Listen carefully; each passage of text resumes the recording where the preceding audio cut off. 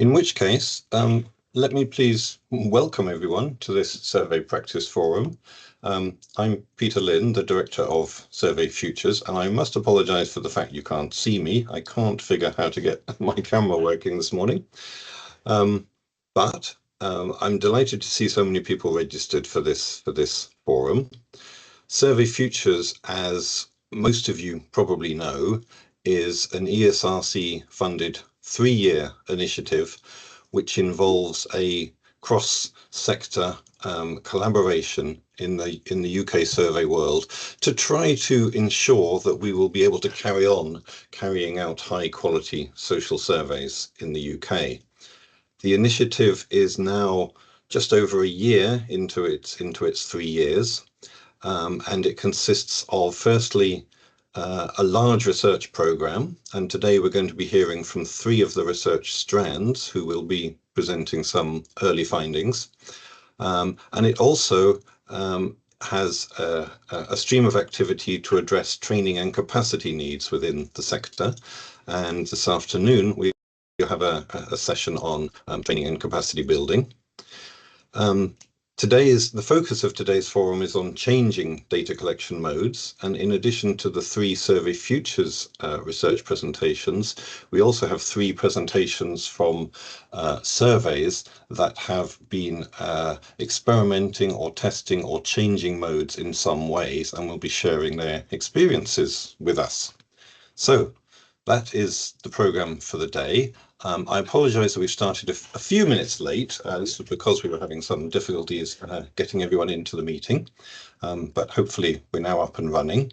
So given that we're a few minutes late, I would like to hand over straight away to the first presenter, if I may, which is Sierra Mespliescott from the National Centre for Social Research. Sierra, over to you. All right, thank you very much, Peter. And for those of you that attended the RSS conference, this will be a rehash of what I presented there. And so I need to share my slides because that would make sense.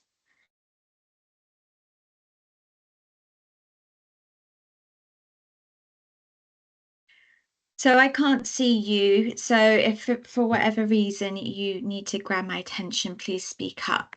So I'll be presenting on strand 2, the role of face-to-face interviewers in the post-pandemic UK. This strand was led by my colleague Debbie Collins, with significant contributions from an independent HR consultant, Chris Charman. The background to this project was that, as we know, face-to-face interviewing has long been seen as the gold standard in the UK, with many of our long-standing surveys using it as they need high response rates as well as high data quality.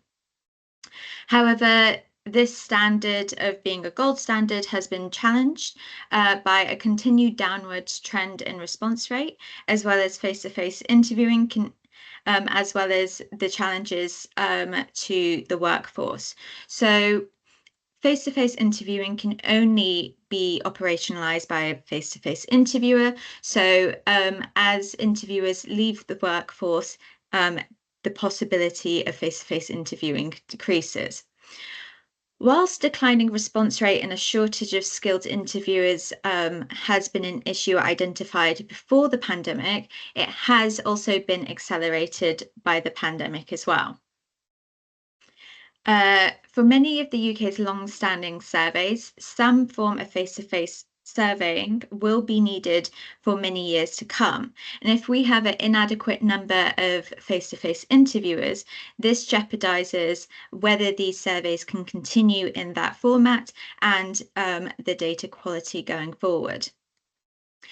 So the research aims of this project were quite simple: to provide an understanding of the skills and capacity needs needed by our sector, improve the understanding of the ways in which face-to-face field interviewing is challenged, and the responses on a societal, commercial, and technological level. Identifying key skills and attributes needed by face-to-face interviewers and how likely they are to change in the future. as well as identifying the implementation, sourcing, and retaining of a face-to-face field force. So that's the research, that's what we aim to do. And now, how did we go about it? Well, this was done in two stages. The first stage, we interviewed heads of field at research organizations. These were from research organizations that still have a face-to-face field force, and we prioritized organizations that still mainly did social research. We had representation from all four nations: England, Scotland, Wales, and Northern Ireland. In these interviews, Chris Charman conducted these interviews, took their heads of fields through a number of topics, getting their experiences before the pandemic, changes that happened through the pandemic, so looking at company strategies, research design changes, etc., as well as reasons for changes in sustainability, reasons for these changes and how sustainable they are. We also then asked heads of field to do some future gazing and to think about what the role will look like in 5 years' time and the implications that means for the role. After these interviews, we then invited all the heads of field to a round table to discuss these findings. Then we moved on to stage 2. So obviously we talked to heads of field about the interviewer. Now we need to talk to the interviewer about the interviewing. So we conducted a number of focus groups, and these were interviewers from a subset of organizations that took part in stage 1. They were offered a £30 incentive for participating in these focus groups. The composition of these focus groups were based on experience level, so whether they have experience before and after the pandemic, as well as a mix of urban, rural, as well as mixing agencies within. These focus groups covered a number of topics: attraction of the work for the interviewer, what the work was like before and after the pandemic, as well as barriers to working more within the field, and what employers could do to make them want to work more or just improve the role in general.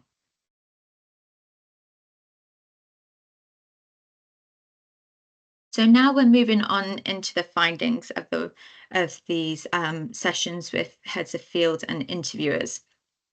So those of us that have worked in the industry for some time, we know that there has been a steadily growing trend towards mixed mode surveying. This is because as response rates had been declining, survey costs have been rising. And so agencies were already or beginning to navigate this mixed mode environment, but the pandemic increased the number of surveys they saw doing this switch.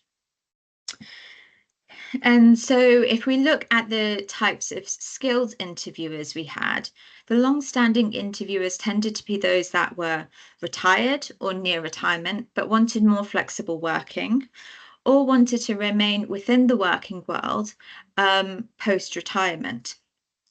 They also may be looking to make supplementary income to already substantial income, such as the pension. Interviewers were attracted to the role as they saw it was gaining satisfaction not only from completing interviews, but also they saw the social contribution of their work if they worked in social research, as well as many got joy in interacting with members of the public. So if we were looking at the job description of the role of the survey interviewer before the pandemic, we'd see that it's relatively straightforward. First, the interviewer who calls on a participant would have the responsibility of engaging with the participant and establishing eligibility, and gaining cooperation to take part either in part and hopefully all elements of the survey. To do this, it's a requirement that interviewers undertake all training provided by the research organisation, so they have a good understanding of what it means to have eligibility from the participant. The role was seen as quite flexible, and had competing demands, not only for the survey and the sampled participant, but also the interviewer's own schedule. And so it was on the interviewer to be able to organize their own schedule to meet all those needs. To do this role, interviewers needed to have a good understanding of the principles of standardized data collection, ensuring they ask the questions exactly as worded and capture the response reflective of the participant's own response. The interviewer needed a basic level of IT skills. So this was being able to open, answer, and read emails, use the CAPI software, as well as any administrative software to record what they're working on. Many organizations also required a driving license, but this wholly depended on the area you were working in. Many said that you needed a basic level of knowledge of survey methods, but this was not a strict requirement. It's probably no surprise that interviewers needed a good level of communication skills. So in many instances, the interviewer is the only means of communicating with the respondent to gain their cooperation, and so they would have to use their skills to do this.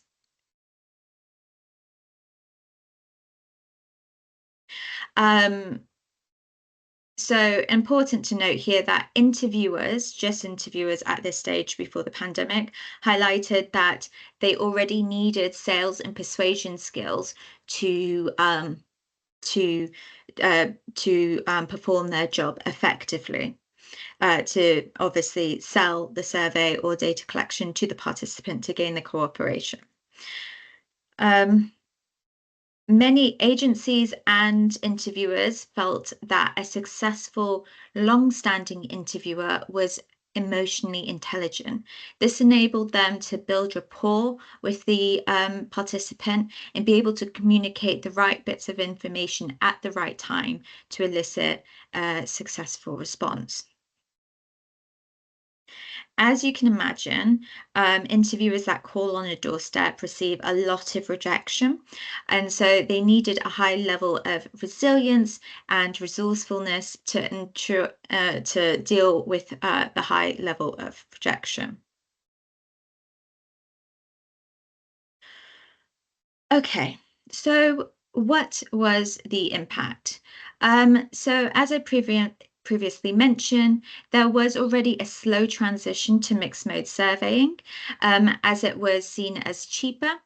Um, Typically, these mixed modes would use a cheaper mode first, a cheaper self-completion mode first, such as web, and then move into a more cost-intensive mode that required an interviewer, such as telephoning or face-to-face. The consequence of this was that the easy interviews from participants that would have responded anyway, regardless of mode, were already taken by the time an interviewer had been deployed.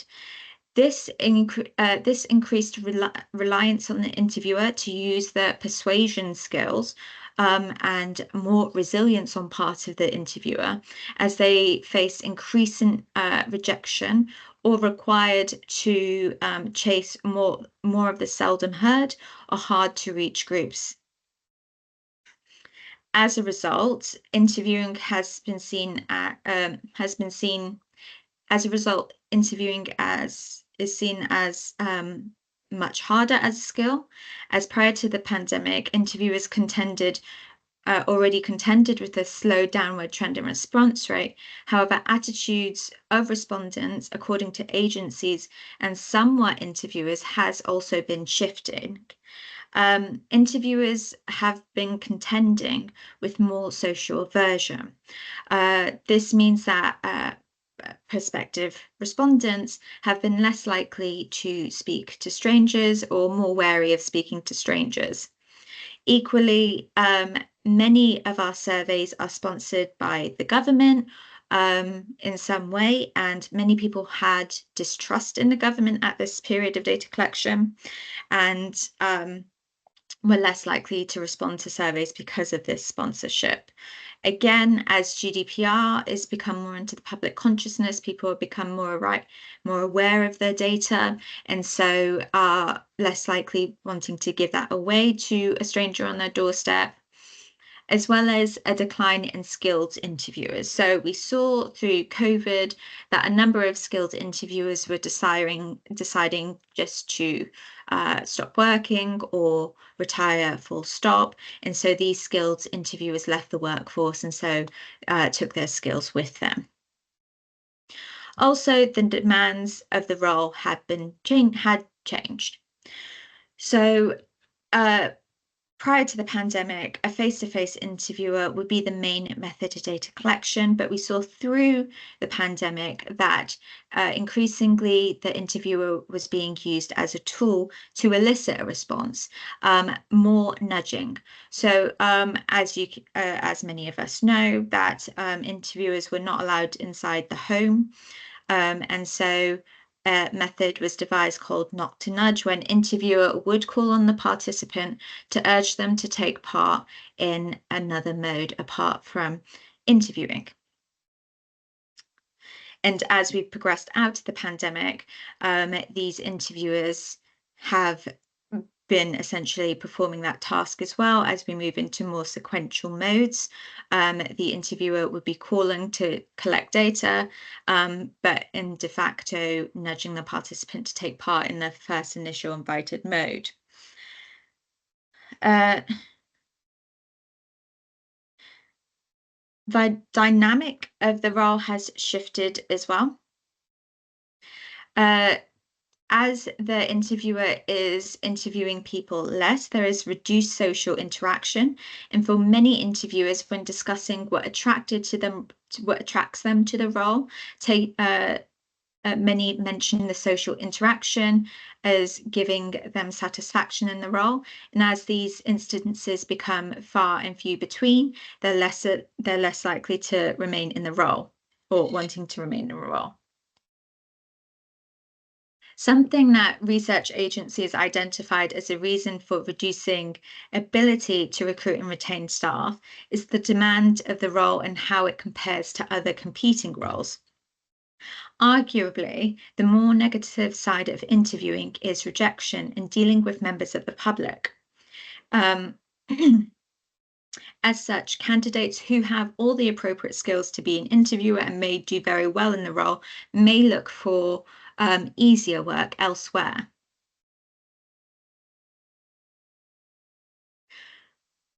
Okay, so we also looked into what organizations did to counteract some of the effects of COVID. So many organizations trialed mixed skilled interviewers. So to ensure the workforce retained to ensure interviewers retained work, they multi-skilled them. So training face-to-face interviewers who may not have work in the pandemic to become telephone or computer to be video call interviewers. So in that way, through the pandemic, it ensured some work coming through. Other organizations look to retain their workforce by using different models of pay and reward. So some organizations trialed contract interviewers. So instead of the freelance model where they would be paid just for the work they do, these would be considered full-time members of staff, guaranteeing them a wage at the end of the month.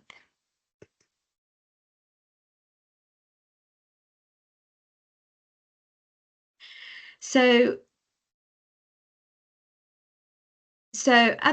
organizations emphasized challenges they had in recruitment as long-time interviewers decided to stop working or retire full stop. Agencies identified a number of factors found in recruitment, challenges found in recruitment. Freelance work can be attractive to many people because of the flexibility it can present. However, many organizations, if you're if you're a freelancer, required a minimum number of hours spent in that role, as well as calling on depending on the research design, calling on the participant at various times a day or night, depending on the design, which many would consider inflexibility. Many organizations said they didn't have an issue. They actually had quite a number of applicants to their roles. They just had very few applicants that actually met the requirements of the role, many referencing a full UK driving license as one of the common requirements not met from applicants. And so we have an interviewer that actually made it through the application and interviewing process. Many organizations said they experienced a high level of dropout. So after training or the period immediately after, as the nature of the role became clearer, interviewers were deciding that, in fact, that role was not for them going forward. Okay. Also, agencies identified that they're increasingly recruiting from the same pool of interviewers. Many agencies, as well as interviewers, reference that they've either worked for a number of agencies through the year or worked for a number of agencies at the same time. And so one agency referenced an experiment they did looking beyond this pool and recruiting students. And that had some mixed success, but retention-wise unknown. So it's important to note here that the research here, we've been talking to heads of field as well as interviewers. These are people that operationalize a survey data collection, but they are typically not the people that designed the survey.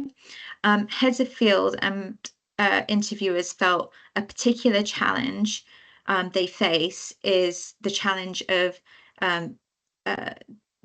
the survey designers and understanding from the clients of how hard it is in the field at the moment to operationalize these designs. And they are looking for some more consideration of that in survey designs going forward, or at least some appreciation of how hard it is currently in the field. Due to all these challenges already stated, a number of agencies identified a particular consideration we should have as an industry, and that's possibly a collective response, and I'll discuss that shortly. So this is the role post-pandemic. It's very much the same as I previously stated the job description to be. However, there are some additions. You'll see here that the role of the interviewer has become more specialized. They're no longer the main method of data collection. In fact, they have to be someone that nudges or be multi-skilled and do CAVI or other data collection methods that are part of the role stated by the organization. They require greater persuasion skills because they are increasingly facing participants that require greater participation, that require greater persuading. And on the same note, they are increasingly having to use skills to build trust and relationships with harder to reach or harder to persuade participants.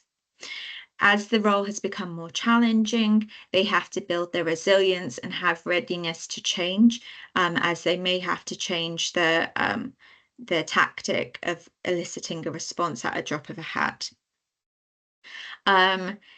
But also there's been notice that as the role's becoming more challenging, and interviewers do in fact still have ownership over their schedule, interviewers are increasingly choosing to take on the more satisfying bits of the role instead of those bits that they they just prefer not to take on. So looking forward, well, we can see that the roles become more dynamic. Increasingly, interviewers are facing hard to reach groups, persistent rejection, and complex technological needs. You see that a lot more agencies are looking to core groups of contractors. So those are your contract interviewers opposed to a freelance workforce. And then there's the possibility of a collective response. And so that's where phase 1 of this research has ended. And we're right now beginning phase 2.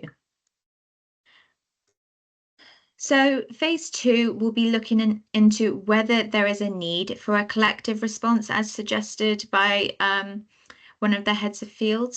And we'll be looking into 3 main questions from this. How can we improve public's perception of survey interviewers? Is there any value in more active management of the labour pool? And how would any collective response be actioned or owned? And so the way we're going to go about this is we're actually going to bring together stakeholders from the industry. It could be anyone in this forum or elsewhere. And we'll consider these research questions. We'll also consider questions that are raised among stakeholders, because obviously maybe not everything is covered here in the considerations, and identify priorities from the challenges or remedies identified, as well as possibly, hopefully, developing an action plan of how to take it forward. So I would just like to end my presentation with the acknowledgement of the survey organisations that have helped us graciously with this research. And thank you. So I believe this leads us to a discussion. Was I supposed to write discussion points? No, that's fine, Sierra. Thank you very much for an interesting presentation. Can I ask people, if you have questions for Sierra, if possible, to just put them in the Q&A? I can't see anything there yet. So maybe, can I kick off with just one question for you, Sierra? One thing I noticed in your presentation is that the actual task of administering the interview itself was not given a lot of prominence. It doesn't seem to be given a lot of prominence by the interviewers themselves in how they describe their job, or in how others think of the key roles of the interviewer. I'm just wondering why that is. Is it because they and others think of that as a fairly trivial, straightforward part of the job, and it's the other bits that are much more challenging? And I'm saying that partly from the perspective of knowing that interviewers, vary quite a lot in how good they are at carrying out interviews. We know there are often quite substantial interviewer effects on measurement, and we know that some interviewers are much better than others at collecting high quality data. So can you just comment on the role in the interview itself? Well, that wasn't really given prominence in the report itself. It's seen that it was that face-to-face interviewing has, when you get into the CAPI and you get back to what it is essentially, hasn't really changed all that much.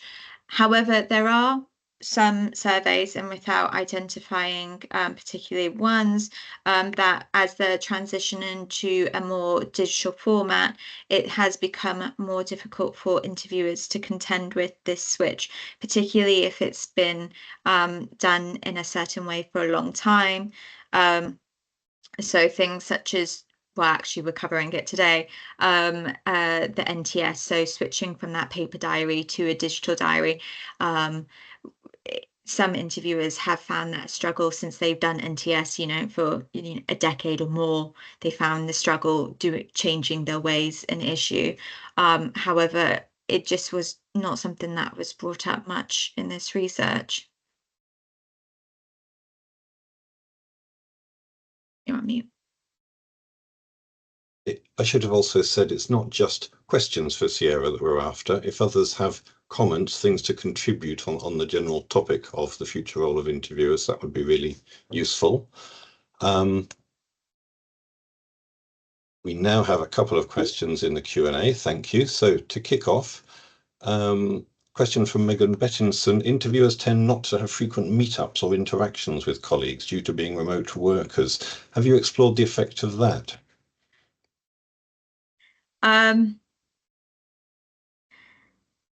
So not as part of this research. So no, not as part of this research. It is something that we know organizations that have taken part in this research are exploring. Okay. And the other question in the Q&A, you can probably see from Helen Gowett, is maybe a little bit related. She's asking, have interviewers' perceptions of lone working changed over time, particularly with things like increased concerns around safety? So that wasn't given prominence in this research either. No, I think that is a very valid point, and it is something that I would imagine is covered under resilience and readiness to change, but wasn't something that was given importance in the report. Thank you. There's also a question from Justine Piddington, which has just disappeared off my screen just at that moment.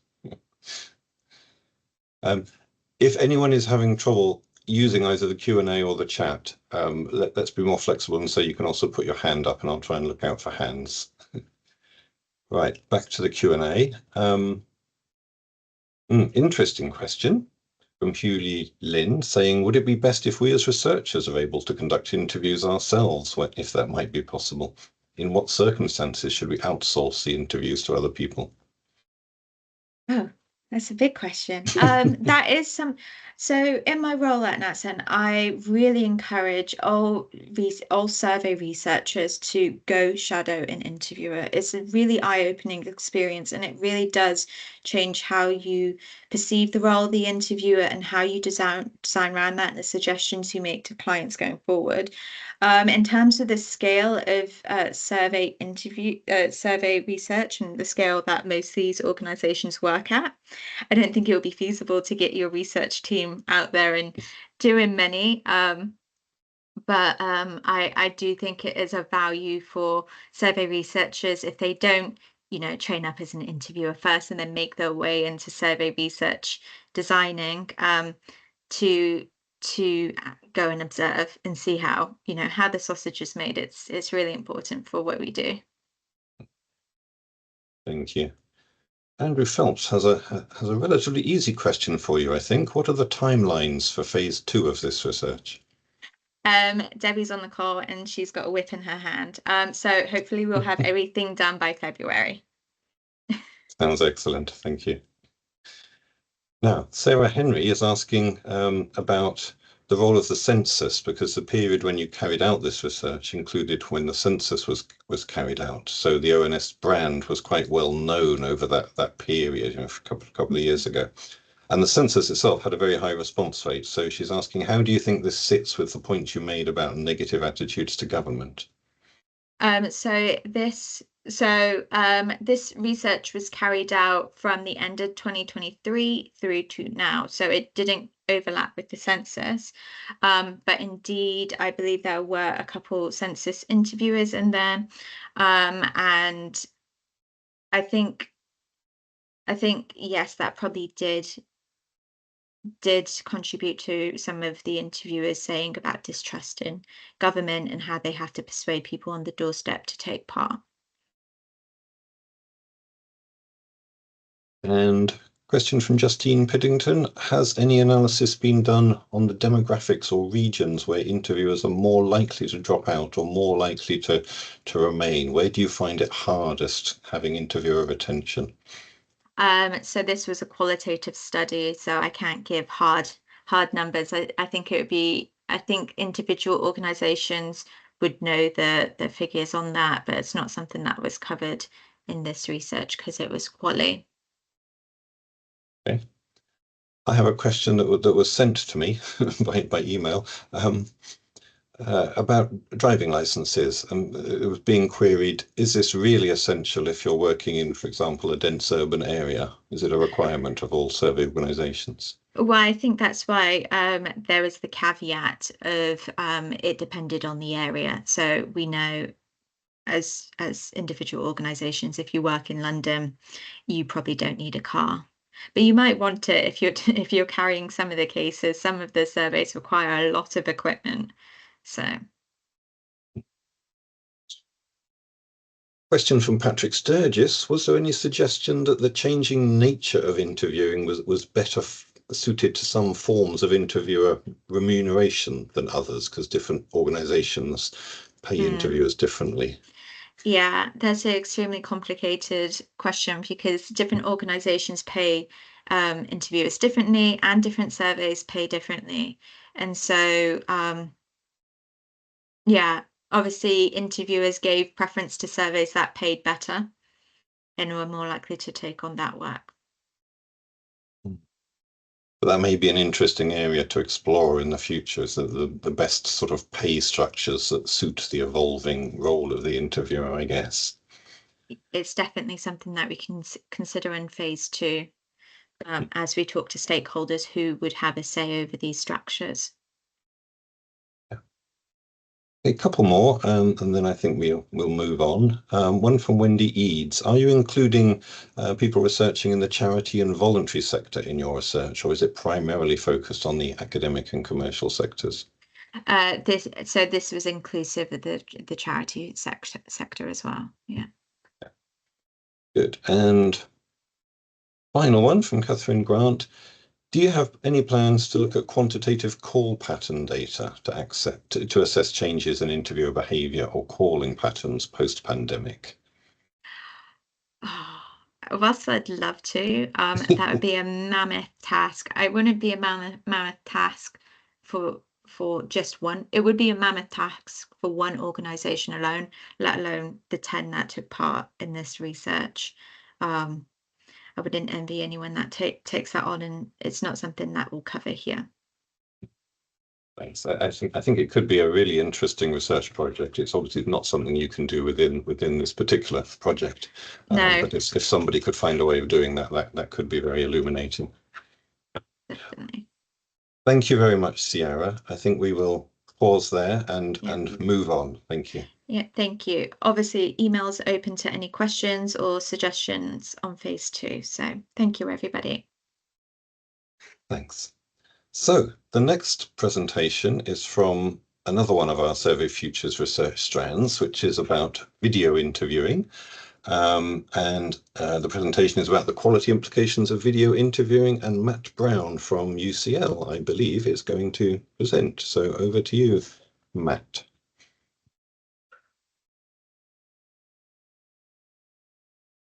Can I just check you can see the slides? Yes, we can. Yes, okay.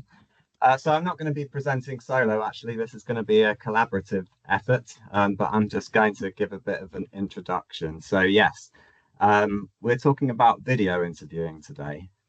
So video interviewing is one of the strands of research being conducted under the Survey Futures Programme, Research Strand 3, and essentially we all know that use of video interviewing to conduct social surveys is a relatively new phenomenon, and use of this mode accelerated significantly during the pandemic. But the novelty of this method means that little is currently known about what the implications of video interviewing might be on survey quality. What are the merits of this mode? And we know that it was used quite extensively during the pandemic when face-to-face interviewing was not possible. But does it have a post-pandemic future? And if so, how should video interviewing be optimally conducted to maximize the quality of the data collected? And so looking into these questions is the overall aim of our research strand. In terms of the team involved in this strand, so it's being led by myself and Tim Hansen and Gabby Durant. We have a research fellow. So we initially appointed Sebastian Kochar. He was with us for close to a year, but unfortunately for us, decided to relocate with his family back to Australia. We've just very recently appointed a replacement for Sebastian, which is Mark Asensio, and he should be here today, and it's actually his first day in his new role. And then we have a number of other collaborators from CLS, from Berlin, and from NatSen as well.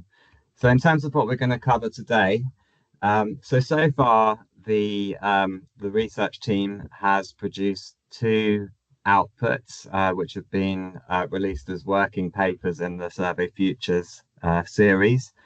So Gabby's going to talk about the first of those, which is an overview of the use of video interviewing in 7 large UK social surveys.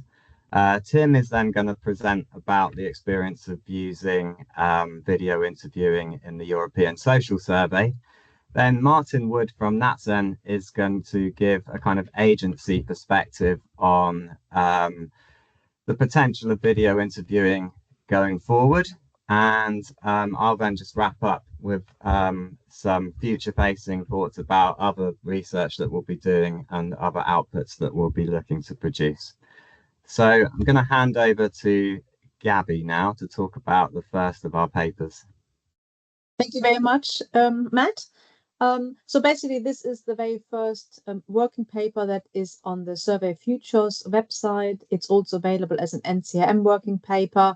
And basically, the aim is to really pull together from the very first paper, pull together evidence from across a number of major UK surveys. In fact, we've looked at 7 UK surveys in total, and we wanted to look at sort of opportunities and barriers of video interviewing, how you can implement that, and obviously clearly the sort of data quality implications. So key research questions were here: uptake, so what are response rates when offered live video interviewing as an option? What are the characteristics of those responding via video? So basically looking at the sample composition, and how feasible is it to collect more complex elements? So when moving a survey from face-to-face to, for example, purely online self-administered surveys, one question mark is always how to best conduct the data collection of complex elements. And sometimes that cannot be quite so straightforward in a purely online context. So live video interviewing may be offering some help here to be able to collect things without necessarily face-to-face interviewing. So looking at here, consent rates, cognitive assessments, and also sensitive questions. Next slide, please. So we looked at 7 surveys. Here they are listed. I will only briefly touch base on the first 3, which are the sort of major surveys where uptake for live interviewing was quite large in comparison. The others, there was a sort of smaller uptake of live video interviewing. And sometimes uptake was extremely small, with very small percentage of doing that. But I won't go into much detail. All the details can be found in the working paper. Next slide, Matt. So briefly looking at the overall response rates coming from first of all, comparing sort of face-to-face interviewing and also when offered as live video interviewing. So we can see overall probably a lower response rate when offered, when the live video interviewing is offered, at least with the first mode option. So when sample respondents are issued to live video interviewing, then uptake seems to be overall a bit lower or somewhat lower than, for example, when issued to face-to-face. And that we have seen across a number of surveys. Sometimes it's relatively comparable, but overall, one can sort of say uptake has been a bit lower. So Matt, next slide, please. So I really briefly want to touch base on the response to the complex elements. So when offered a live video interviewing, is it possible to collect data for these complex measurements? And here we looked at data linkage consent rates, the completion of the cognitive assessments, and also completion of sensitive questions. Here we are looking at the results of 3 different surveys. So that is the NCDS, BCS 70, and ELSA. And overall, we can say that the data linkage consent rates, comparing live video interviewing, the darker bars, and comparing, for example, to face-to-face, is very similar across these surveys. So that seems quite an encouraging result, that basically we are getting very similar consent rates between live interviewing and face-to-face interviewing. And that's quite important because there are some concerns, for example, when moving a survey from face-to-face to purely online, self-administration online, that consent rates, for example, for data linkage or consent rates for other aspects and other complex measures do less well in a sort of purely online context. Next slide, Matt. These are the results for the cognitive tests. Again, we can see across the 3 surveys, the purely looking at the cognitive tasks, which I've sort of circulated as, or circled as red around them, so that the percentage response rates to these cognitive tests and the way they have been responded are quite similar across the 2 different modes, so live video interviewing and face-to-face, or even CAR-T for ELSA. Next slide, Matt. And briefly, the last result on sensitive questions. Again, we can see quite similar results, very closely related results, asking sensitive questions either as in the live video interviewing mode or in face-to-face across the 3 surveys that we are showing results here. Next slide. So just very briefly, a summary of the sort of key findings. Obviously, there's a lot more detail, and that is all discussed in the working paper, and we can discuss that, but here's only sort of limited time, of course. First of all, we've covered looking at all the different surveys and how actually in the UK live video interviewing has been used. Clearly has been driven by the pandemic, first of all, and obviously one key question is what the sort of future of live video interviewing, and I think Matt will touch base on that. So here we found across the 7 surveys, it was either used as sort of only or the primary survey mode, and sometimes it was used as a sort of complementary mode in mixed mode design. So both of these options we have seen across the 7 surveys, and the paper really sort of tries to pull together all the evidence that is there in the UK on video interviewing. Really, how is this being done, and what is the future of that?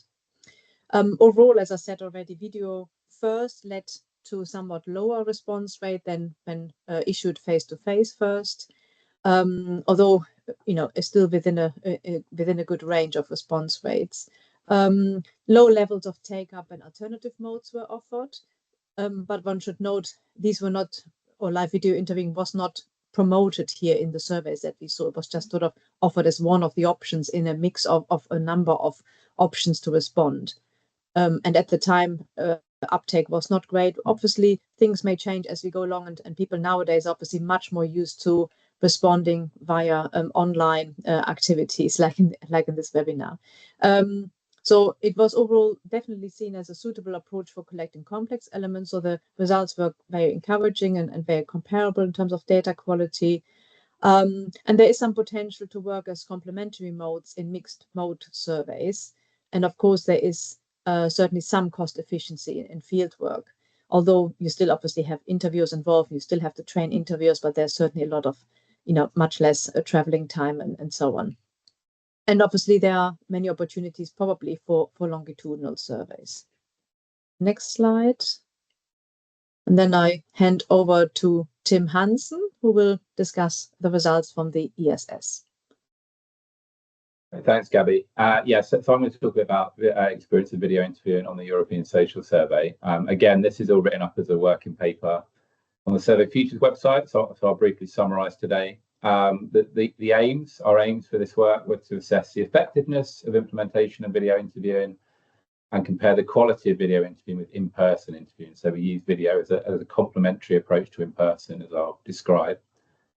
Breaking that down, our kind of key research questions. We wanted to look at the effectiveness of video interviewing in complemented in-person interviewing for a large cross-national survey like the ESS. So how does it impact on what proportion of interviews get done by video? What's the experience of those interviews?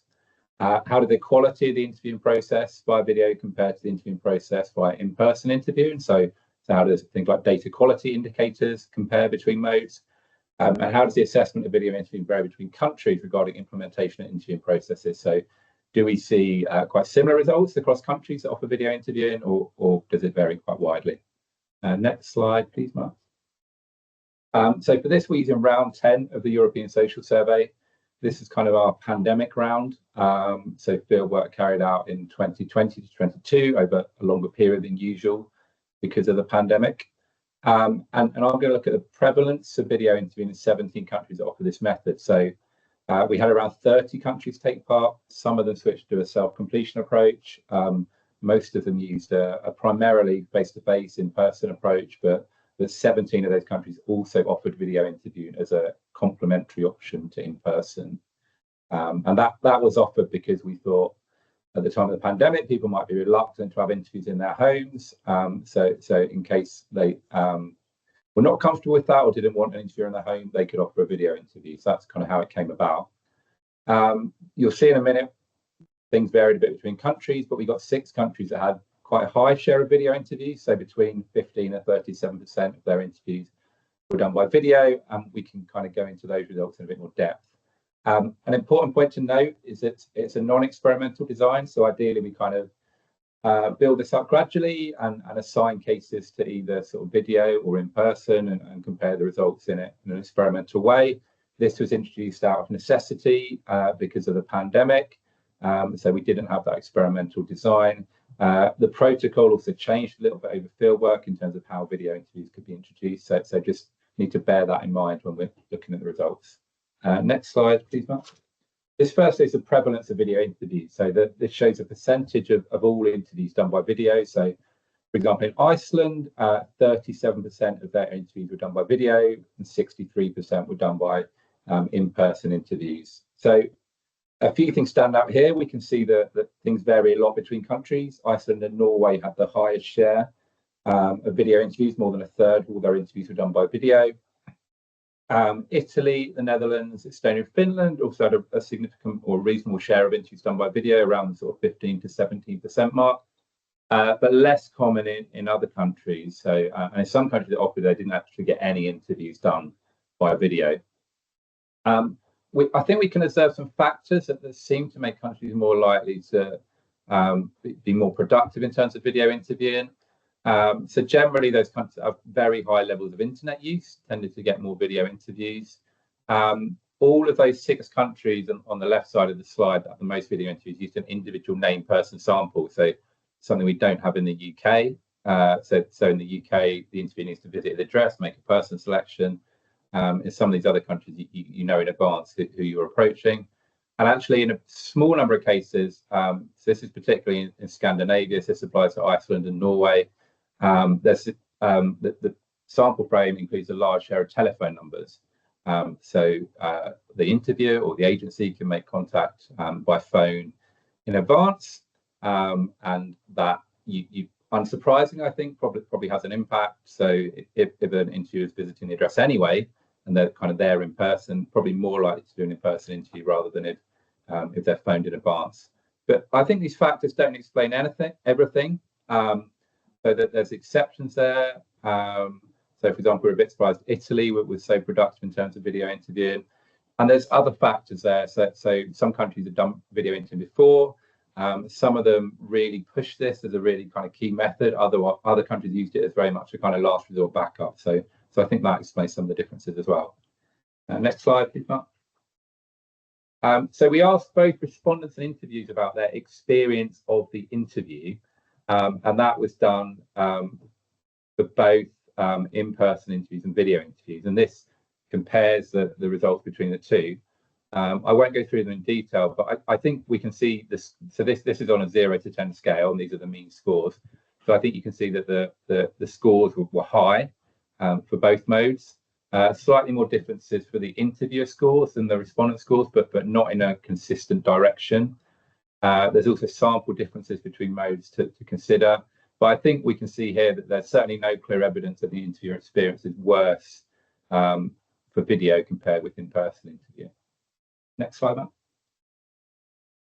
And there's more of this in the paper, but I'll briefly summarize some of the data quality indicators. So we looked at interview length, no difference in length in 4 of the 6 countries where we could do this more detailed comparison. In a couple of them, video took a bit longer. We don't know the reason for that, whether it's kind of technical issues or delays getting started, or kind of actually taking longer to administer questions on video. Item response was pretty low throughout for both in-person and video. Where there were differences, the rates were lower for video. We looked at non-differentiation, so similar to straight lining for scales. And we found if we combined all the countries, we got slightly less non-differentiation for video compared with in-person, but very similar results, small differences. And we looked a bit at interviewer effects, obviously with the caveat that the non-experimental design, but it seems that the effects were quite similar between in-person and video. Next slide, please. And just to finish, to summarize, so I think we've seen the experience very widely between countries, certainly in terms of the prevalence of video interviews done. But it does suggest in some contexts that video can be an effective complement to in-person interviews. The experience ratings, data quality indicators, video appeared positive. And overall, we think the interviewing process seems to work for video to a large extent.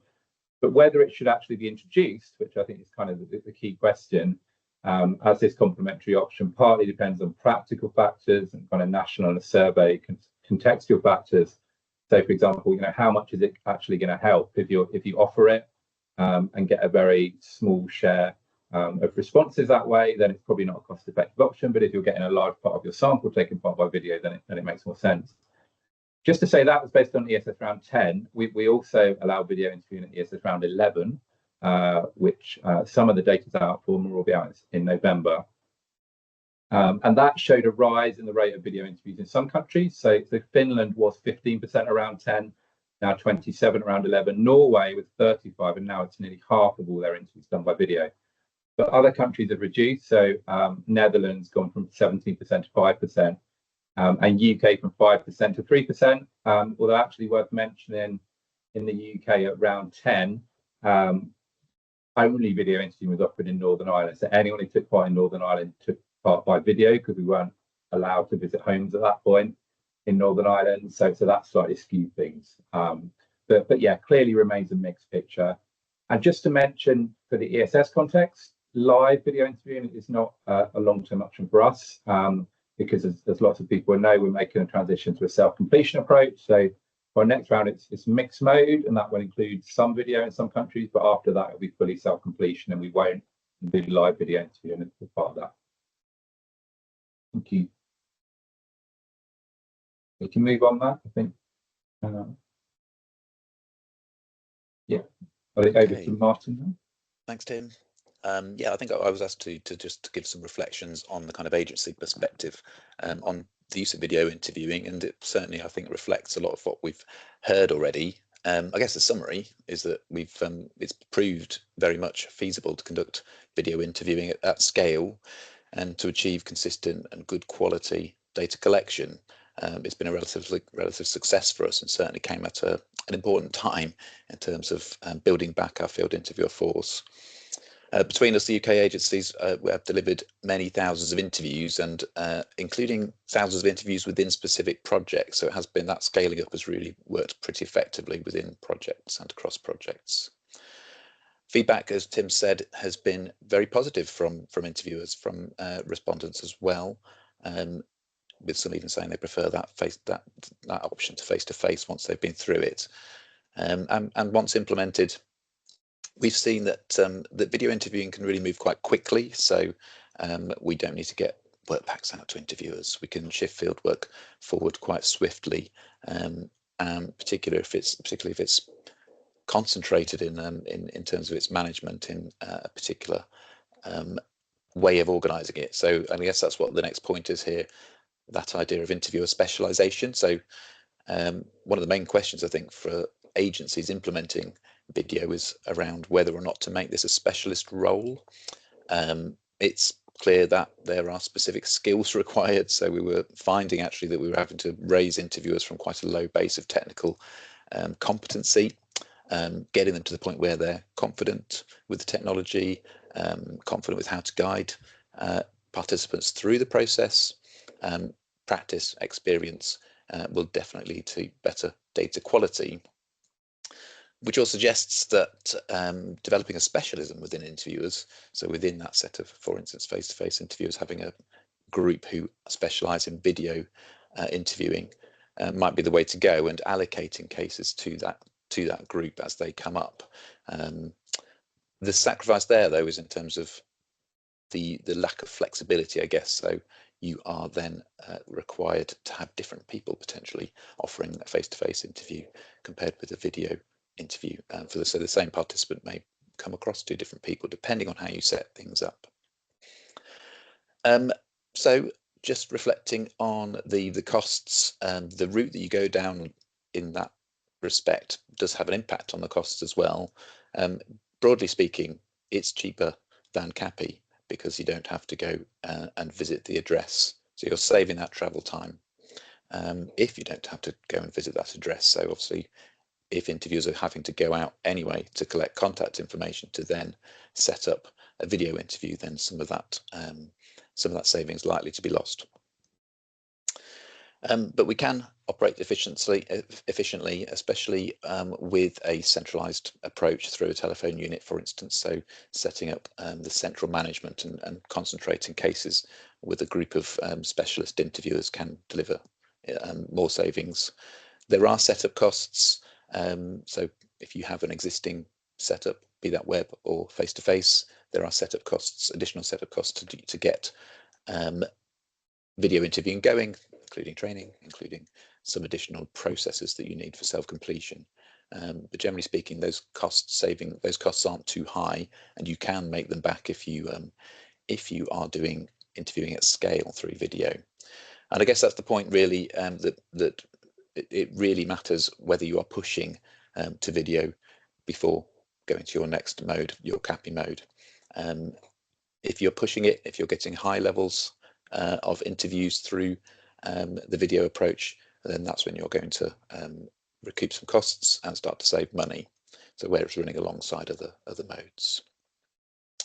Okay, next slide. So just something to think about around when when it's likely to be helpful to use video in the mix of modes. I guess it's a fairly niche mode in some respects, so it's going to be more expensive than web, and it's not as universal as CAPI and doesn't get quite as good response rates as a result. So there is a question about when would you want to use it. But the fact is it is cheaper than CAPI once it's set up and once you're pushing cases to CAPI. And you can do some things on video that you can't do online. As we've seen from the earlier slides, we've got a mode which successfully mimics CAPI, and so you can provide a quality approach in this respect. So when to consider using video? I guess when an interviewer is needed to administer it. So we've used it for some cognitive assessments that require interviewer administration, complex tasks, as we've heard about. I would offer as well where you want to verify participants and check detail. So over the course of time, especially on the longitudinal surveys, we are seeing, we're having remote data collection, web-based data collection over a course of many years potentially, and it may just be that we're interested on some panel approaches in verifying participants, and having an interviewer, a relatively cheaper interviewer-based approach, may help with some of that. Also consider it when it's really important to get agreement to the next stage. So be that follow-up, for instance, for biomeasure data collection, or where data linkage is absolutely key to get higher agreement rates there. And I would suggest as well where engagement is key. So again, if part of the same point really, again, if you've got a long-term project, a longitudinal project, and engagement is clearly key across time, then maybe it's one of the modes you consider in addition to web or instead of web. every now and then to try to kind of maintain engagement. So something that's not by any means proven, but just a consideration for as we go forward with largely web-based data collection. It may be an additional way to engage. So consider using it when contact information is available. So we've got remote communication potential here, so emails and telephone numbers, and obviously that's particularly pertinent to the longitudinal studies. Where it's going to be followed by CAPI or CATI, so ensuring population coverage. So we can only speak to people who have internet coverage, clearly, and who have a certain level of technical ability. So making sure it's backed by CAPI or CATI seems like it's going to be sensible, as well as statistics response ultimately. And where you can push video first as a preferred mode in the mix. So that's how you'll realise those cost savings, as mentioned. It's going to be of less use when web is a completely adequate alternative mode. So web is just cheaper. So there's a question mark about why you would want to offer video. There's a very niche group of people who don't want to do web, but also would like to do a video interview. As we've seen, it's not very common. Video to be offered alongside other modes by the interviewer. So when that's happening, again, it's just that at the moment, it seems to be the case that participants are not going to choose video very often when they've got a range of other modes to choose from. And yes, relatedly, where you've got a cross-sectional study with no remote contact information and no existing relationships, then you're going to find it more of a struggle to get a good proportion of your interviews done using video. It's less relevant there. But I guess the point is here that a lot of the reasons why people don't do a video interview are a bit circumstantial. So it's about the faff of giving you some more contact information in the moment and having to set up an appointment, and maybe it feels a bit like work, and there's all those things that are kind of not very substantial barriers to doing the face-to-face a video interview. And as we see video usage becoming just more routine, so everybody using WhatsApp, FaceTime, Teams, Zoom in their daily lives, and the route to that becoming easier. So the participant journey improving, for instance, the reliability of platforms is already much better than it was, as people's connectivity improves as well, as people become more familiar with different devices and different platforms, and our interviewers get more familiar, then all of this suggests there will be an increasing smoothness to the way that video can be done. And that will just lead to it being more and more a consideration for people to go down that route. So if we can kind of put away the data security issues and make sure that's all dealt with, then that ubiquity and that ease of use of video in everyday life may well change the calculation of when we consider using video. So it has got advantages over web in some situations, engagement being the kind of key word here. And I guess that's as over time, as barriers reduced to the journey, the experience being positive, then it may well be something that we want to consider for a wider range of studies. Companion, back to Matt. Thanks, Martin.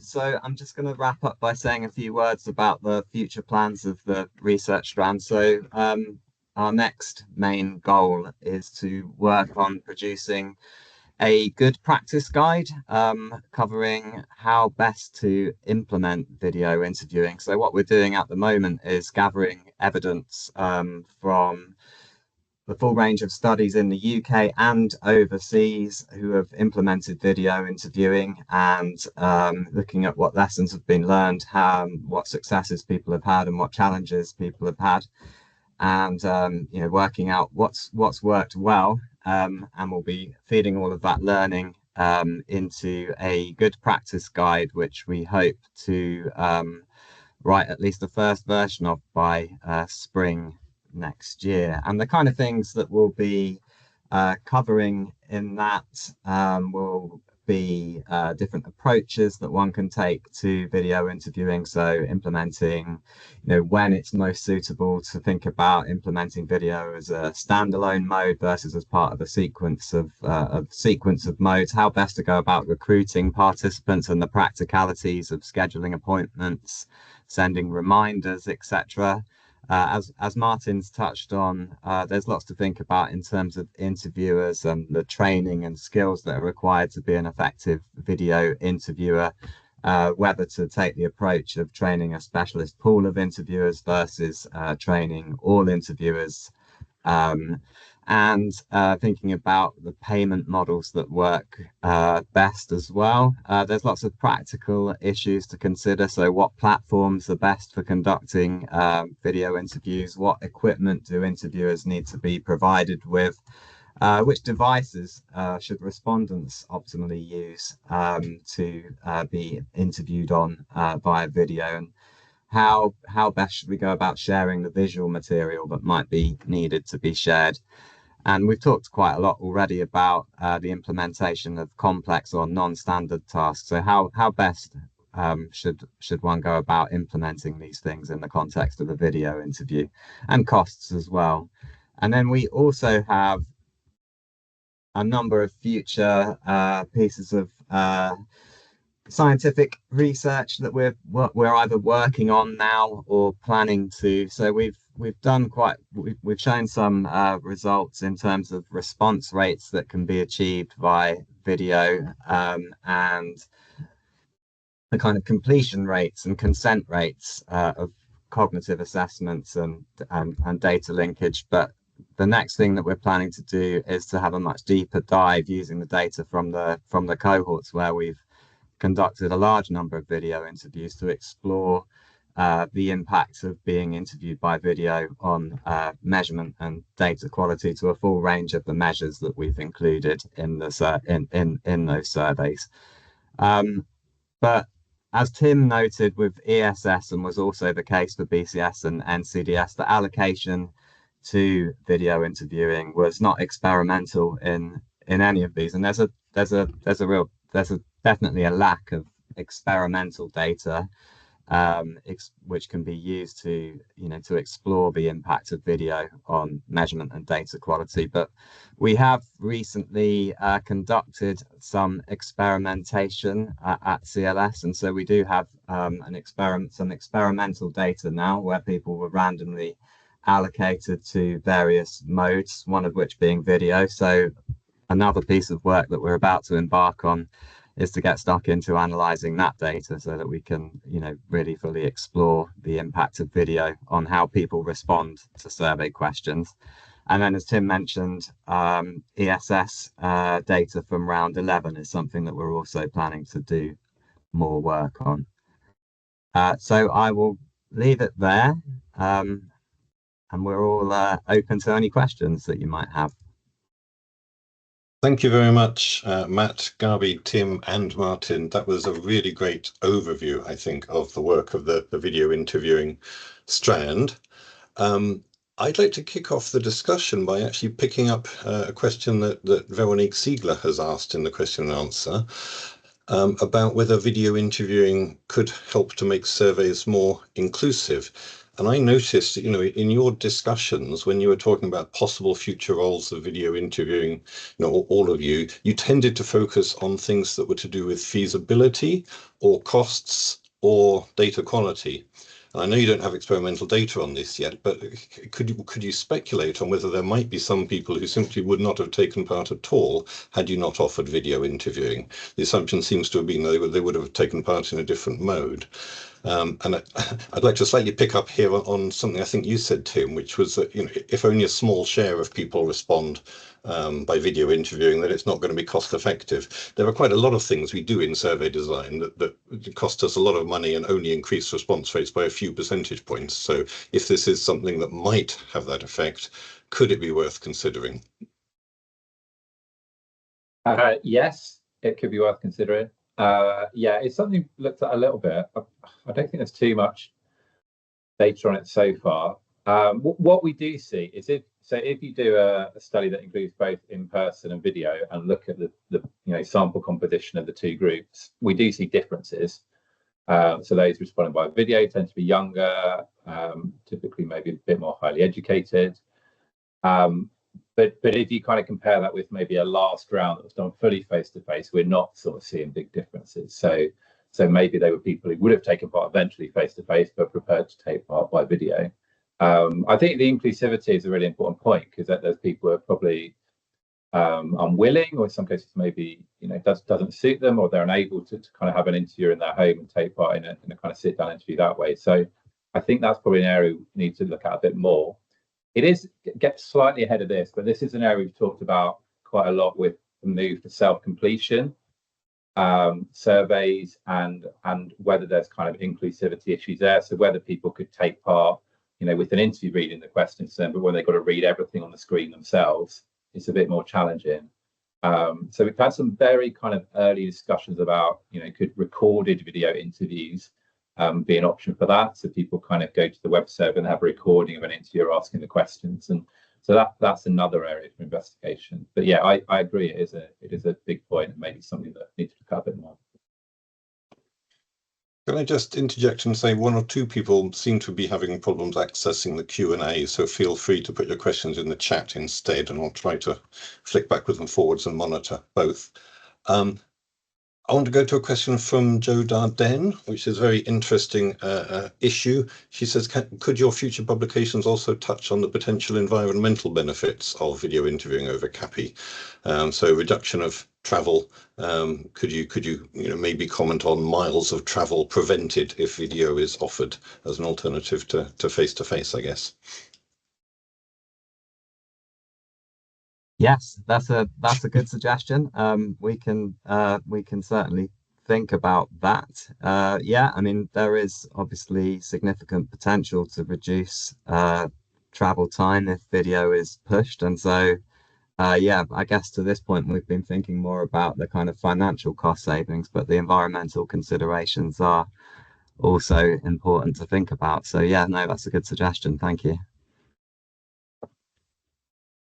Okay, we're running a little bit over, so I don't want to allow too many more questions, as we need to go for a break. So I want to combine a couple of questions into one, I think. Barry Shoughton made a comment about the survey climate being a bit different in Scandinavian countries, where they never tended to use much CAPI anyway, and first approach was often by telephone to try and make an appointment. So maybe that's more natural if you're going to make the first contact by telephone to ask for a video interview anyway.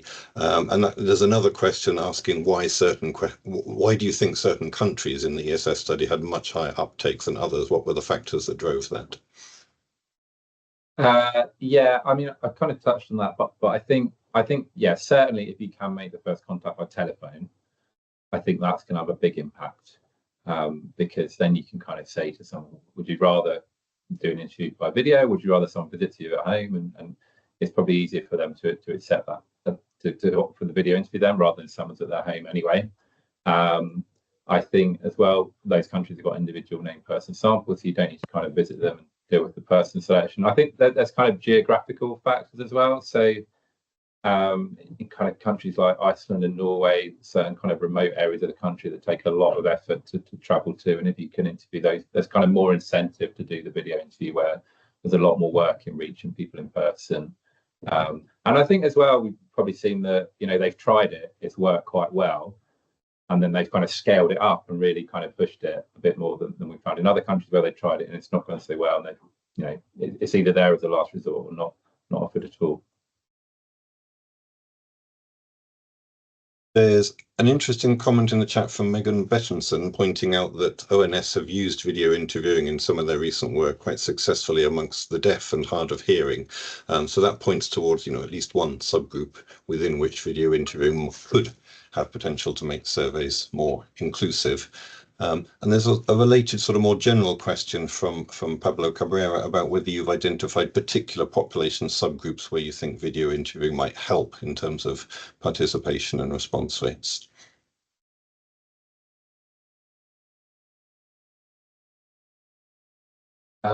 Yeah, I mean, I think as I mentioned, I think we find that certainly younger people are more likely to take part in a video interview, and more sort of highly educated people. I'm not quite sure about from what I've seen yet is the extent we're picking up people who wouldn't have eventually taken part in a in-person interview anyway. So I think we need to kind of have a bit more of a look at that and look at other evidence around that. Yeah, I think that's something we need to explore a bit more in the cohorts as well. I mean, we see a similar thing, that it's tended to be the work that we've done so far has definitely identified that it is the more engaged participants, and similar to what you've just said, Tim, participants with with slightly higher levels of education and from higher socioeconomic groups who have been slightly more likely to take part by video. But what we haven't really got stuck into looking at whether we have brought in people who may not have taken part if video hadn't been offered, but that's something we need to look at. Yeah. Okay, final question before we go for a break. Tom Huskinson asks, obviously Survey Futures is particularly about general population surveys, but Tom's asking whether there's any evidence around the success or otherwise of using video interviewing with surveys of businesses, where it may be perhaps a more natural and widespread means of communication.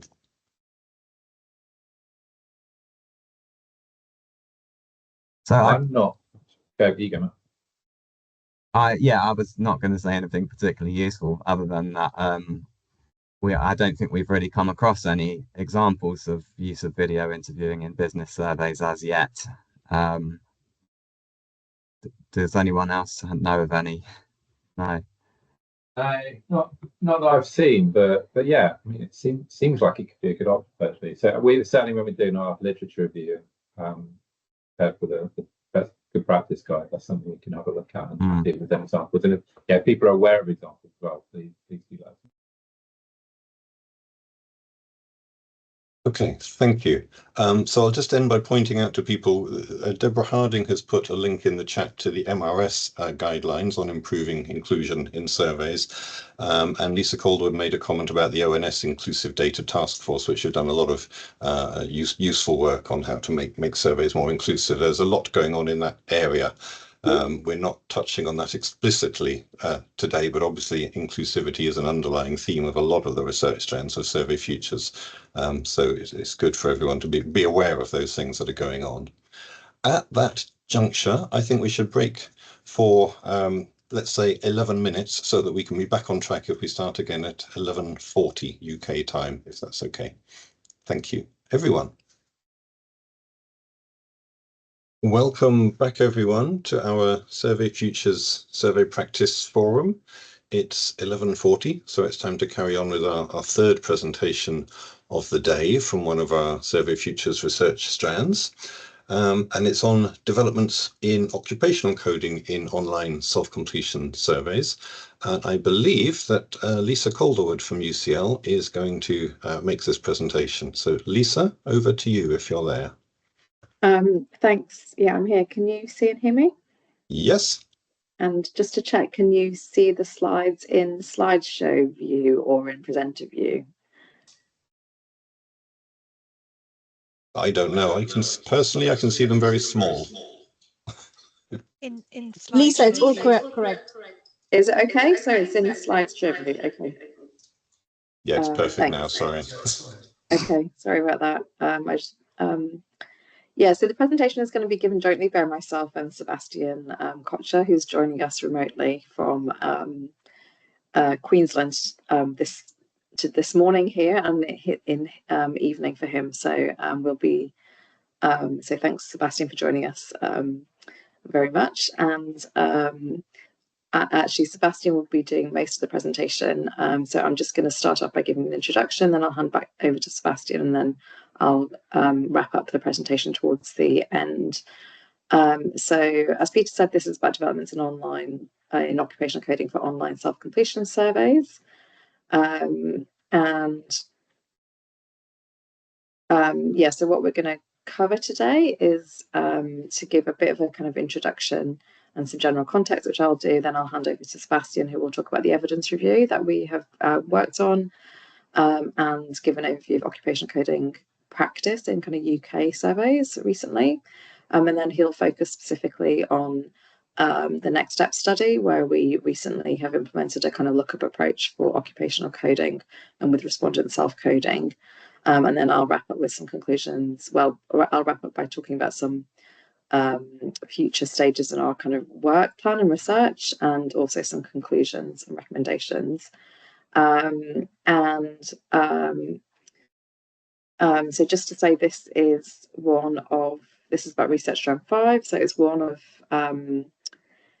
kind of 4 topics that we're sort of focusing on. So it is around kind of industry and occupation. The other topics that we're focusing on is cognitive assessments, consents for data linkage and recontact, and also retrospective data collection. So essentially different kind of aspects of kind of complex measurement in online self-completion surveys. And this is the team. So the work package is led by myself, and as Matt has already explained, Sebastian was working with us at CLS as our Survey Futures researcher, but he's now relocated and is in University of Queensland. And we also have Christian Demarchi from University of Southampton, and Mark Asensio, who's joined us, and also colleagues from CLS, NatSen, Southampton, ONS, and Warwick. So as I think all of us who work on survey research will kind of know and very well, is that occupation is one of the very kind of key and kind of core measures that we tend to include in many social surveys. It's used very widely as a kind of marker of socioeconomic status, particularly when the occupational code is combined to kind of create the standard occupational classifications, the socioeconomic classifications. And lots of research has shown, of course, the importance of occupation and SES more generally in terms of the impact it has on people's income, their health, lifestyle, and other things. So it's often used it's included in very many social surveys, and often used quite extensively from a research perspective. And in the UK, we tend to collect occupation details and then code them to the standard occupational classification, but there are other kind of standard code frames used for occupation, which kind of vary between countries, and also some international kind of code frames as well. So some of the kind of evidence that we've kind of looked at, or the literature that we found, kind of, and I think this, I'm sure, will chime with many people's experience as well, is that occupation is quite a challenging and complex area to measure, and potentially increasingly so. So occupations can be very diverse as people participating in them, and different individuals may describe them in different ways. So it's a kind of challenging it's challenging kind of concept to measure. We often have to ask quite detailed questions to conduct the occupational coding, and to get sufficient information to do the occupational coding. And the amount of detail that we kind of need is also potentially quite variable. It's also variable between different occupations. So for some occupations are much more straightforwardly described and coded, and other types of occupation are more difficult and to code in this inherently, and that you need more detail to kind of do that coding accurately. Respondents and also interviewers may also provide insufficient information or invalid information. So it's something that is often emphasized in interview briefings and interview trainings, is about the need to kind of probe and to collect lots of detail about from respondents about their job. And because we tend to do it in the office after the survey has completed, we are not able to kind of go back. The coders doing the occupational coding in the office are not able to kind of go back and kind of query information with the respondents, or kind of collect further information from them.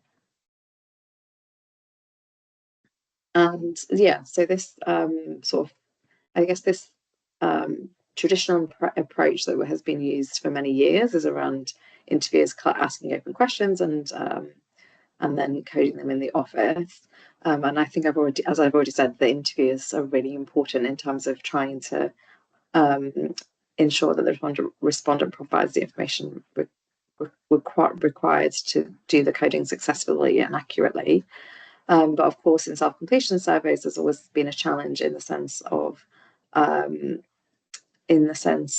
the absence of interviewers having a kind of negative impact on the kind of quality of the data. So we have kind of had some evidence around that already, and I think the aim of this work package is to kind of provide more evidence from the literature and also from the practice in current surveys, as well as doing some primary research of our own on this kind of topic. And at this point, I'm handing over to Sebastian, who's going to talk us through the evidence review and also some findings from next steps, as I said. And I should also say that the evidence review we hope is at an advanced stage of drafting and should be published soon on the Survey Futures website. So over to Sebastian. Thanks, Lisa. So as part of our evidence review, we identified a few different approaches to collecting and coding occupation data, and not only in the UK, but also worldwide.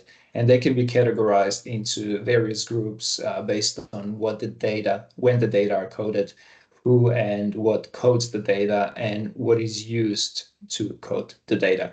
And we distinguish between post-survey coding, which is part of the traditional approach, and coding during the survey, also known as self-coding. A lookup approach is one of these methods, and it typically involves 3 steps. The respondent provides free text answers about their job. A list of categories is generated by a model, typically a machine learning model, and is suggested to the respondent, who then selects the most appropriate category for their occupation, potentially with the help of an interviewer in interview administered most.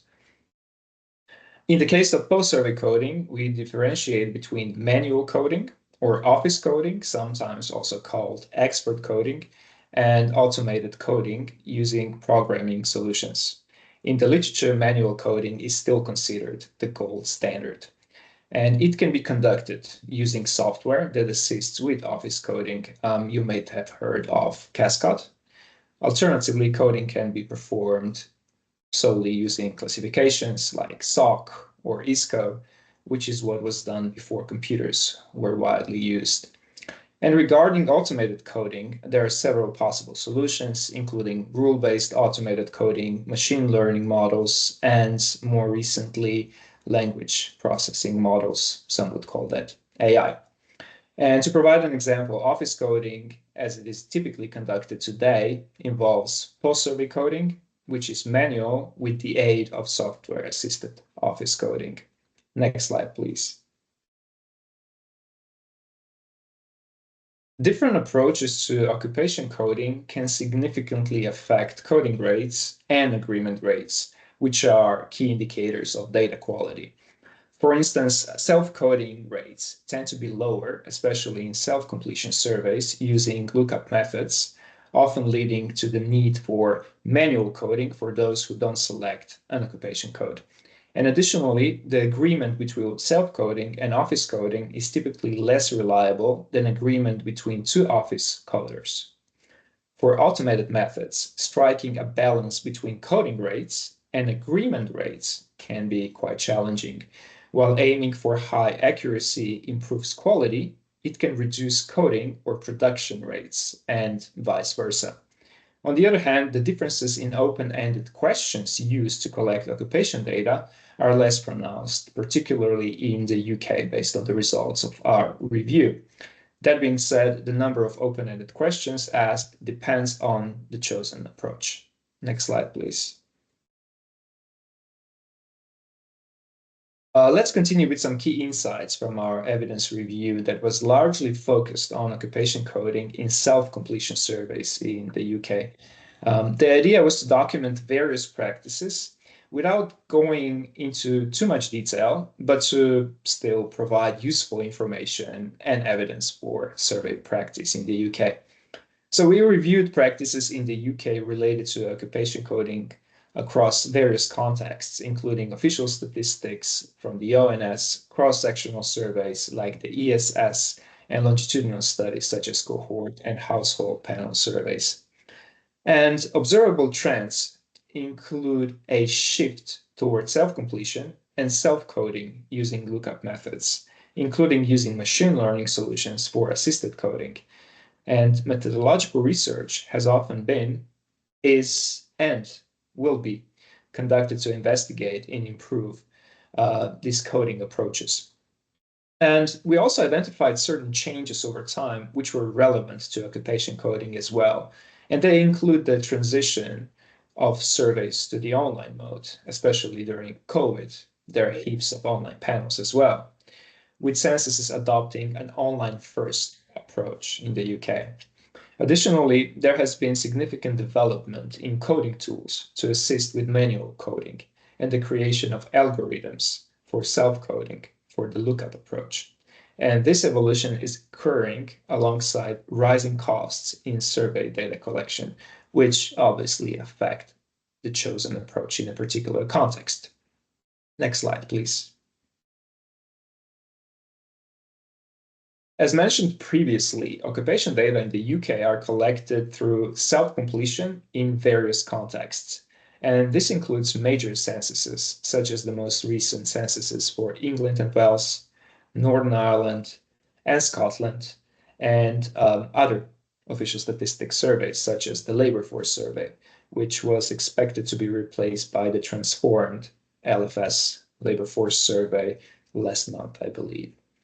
And we documented occupation coding practices in cross-sectional surveys using self-completion, including the European Social Survey. I mentioned ESS because it is headquartered at City University of London.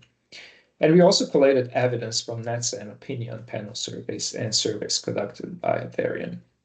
And lastly, some key examples of occupation coding in longitudinal studies include Understanding Society, and a number of cohort studies managed by CLS, such as NCDS, BCS 70, and some others.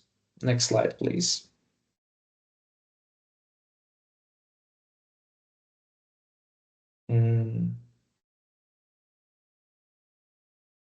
The following occupation coding practices were identified as more or less prevalent in the UK context.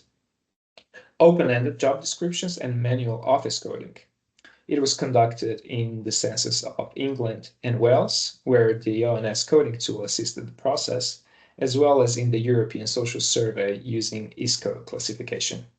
Understanding Society employs office coding supported by Cascade coding tool, while long-standing Vert cohort studies conducted by UCL also use a similar approach. Then an example of a combination of open-ended job descriptions and automated office coding is the labor market survey. The ONS has tested large language models on SIG data, not on stock, but on SIG data, coding industry, but they explained that the same approach is also suitable for SOC classification. So there can be a little bit of methodological research introduced to that space as well. Then lookup methods are employed in the labor force survey, where lookup tools assist interviewers. And in the next steps, age 25 and age 32 sweeps, which include self-completion and a double coding approach for the age 32 sweep, which I'll talk about later. The pilot stage of the BCS 70 age 46 survey also tested coding during the interview by nurse interviewers. And finally, while this approach was not the focus of our evidence review, since it is fundamentally different, we cover it in the review, so that is closed-ended coding. For example, both NETSA and Varian collect occupation data that way. In the NETSA panel questionnaires, they include a closed 26 category, so top level, SOC question, sometimes following an open-ended question. Next slide, please. Several key issues have been identified over the years in occupation coding practices in the UK. And this is a short list of them. In the labor force survey, cases with low confidence levels required manual coding after using a lookup. During BCS 70 H46 pilot, coding done by nurse interviewers using a lookup proved to be less accurate than traditional office coding, and that raised concerns about reliability of the lookup approach. The European Social Survey revealed that a relatively large proportion of cases could not be coded due to missing data when using open-ended questions and self-completion. And I'm talking about absolutely and relatively compared to face-to-face in the previous ESS round. And finally, research conducted by Varian as part of the 2021 Census Development Research uncovered several issues. Many respondents were unaware they could override suggestions provided by the lookup tool. They faced long lists of occupation options and duplicate entries. And primacy effect was also reported. And in addition to these, there were some other issues identified as part of methodological research conducted in the UK, which I'm going to talk about now. Office for National Statistics has been involved in some notable research on occupation coding in labor force survey, opinions and lifestyle survey, and the 2011 census, as well as some more recent research from the ONS. Some key findings include that inconsistencies for 60% of jobs at the 4-digit level were reported when comparing automated coding with expert manual coding. Also, when respondents self-coded their occupation answers, the agreement rate with interviewer codes was only 68%. Next slide, please. One other important methodological study conducted in the UK was research on the feasibility of the lookup approach, lookup occupation coding in a longitudinal study. The Next Steps H25 survey, which I mentioned before, used a mixed mode approach with web, telephone, and face-to-face modes. They reported an overall coding rate of 82%, which was quite promising, with higher rates of 90% for web and telephone respondents, but about 20% lower for face-to-face. Additionally, web respondents spend more time using the lookup tool and provided longer answers, but this didn't improve coding rates. Higher coding rates were linked to respondents who were white, attended university, and lived with a partner, as well as to interviewers who were female, younger, and with more interviewing experience. Next slide, please.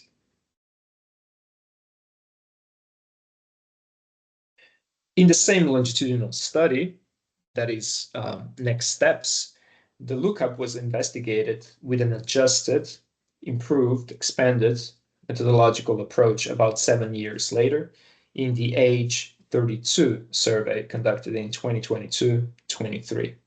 And I will present the results of this study in slightly more detail. So respondents using the lookup were asked, what is your job title? And please tell us keywords which describe what you do in your job. Then a lookup trigram search function generated a list of possible occupation codes at SOC 4-digit level, so detailed. Then the list was presented to the respondent in interviewer-administered modes by the interviewer, and then the respondent selected the code that best described their job. And importantly, the answers could be edited to regenerate an updated list of occupations.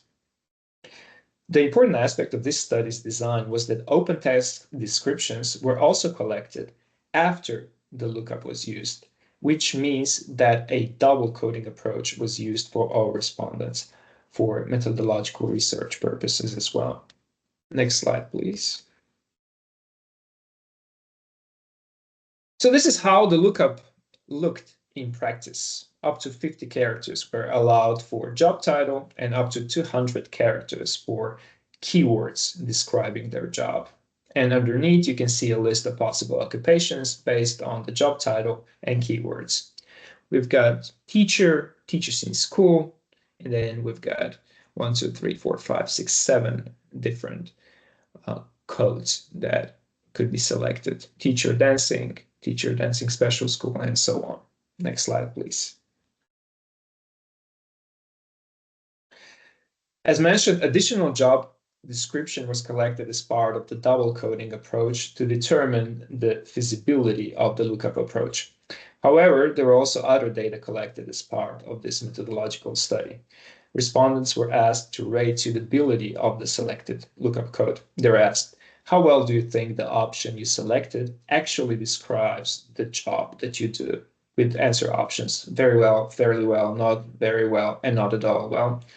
And notably, not many chose not at all well, since they previously had an option to select job not in the list. And also paradata were collected and transformed into variables. In logistic regression models, which I'm going to present next, those were predictors. One of the important ones was the consecutive number of the occupation from the lookup generated list. So selecting first answer, second answer, third answer, and so on, with up to 35 offered categories. Next slide, please. The research questions focused on coding rates, specifically what proportion of respondents successfully selected a code, and on agreement rates, which refer to the consistency between lookup codes and office codes, manual coding. We were particularly interested in any differences among the survey modes, web, face-to-face, and telephone. And additionally, we aim to identify factors affecting lookup coding rates and those affecting agreement rates. The predictors could be categorized into mode and device, procedural predictors, those measured with paradata, and social demographic predictors. Next slide, please. The results showed lower lookup coding rates in comparison to office coding rates, which were more than 99% for all modes. We can also report certain differences between the analyzed modes, which were statistically significant for lookup coding rate. 81.5% web, 88% face-to-face, 93% phone, but the sample was fairly small. Next slide, please.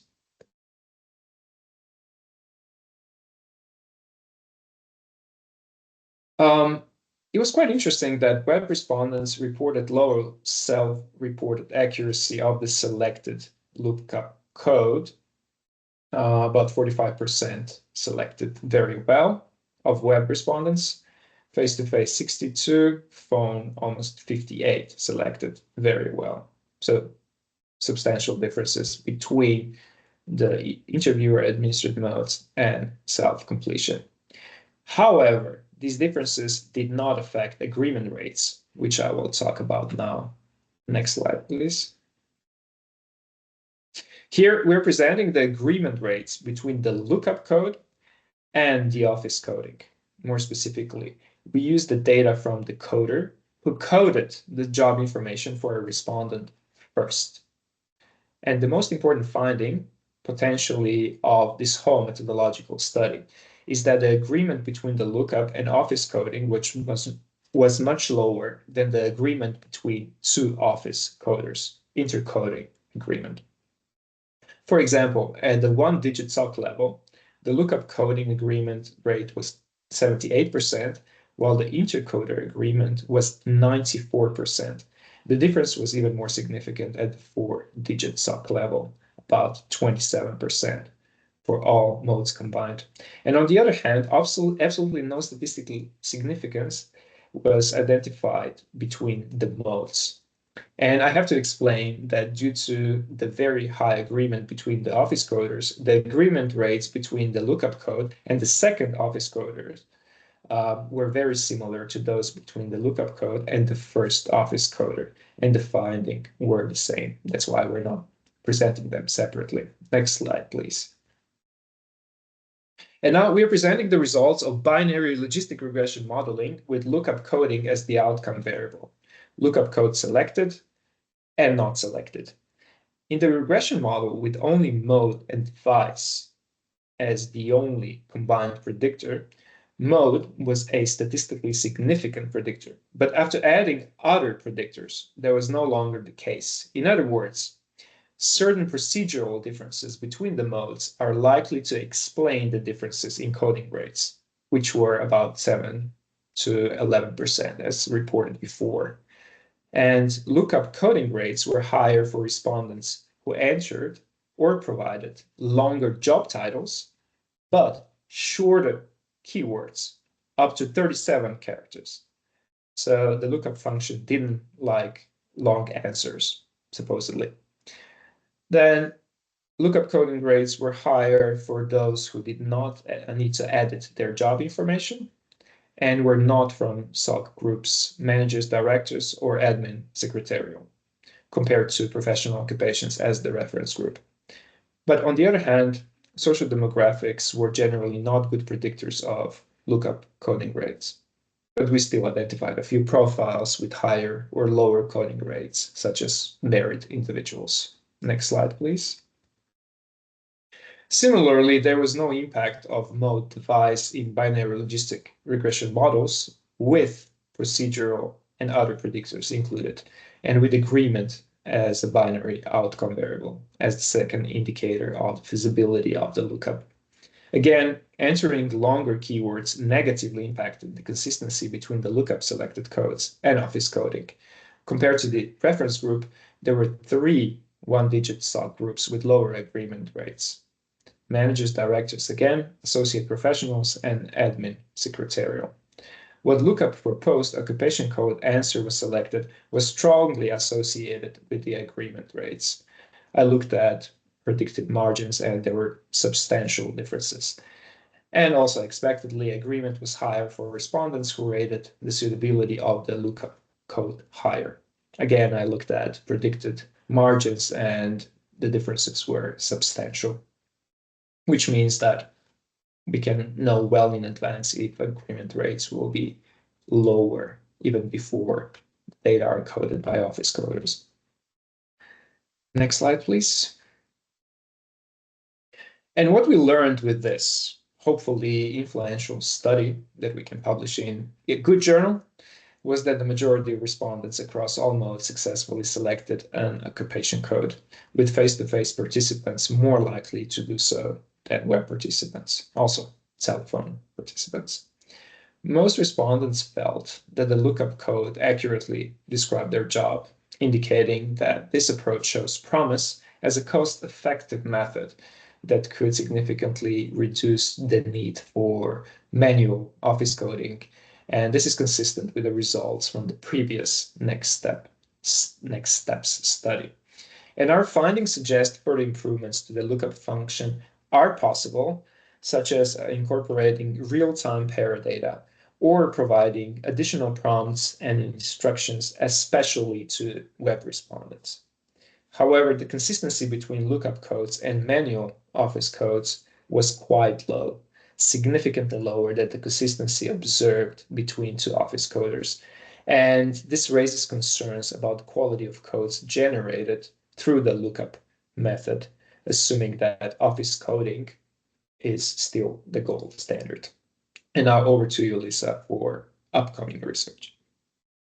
Thanks so much, Sebastian. I think just in the interest of time, I'm not going to go through my kind of remaining slides in detail, but just to briefly say that we are planning to do some other kind of primary analysis and research kind of outputs as part of the project, including on some of the studies that has already been mentioned, so the ONS non-response census link study, the TLFS, some additional kind of work that we've done as an extension to the next steps research using a randomized approach with a general population sample, and also on some of the work that was done on the NatCen panel. And I think overall the sort of aim of the kind of work package is around just to kind of take us back to the beginning, I guess, is to kind of try to provide kind of additional evidence and summarize kind of evidence around how to kind of optimize the design of occupational coding and online self-completion surveys, and in particular to try to provide and kind of more evidence and kind of guidance for users around how to kind of optimize or design and evaluate the kind of quality of respondent coding in self-completion online surveys. And I think I will stop there. Thank you very much, and I'll stop sharing. Thank you very much, Lisa and Sebastian. That was very interesting. Now, this research strand that you've been telling us about it is all about developing, how to do the occupational coding in online self-completion surveys. I just want to kick off with a perhaps slightly challenging question, which is that if it turns out to be too challenging to do this in self-completion online surveys, given that what you said at the beginning, Lisa, is that occupation coding is generally used to derive measures of social status, is an alternative to find better, more modern measures of social status that can be collected online? Or are there still a lot of surveys that actually are genuinely interested in occupation for its own sake? Yeah, I think that's a good question, a great question, and I think also one that it would be good to kind of get views of the community around, kind of not necessarily kind of right now, but it's something that we have been thinking about quite a bit, because I think there are sort of two main things. One is like, is it around the kind of is it the right way to go in terms of trying to take the kind of traditional approach to try to then just move it online and get the either and how to optimize that. But I think your question is a very good one around kind of actually let's go back to kind of first principles around kind of what do we actually need to know as part of these surveys and from respondents. And I think some of the examples that we have come across are in sort of simplifying the approach. For example, just giving respondents a kind of pre-coded list of maybe the kind of top level kind of classifications from the kind of SOC categorization, which have been used on some surveys. So I think that's I think that's probably all I can say so at the moment in terms of answering your question. But I think that's something that I think we have definitely been thinking about quite a lot and has been raised as part of the evidence review also. So I think those kind of approaches in terms of simplifying the data collection have been used. Like I say, they have been used on some surveys, and perhaps increasingly kind of government clients are asking for sort of a more or other types of clients are asking for a more simplified approach, and potentially, and I'm sure in the commercial sector, potentially there's also potentially things that we might also learn there as well about kind of how that's dealt with. Thank you. It was a very broad question. I wasn't expecting you to be able to answer it. It's just food for thought, really, for everyone here. Yeah. We've already had a couple of comments in the chat pointing out that some surveys really do require detailed occupation. That's obvious. I suspect that the majority that collect occupation don't, however. Let me go to some questions that people have posted, and I'll take them in order. Tim Hansen asks, was there a limit or rule for the number of possible lookup options that were offered to the respondent? Could it vary hugely, or was it limited to 7, as in your example? I think there was more than 7 that was possible. I think that was just a sort of screenshot of 7, but I don't know if Sebastian or Matt want to kind of come in to clarify that. Yeah, there were up to 35, at least in the data. Yep. Good.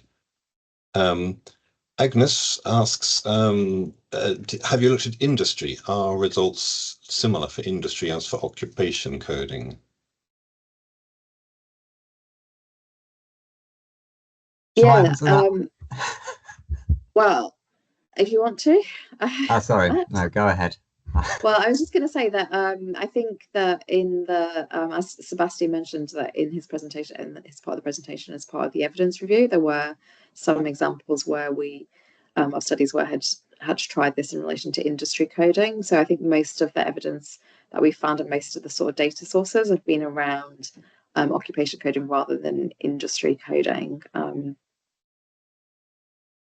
Yeah, we didn't We didn't use the lookup approach to collect information about industry in the Next Steps Age 32 survey.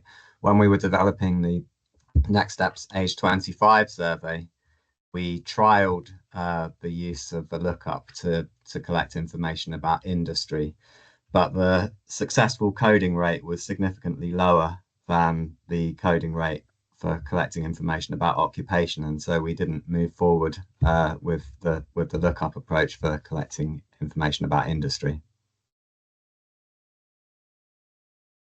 Thanks.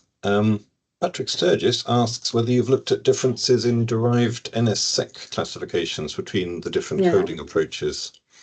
Yeah, another great question. I think I think I don't think we have, but I think that's a good suggestion, because I think ultimately that is is essentially a lot of researchers will just be using it to using that measure to try to derive that measure. So I think we ought to do that. Yeah.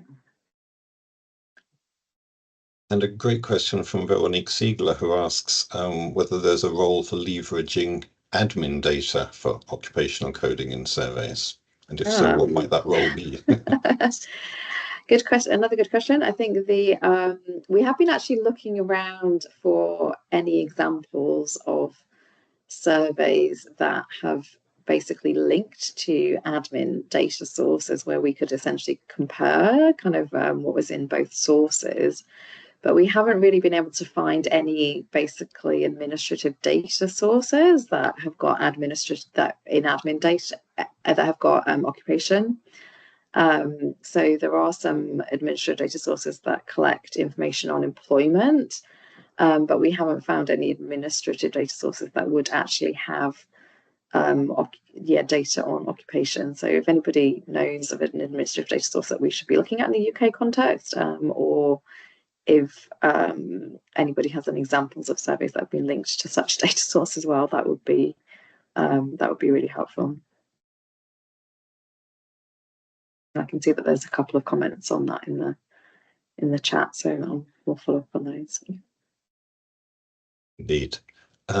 More questions. Peter Smith asks whether you can identify occupations that have low false positive or false negative rates and others that are more challenging to correctly classify. Yeah, I think we ought to be able to do that with the data that we've got. Is that right, Sebastian? Yeah, that's correct. Yeah, I talked about particular occupation groups at the 1-digit level, and we can do the same for other levels.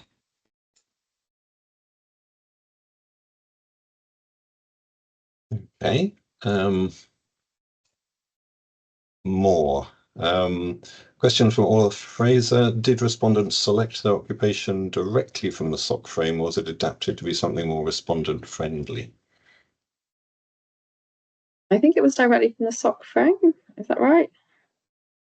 That's how it looked like, yeah. Yeah. Yes, that's right.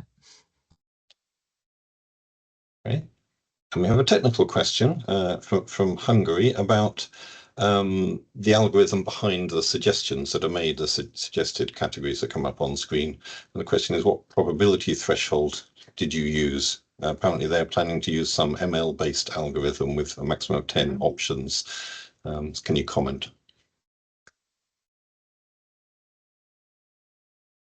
Yeah, I think we didn't. I think it was definitely didn't use any ML approaches. I think it was a kind of keyword sort of database search type approach, essentially, that kind of then brought up the lookup. That it was brought up the kind of pre-coded list. So yeah, I mean, I think in terms of more generally, in terms of how we might sort of, or how we collectively as an industry might kind of improve the approach to improving, as Sebastian mentioned, kind of sort of fine-tuning or improving the lookup approaches, and using kind of ML approaches or other types of probability-based approaches. I think it's definitely something that I think that sounds like that would be very interesting to hear about your work in Hungary that's been doing that. And I think the other thing that we haven't specifically kind of covered as part of our work package so far is more generally whether machine learning or other AI kind of tools could be used to sort of, I guess, replace office coders in inverted comma, in quotation marks, but and whether there could be a sort of either after the data's been collected from the respondent, or potentially a kind of more interactive or kind of real-time kind of approach to the coding. So I'm very interested in learning around it. Yeah, very interested in kind of finding out more about any kind of innovative approaches that have been used in that space, and also collaborating with others who are working on kind of AI innovations in surveys. I guess one of the challenges for that kind of approach is that ideally you'd like a really large database of the words that people use to describe their occupations and the correct classification that goes with each one. Yeah. And that's the challenging bit, because if you just use the actual classification that has been used in surveys, you're just perpetuating whatever errors were there in the previous ways of classifying things. Yeah, I think so. Yeah, I think so. Yeah, I think we are, but I think we definitely do have examples of. I mean, one thing that we could do, and that a lot of surveys, I mean, not just the surveys that we've identified as part of this evidence review, but many surveys have got data. Have basically are sitting on, or we all have a kind of data that has been collected, like either through a web self-completion and also through an interviewer CAPI-led approach, which has basically got the free text data. So I think that sort of trying to recode some of that information using kind of AI software and then comparing it to the respondent self-coded or their office code, I think could be done relatively straightforwardly. So yeah, so I can just again mention a few people have also made comments in the chat as well around that. So we will. That's really helpful. We can follow up on those. Yeah, so thank you for everyone who's contributed information to the chat as well as to the presenters. I think we should wind up here and have a lunch break. Please come back at 1 o'clock UK time. We have 3 presentations that I'm very much looking forward to this afternoon from 3 very different government surveys, the Labour Force Survey, the Participation Survey, and the National Travel Survey, sharing some of their experiences with changing modes. So, see you in about 35 minutes.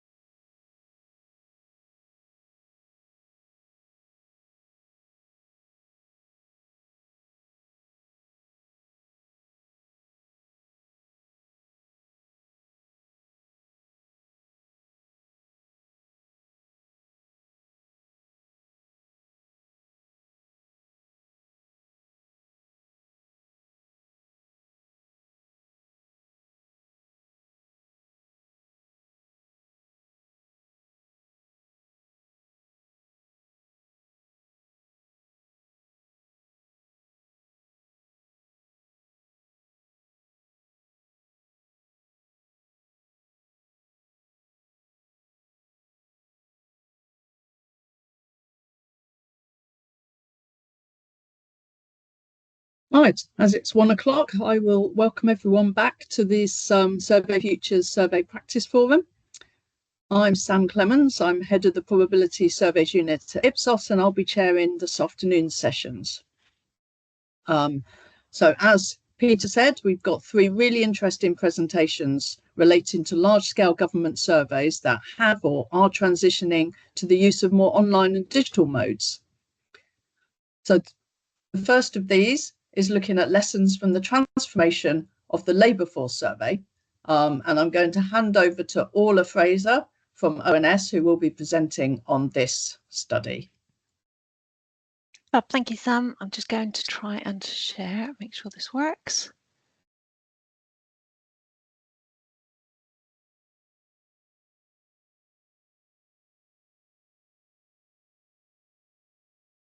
Hopefully you can see that now. Can you all see the slides? Yep. Yep, I can see those. Thank you very much. Excellent. Yes, so I'm going to tell you a little bit about the work we've been doing recently on the transformation of the labour force survey. So to give a bit of a kind of background, the context, you're all very familiar with this, I'm sure, in the social surveys world, and sort of this steady downward trend in response rates that we've seen over the last few years, and the real challenges that the interviewers have faced on the doorstep over recent years as well, through the increased use of these ring doorbells where people don't want to go and answer the door themselves. It's harder to make that face-to-face engagement to be able to convert people. The gated communities, difficulty accessing these buildings, confidentiality, people are kind of wary of sharing data, and an increase in this kind of feeling that they don't want people to be entering their homes to be doing kind of longer face-to-face surveys. It makes it a little bit more challenging, as well as a rise in kind of anti-government feeling and survey fatigue, where you're asked to complete surveys all the time. I know my son went to the dentist yesterday and had a 30-second dental appointment, and then was asked to fill in a 10-minute kind of feedback survey afterwards. It's just things like that that make it difficult to engage the public generally. And so we've seen respondent doorstep refusal that have rather doubled since pre-pandemic times as well. And all of this has essentially been the background to the work that we've been doing in transforming social surveys overall, and trying to move away from how do we cope with the fact that it's difficult to engage on the doorstep, and moving towards this online first design to enable people to self-respond. This also enables us to be able to target the resources where needed most, because the online first design is clearly cheaper for some people to take part, but still enables us then to be able to use some of the resources to be able to focus them on those areas where they're most needed. It's essential that design's inclusive, so we need to make sure we still have some capacity to be able to ensure that people who can't respond online are still able to take part. And again, that effective targeted use of resources, and making sure that we're focusing the available resources we have where they're needed most, to ensure that we have the most representative data and the highest quality data, which delivers us kind of better value for money as well. So that's led to the transformation of the labour force survey, which is the largest survey of private households in Great Britain. We produce UK level outputs, but Northern Ireland collect their own data. And it's obviously collects the key information that feeds into the measurement of unemployment and employment in the UK. It's a longitudinal survey, so households are invited to take part every 3 months for 5 consecutive waves. So we need to manage both the initial response and also maintaining those people through those waves, reducing attrition over time. And so the transformation of this survey is designed to better be able to withstand those field collection challenges and be a more sustainable platform for ongoing data collection. You can see the achieved number of LFS interviews over time dropped significantly over the last few years. There was a sudden drop during the period of pandemic. We managed to react to that by increasing the sample size. So you can see it increased a little bit during that period of time. But since then, it's still been in this kind of very steady downward trend that we need to manage somehow. So the transformation of the labour force survey starts with this online first approach to enable people to respond when meets at their convenience. Is a much larger sample to start off with, and that enables us to be a little bit more robust to those lower response rates, enables us to still be able to achieve sufficient data set sizes. But the key thing here is actually that it's understanding that we're never going to be able to get a really high overall level of response. So how do we manage that in terms of improving data quality? And we need to then be more flexible and responsive rather, and be operationally efficient as well, making sure again that we're using the right resources in the right places to be able to target those underrepresented groups and focus on driving up the data quality. And that's where actually we want to move away from this concept of just looking at overall levels of response as an indicator of the quality of the survey, and really focus on actually what is the requirement, which is generally for more representative data. So in order to be able to achieve that, we want to just look at things rather than just an overall level of response, but how do we focus both the monitoring but also the design of the data collection in order to improve that data quality. So we've got this kind of 3 levels of focus for improving data quality. And the first of those is reducing bias. So to making sure we really collect the most representative data we can. And the way we do that is by looking at variability in response rates rather than just overall levels of response, but actually understanding where you've got this variability and how that is driving differences in bias in the data that you're collecting. So specifically, we look at things like the response rates, the relative response rates between the highest and lowest performing regions and the highest and lowest performing categories of the index of multiple deprivation. So we're trying to reduce the variability in response between those in the most deprived areas and the least deprived areas. And the same goes for the output area classification. So by looking at the relative variability in response across those categories, we can see how we can direct the operation to reduce the bias in the end data. Our next focus is reducing attrition. So with a longitudinal survey, we need to really make sure that we're keeping those people in through the waves, and we're not just getting more and more biased kind of data as you get through those waves. So it's not just about maintaining levels of response again, but again, it's equally important to maintain the level of quality. So by reducing that level of bias, by maintaining a level of representative data as you get through those waves, particularly by wave 5. And finally, improving response. Clearly, we obviously want to be able to reduce response to make it easier to be able to collect more representative data with less bias. We need to manage that also in order to reduce the operational complexity and clearly to reduce respondent burden. We don't want to invite more people than is necessary to take part, and the cost as well. But our primary focus here is about actually how do we reduce bias in the data to deliver higher quality outputs. So the Transformed Labour Force Survey has been going for a little while. We started in 2017 with a first series of tests to see what happens when you start with an online first design, and we looked at some response rates and engagement strategies tests back in 2017. In 2018, then we added some mixed mode tests as well to see the impact of adding on some face-to-face completion as well as the online response, and then we looked at the impact of attrition. So we did some response rates across 3 waves testing back in 2019. In 2020, the pandemic hit, and at that point in time, we moved things online into a live kind of production state very, very rapidly as a measure to protect us in case we needed to be able to use this TLFS data if the labour force survey wasn't able to meet the minimum quality needed to be able to continue to produce those critical outputs. As it happens, actually, we still managed to produce those outputs using the LFS data, so we didn't use the TLFS data at that point in time. But we've continued to develop it, and it's been running alongside the LFS ever since, enabling us to conduct kind of parallel run to be able to compare the data between the 2 surveys. In 2022, we added in a mixed mode design where we have a telephone collection as well.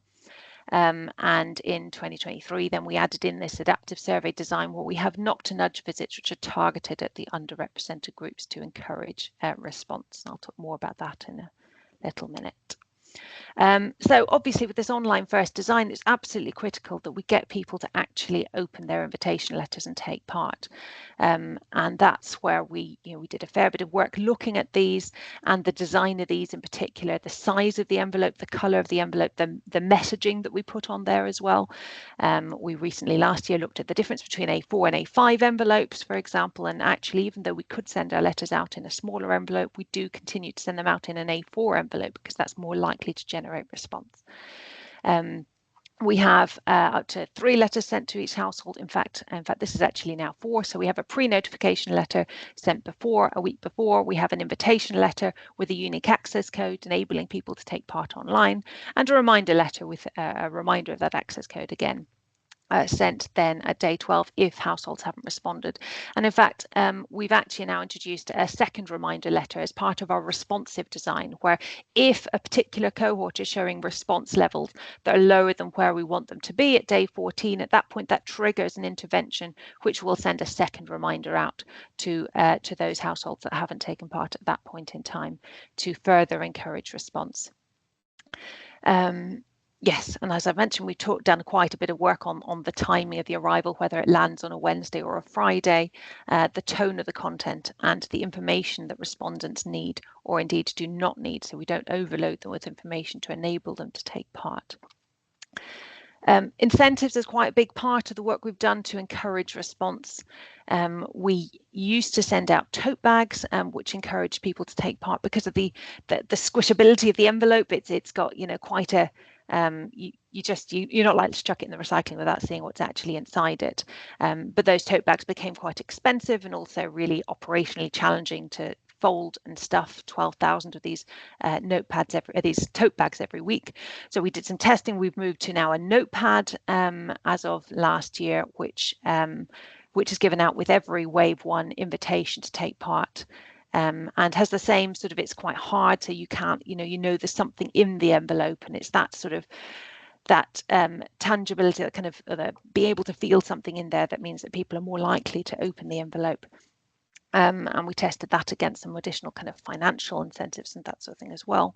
We also provide a £10 conditional incentive to households that have fully taken part as well.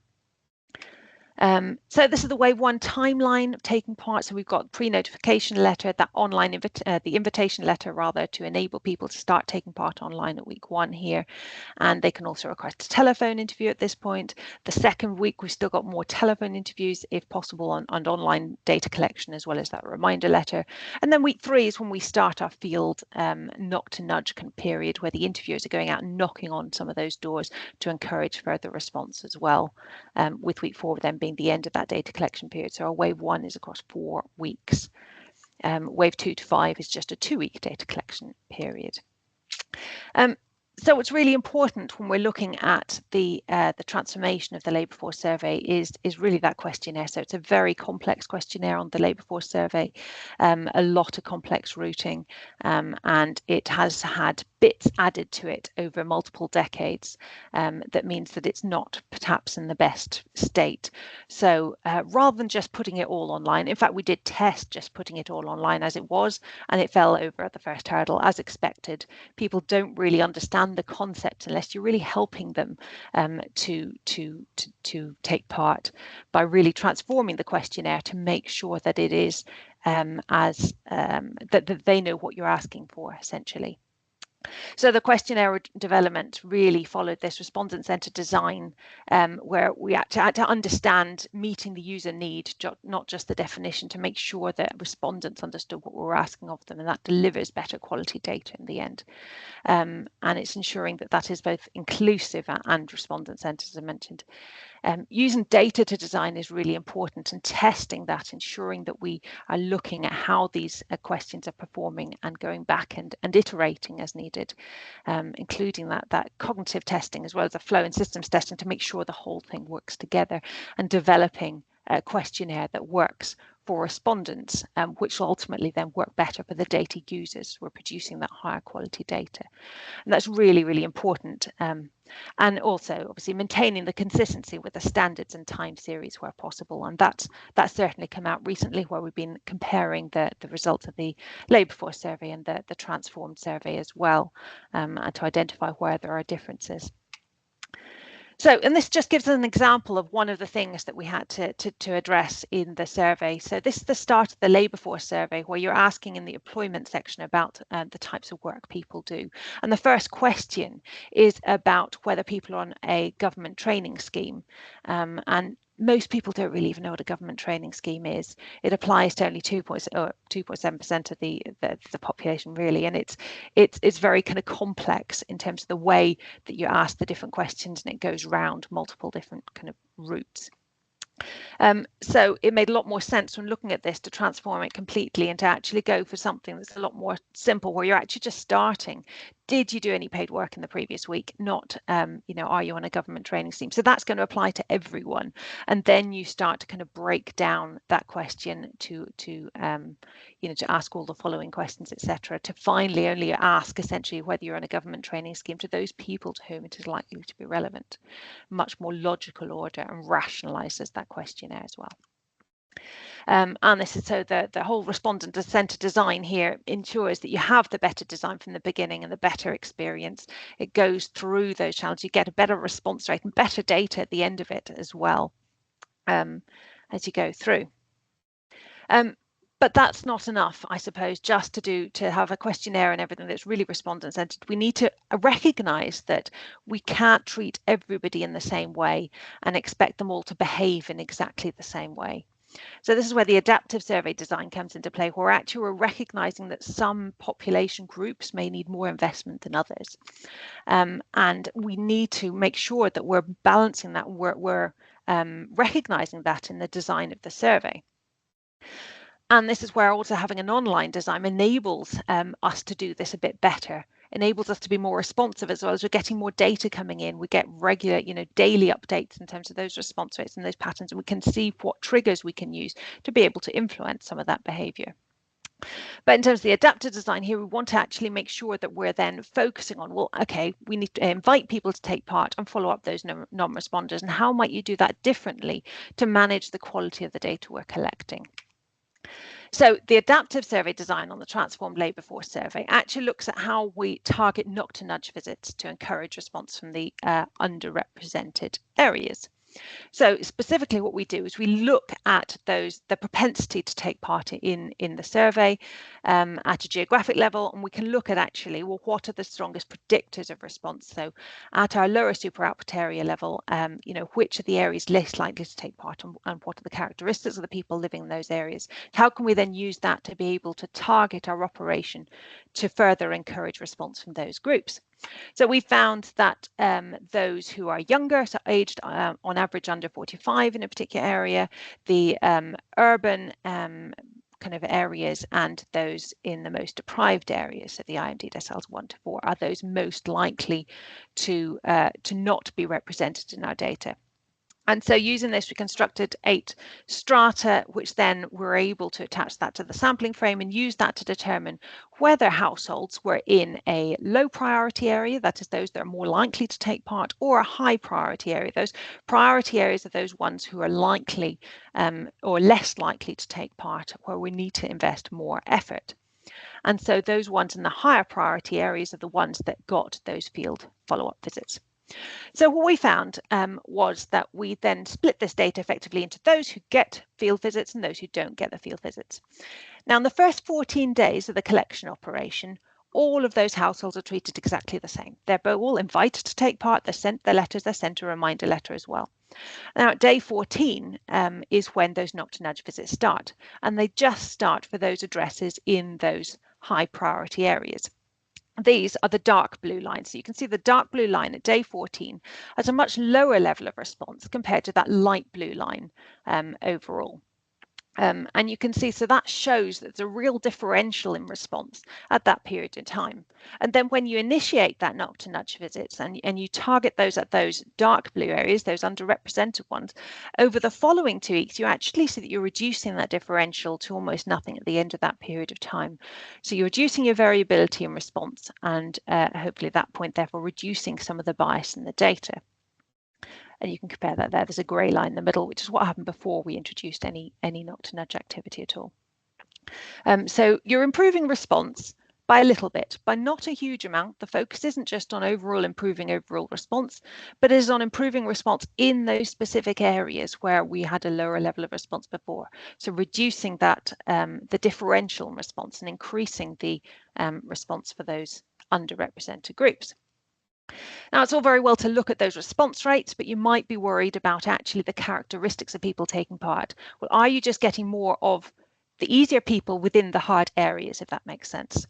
So actually we looked also at the actual evidence of reduction in the bias in the resulting data.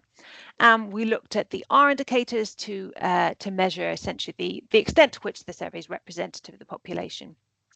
And here, if you see an increase in the R indicator, that shows that you've got more representative data.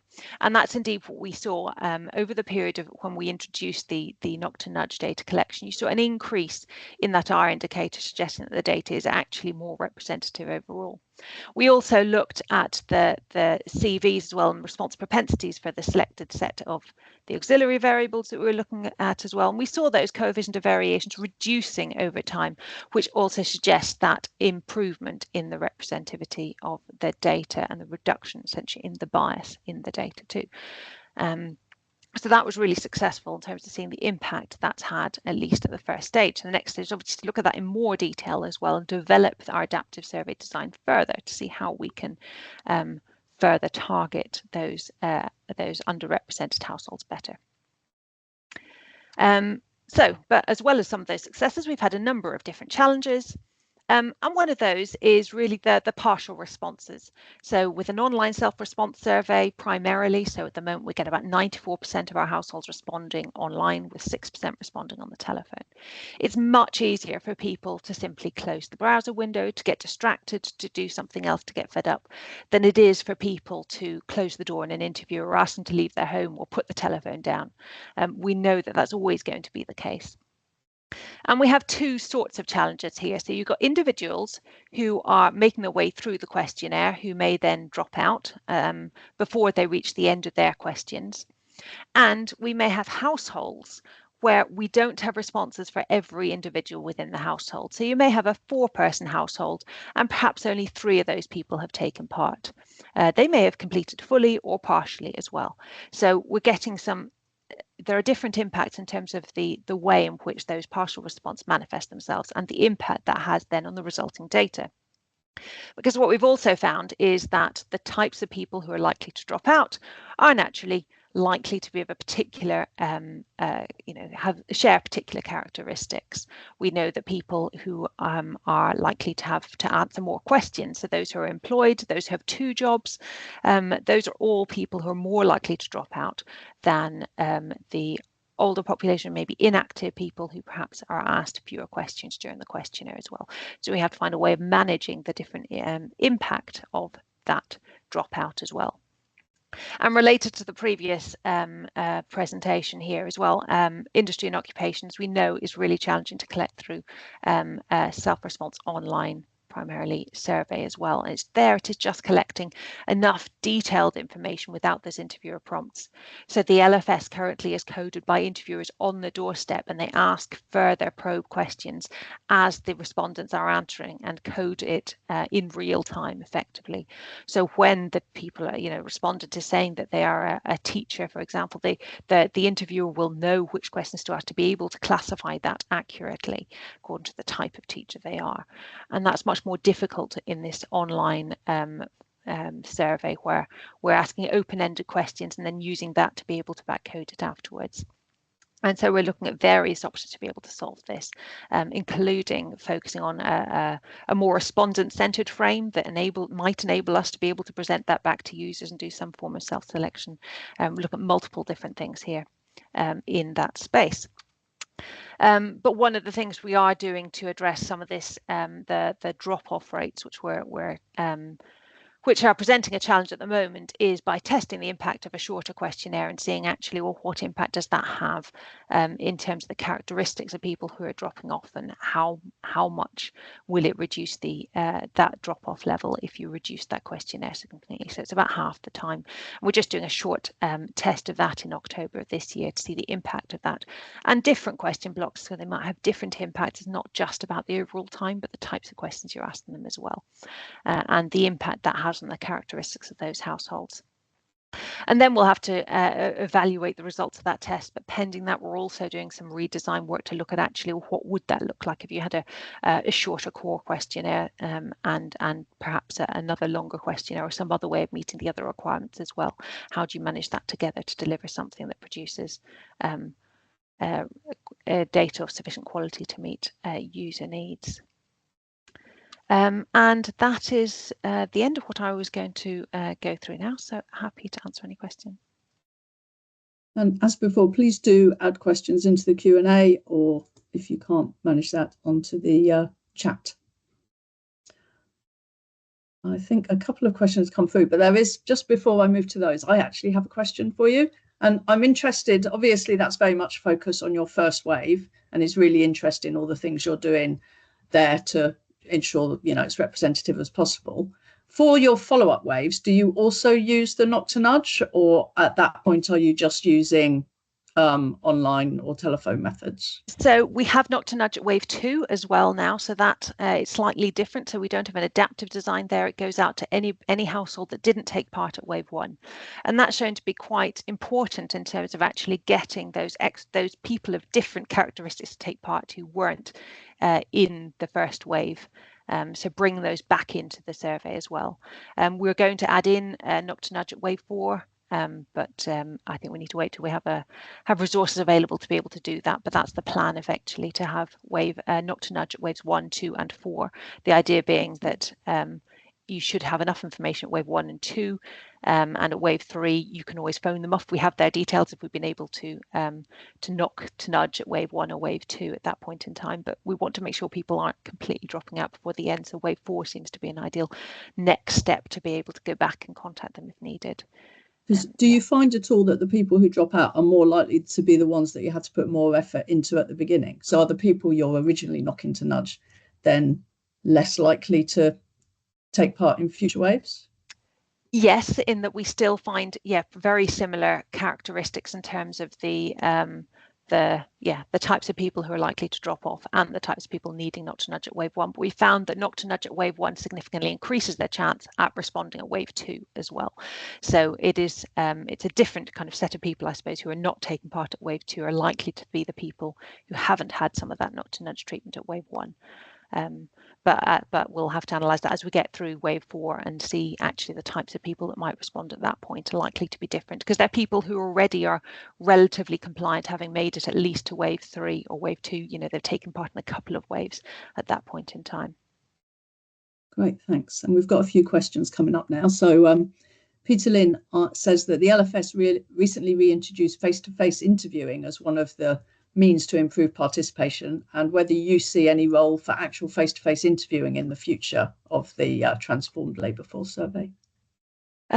Yes, indeed. So I do. I think that we don't have any current plans to do this right now, but I think that it's going to be likely to be part of the suite of things that we would introduce in time. Probably not on any near large scale, but actually those individuals who don't respond to knock to nudge. So at that point in time, converting some of those to some face-to-face in some capacity, and that's one of the things that we're going to be looking at over the next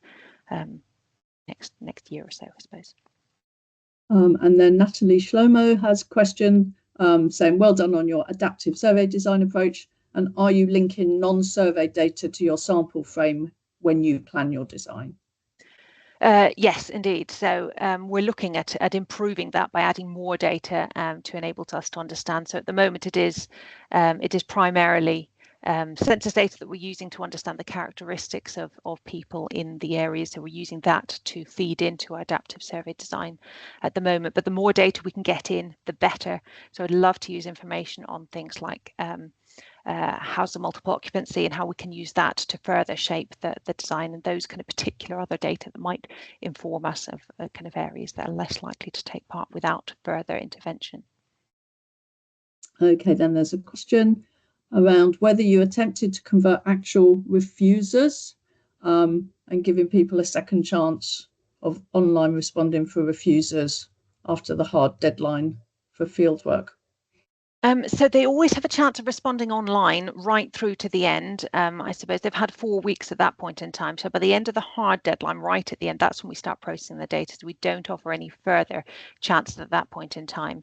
But when we make the knock to nudge visits, they both they're offered new access codes. So at that point in time, they can respond online, or we collect their telephone numbers and follow them up as well, and encourage a telephone response that way as well.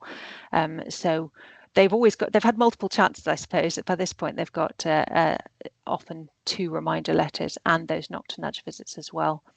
But we don't do anything beyond the 4-week data collection period. And then the big question for all these surveys that transform is your trend data. And obviously you've been doing a lot of parallel runs precisely for this reason. So I guess, as Tom Huskinson asked, do you expect that the time series will need to be broken for some or all reported measures, or how will you try and adjust it? What is happening with the very important labour force survey trends?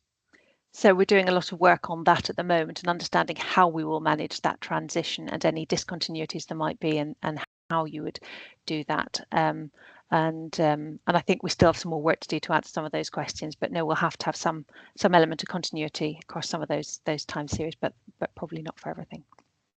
Are there key things that you're finding are much more straightforward in terms of time series? Some questions must presumably be less problematic than others. Have you got a flavour as to which ones are causing less or more problems? So yes, I suppose we're definitely having some where they're more problematic. We're looking at things like where people are reporting on long-term sickness or unpaid care or disability and things like that, where actually there might be some impact of the mode itself in terms of the way in which they're responding. So we're looking at some of those patterns, and we've addressed a number of different data issues where we've identified actually people are responding differently so far. We've made subsequent changes to the survey over the recent months as well to address some of those, to ensure that we are I suppose, assessing the same things on both surveys. And Joel Williams asks, what is the contact protocol for the knock to nudge stage? So at that point, they just I'm not entirely sure. I think what further information is, but just how many visits they make today. We've made some changes to this. So they were making multiple visits to each address, and we were finding that actually they were mostly successful in the first 2 visits. So rather than making 6+ visits that they had been doing initially, that it was better to invest more of the resources in actually making 1 or 2 visits and really making sure they got contact in those addresses, rather than spreading that more thinly as well. So at the moment they try and make it contact up to 3 visits over that kind of 2-week, or it's actually 10-day period where they're making knock to nudge visits, and they try and collect the telephone number if they can. But we'd also realised that was putting some people off by forcing them to provide a telephone number at that point in time. So that's now become more optional as well. So we made some tweaks to how that works, and it seems to be working relatively effectively at the moment. And a question again about this semi-sequential protocol. So do you tend to get quite a lot of soft refusals where people promise to do online response and then actually don't? And what sort of extent of that is there? Yeah, so we've also done some interesting work on this, and this was around the impact the interviewers had and the way interviewers were interpreting some of the refusals as well. So from a face-to-face interviewer perspective, if you're getting a refusal, you don't want to have to go back again and again. But actually, where you've got a an online first design, and at wave 2 we know we're just going to be sending them a letter to take part, that threshold between what's a soft and a hard refusal kind of changes a little bit, in that we're much more willing to just send out a second letter at wave 2, just on the off chance that somebody else might, or they might be willing to take part, than send an interviewer back to an address where we know they've already refused. So we changed some of the dynamics and the way in which the priority of I suppose, recording those hard versus soft refusals, and found that rather than having a sort of a, you know, of those refusals, 70% hard and 30% soft, we sort of switched that completely, so that most of those are only soft refusals, which enabled us to then go back at the subsequent wave, if just via a letter inviting them to take part as well. So do we have any issues particularly about, yeah, we do definitely see that people will say that they will do it and then they don't. I think that's just what we'd normally expect. I think, and certainly we had that experience in the census as well, where people would promise they've definitely done it, and you look at the data and realise they haven't. I mean, a key thing here is that our the fieldwork management tool, our tools actually update, you know, very regularly. So if people have done it, we will know immediately, or, you know, within an hour of them having done it. So it's unlikely that they'll somebody will have said they have already done it and us not have that information. It's just about whether they say they will do it or not. So we do go back again if they said they will do it. If they haven't, don't actually do it before the end of the data collection period. I was going to ask, do you follow up the partials? You said there's quite a few partial. No, so we don't at the moment. No, because that's challenging to do. It's a challenging message to get out to people to say that actually we know you've started, and it's who has started in the household, who hasn't, kind of thing, all that sort of thing as well. And there's generally also a reason why they've stopped, and it's probably better, I think, for us to be able to address that reason they've stopped, the additional burden we're placing on them, or whatever they don't think. Rather than trying to follow this up, but we are looking at different things that we can do to be able to tackle that. And I assume you do allow proxy responses? We do, yes. And what sort of proportion of proxy and what sort of proportion actually? It's about 30%, I think, proxy responding off the top of my head, I think, which is actually lower than on the current the face-to-face labour force survey. So that's not too bad. We know that we've got some work to do in terms of actually the quality of some of that proxy question as well, and whether people are actually, you know, what they mean by proxy responses. If you've got somebody next to you responding versus if you're actually responding for somebody who's not in the same room as you, and that sort of thing as well. So how respondents take that, but yes, we've looked at the impact of that as well. Really interesting. I haven't got any more questions come through, so thank you very much, Orla. It's absolutely fascinating work, and it's good to see how much has been done over the years to get it as good as it is. So thank you. Thank you. Okay, so our next talk is about implementing a new push-to-web mixed mode survey for the DCMS participation survey. And we've got Penny Gort-Allen from DCMS and Joel Williams from Varian, who are going to present this for us. So I shall hand over to them. Hi everyone, hi, thanks Sam. Let me just try to share my slides. Apologies, I am not in my normal office and I'm a bit, the internet's not quite working. So I'm just, apologies if this doesn't quite go as smoothly as I would like. Share.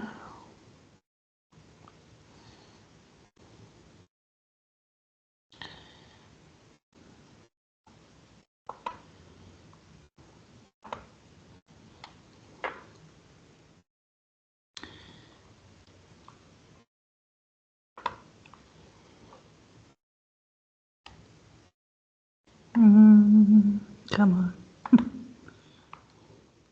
Yep, okay. I think that looks good. Fab.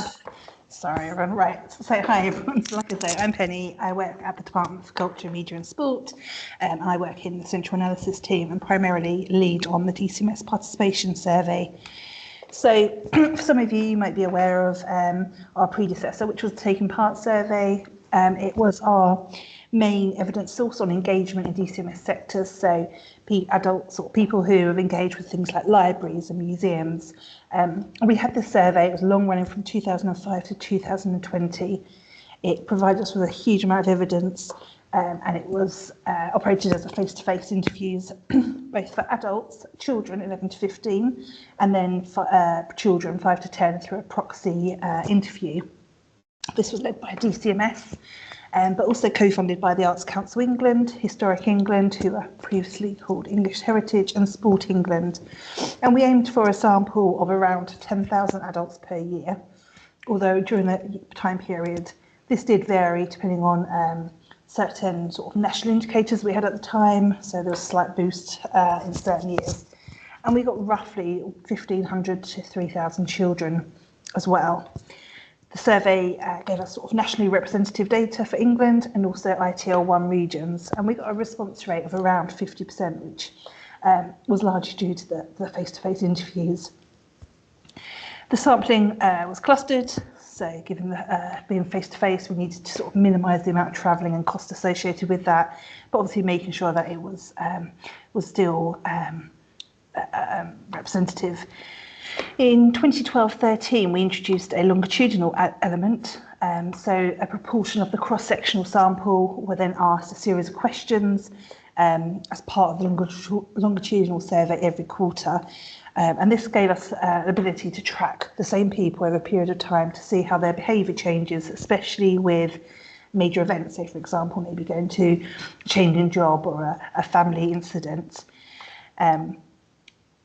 With the 29 COVID pandemic, we were also able to use this longitudinal study, so the web panel element, to set up or just to use as a long sort of like a COVID survey. So we already had this structure in place. Obviously, face-to-face interviews were not possible, so this was a really successful approach, really, to gather data in a relatively quick way.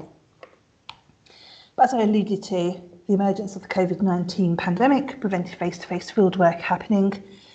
We were also at the end of our contract, so we had an unavoidable break in the survey time series.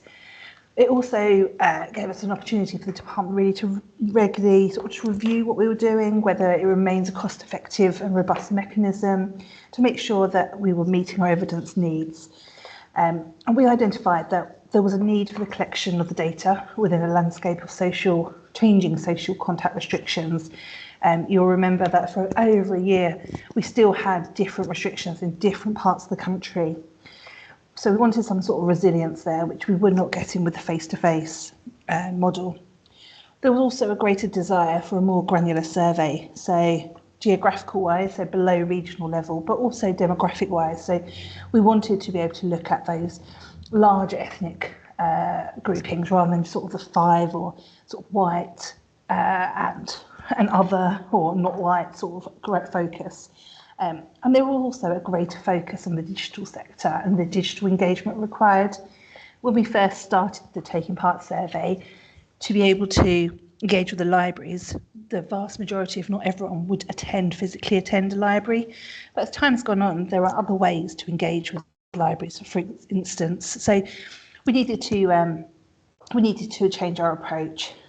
So in October 2021, we introduced the interim participation survey. This was a push-to-web survey with a paper option for those who either didn't want to or unable to complete surveys online. This was for adults only, so 16 plus, and this is being led by DCMS, as I say, with occasional co-funding from Arts Council England. The interim participation survey was roughly 33,000 adults, so sort of 3 times the amount we had for taking part. And for the first year, we received a response rate around 28%. So a vast drop from obviously face-to-face, but it comes with different implications. And this was actually above what we were expecting. And one of the key things, I think, was that we were able to capture a much larger range of information in the sectors. So not just your traditional cultural, but also a wide range of things like major events, 5G, digital skills and training. So there were many common themes within both surveys. There were some great things that happened in Taking Part that we wanted to capture and continue in participation survey. But you'll see that the mode change has happened. With that came a reduced survey length down to nearer 30 minutes. We've been able to So you have that geographical granularity and also demographic breakdowns, which we weren't unable to do with a smaller sample size. But within the interim survey, we didn't explore child or youth survey or longitudinal. And so 21-22, we ran the interim participation survey, and this was successful. It met many user needs. We then ran the survey again in 22-23, so for the full year, building on some of the lessons learned, and we carried out a new procurement exercise for 23-24, 24-25, with the potential 25-26 too. In 23-24, we partnered with the Arts Council England so we could enable a boost in the sample. So for last year, 23-24, we had roughly 170,000 sample size, which gave us the ability to produce meaningful estimates at an LA level for the very first time. You'll see the response rate here was roughly 25%, so we've seen a slight dip in response rate. And some of you may be aware that Department for Culture, Media and Sport went through a machinery of government in February 2023, and we've continued to collect data on behalf of DCIT, Science, Innovation, Technology, for the digital sectors that were previously part of DCRS. But 24-25 survey, which is the one that's in the field at the moment, is the last year that we'll be collecting this data. So now I'm going to hand over to Joel, who is going to provide a little bit more information about the sample and the data collection design of the participation survey.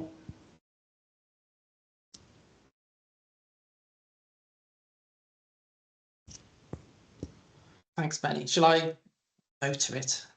You want to unshare? Yep, yep, go for it.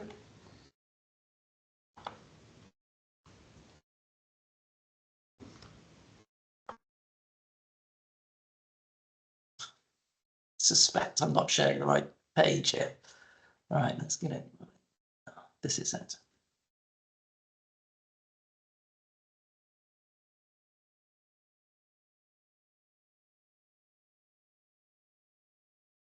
Right, thank you, Penny. I'm Joel Williams. I'm the head of methods at Varian UK, who carry out this survey on behalf of DCMS. I'm just going to talk about a small number of design features that we've applied for this survey, and then Penny will talk a little bit more about the respondent-facing materials and their development. So first of all, just talking briefly about our broad survey design objectives. Naturally, a probabilistic sample of adults age 16 plus in every region in the years where we're only doing 33,000 completes per year, and per local authority in the year 2023 to 24, where the target sample size was around 170,000, using the postcode address frame, sample frame as usual, and obviously that gives us some benefits in terms of using probability theory to calculate margins of error. Data collection method had to be inclusive of offline or not very online parts of the population to meet inclusivity expectations for official statistics, but also it does control some risks of non-response bias for some subgroups, particularly older people, 75 plus, 80 plus, that sort of thing. DCMS required a high average response probability or response rate, and I put a star here, it's relatively high. None of these surveys have incredibly high response rates. There are a small number that get in the 30s from this style of survey model. 20s is still pretty good. The majority are probably in the teens, and there are a couple of examples of response rates which are under 10%. Including one that's notoriously around 5%. So there is quite a big range between different surveys using this general model. So obviously the higher it is, it limits the extent of non-response bias. And of course, it has some reputational value with stakeholders that goes beyond the statistical value of having a high response rate. Of course, you know, if the response rate can't be high, I mean, the best thing is that it's not variable. Were we to actually have no variance in response probability at all, then the response rate wouldn't matter particularly statistically. It would simply be a random sample of a random sample. Now, we're never going to achieve that, but the closest we can get to that, the better.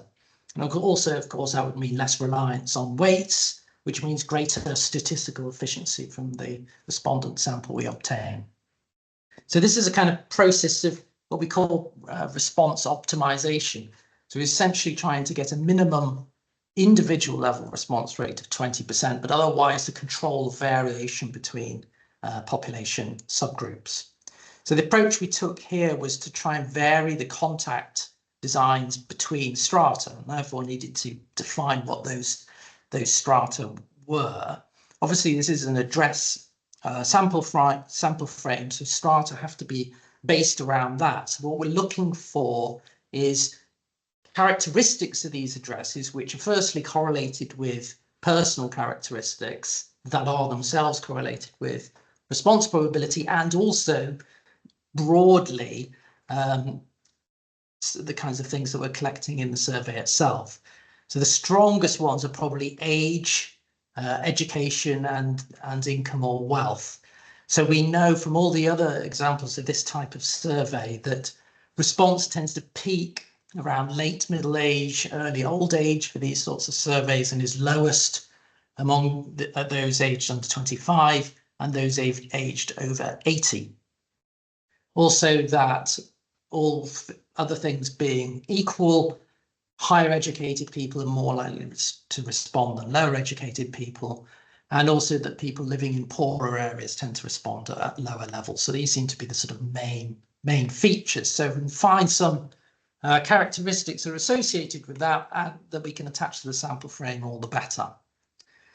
Now, our principal tools for doing this, firstly, is to vary the number of reminders sent, because there are quite well-known web response patterns. So we know that the second mailing will be less effective than the first mailing, and the third mailing will be less effective than that, and so on. And in fact, roughly speaking, what the ratios are, that actually mailing 2 tends to be surprisingly good. I think I wouldn't a priori think of it as getting up to 85% or so of mailing 1, but it often does. Mailing 3 and 4 somewhat worse. So one of the things you can do is vary the number of reminders between strata. Now, we don't have, as the Labour Force survey has, any facility to use knock to nudge techniques here. This is the budget really only stretched to fully remote methods. The other tool, principal tool to use is kind of proactive provision of paper questionnaire alternatives. So we did need to have a paper questionnaire alternative to make sure that offline people, at the very least, are included in the survey. But there's 2 ways of doing that. You can allow people to order paper questionnaires on request, and that's open to everybody in this survey. But also you can include paper questionnaires in one of the reminders. And why would we vary this? Well, firstly, the paper questionnaire itself has less complete data than the online survey. It can't take quite such complex routing, and it doesn't need, it's important that it's not off-puttingly long. So there's a limitation on questionnaire complexity in the paper questionnaire. People tend to complete it less well. They'll make mistakes in terms of routing and so on. So sometimes you get less complete data in as well. There's obviously additional costs as well. The extra printing for the paper questionnaires themselves, and of course postage costs. They tend to be higher when you're putting a larger envelope, a larger, heavier envelope. There's also a bit of a displacement effect on web data, where if you offer paper questionnaires proactively this way, some people who would have completed on web instead use the paper, and you get the kind of data quality reduction for that. And broadly speaking, about 1/3 of people who would have responded by web will instead use the paper questionnaire. And finally, one option is to vary the size or type of incentive that's offered for completing the questionnaire. Now, I think government tends to not want to vary it. It's rather like valuing people's contribution only as a function of their statistical value to us. It's not particularly ethical, and there wasn't much appetite for that sort of risk. But there was an appetite for trying out something like an early bird bonus, which is more defensible in the sense that it reduces our usage of public resources, if you like. if people respond early, we don't have to send additional reminders or anything like that. So that's one of the things we trialed. So going back to the stratification, the approach we ended up taking was to use the index of multiple deprivation as one way of stratifying the address sample by sort of local levels of income and wealth. We also wanted to look at the age structure.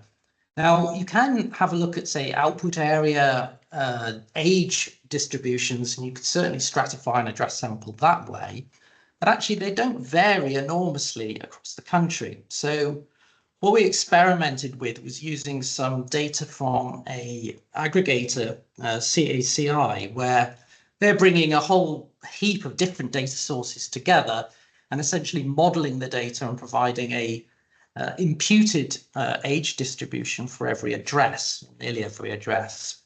We were interested in using this to define sort of younger addresses and older addresses and those of mixed age groups. So in this case, we looked at addresses of those where everybody appeared to be aged under 35 according to this data, or aged over 64, and then a sort of middle group here. The middle group is the majority, but as you can see, these are the percentages of addresses in each one of these sort of strata on that basis. Just to give a guide of why we were interested in this, and this is actually based on the most recent participation survey, is look at the age of respondents in each of these strata. So you can see here the younger addresses in the orange line.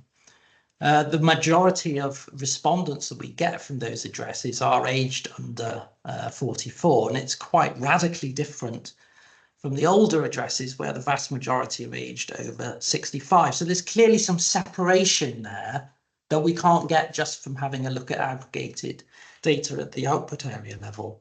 So although indisputably this data is wrong in lots of cases, it is quite correlated with what is actually going on, or the actual age distribution within the households we sample. We also had a look here at how should we use paper questionnaires in terms of their proactively. So I went back to an experiment from the Community Life Survey from a few years ago, where I was able to classify the addresses as younger addresses, mixed age, or older addresses, and have a look at the actual response rate and between web and paper, and whether the people were online or said that they were offline. So you can see here that when this is I'm just showing here what happens when you only have paper questionnaires on request. Obviously, not very many people use them, and they're especially unlikely to use them in the younger mixed age addresses. They have much more impact in the older addresses. But even here, you can see here that the majority of those who respond on paper are actually online. They just chosen not to use the online mechanism to respond to this survey. But let's have a look when we actually offer the paper questionnaire proactively in the final reminder. So at younger addresses, we can see it does make an impact to the response rate, although it's quite modest. It's about 2.5 percentage points on the top. You can see the displacement effect among those who would have responded by web, because the web response rate is slightly lower, and also that the vast majority of paper respondents are in fact online, so they just chose to use paper rather than web. They weren't forced into it as such. The mixed age address is slightly different in that the effect is very slightly greater on the response rate. The displacement effect is also much greater. We found here that the impact of proactively providing paper questionnaires was greatest in the most deprived areas, and that was certainly a noticeable finding. At the older addresses, the impact is far greater proactively providing paper questionnaires, a difference of over 7 percentage points here, and the displacement effect is very small. So the value of proactively providing paper is obvious at these sorts of addresses. So the approach we have ended up taking is to essentially do a sort of varied contact strategy across the 5 deprivation strata and the 3 age strata. So the number of letters equals the number of mailings, and W means it's just a push to web letter, and P means it's a paper questionnaire. Well, 2 paper questionnaires, in fact, alongside. And the strata in blue here are the only ones that got proactive provision of paper questionnaires. So you can see it's the most deprived areas and the addresses that look like they contained older people.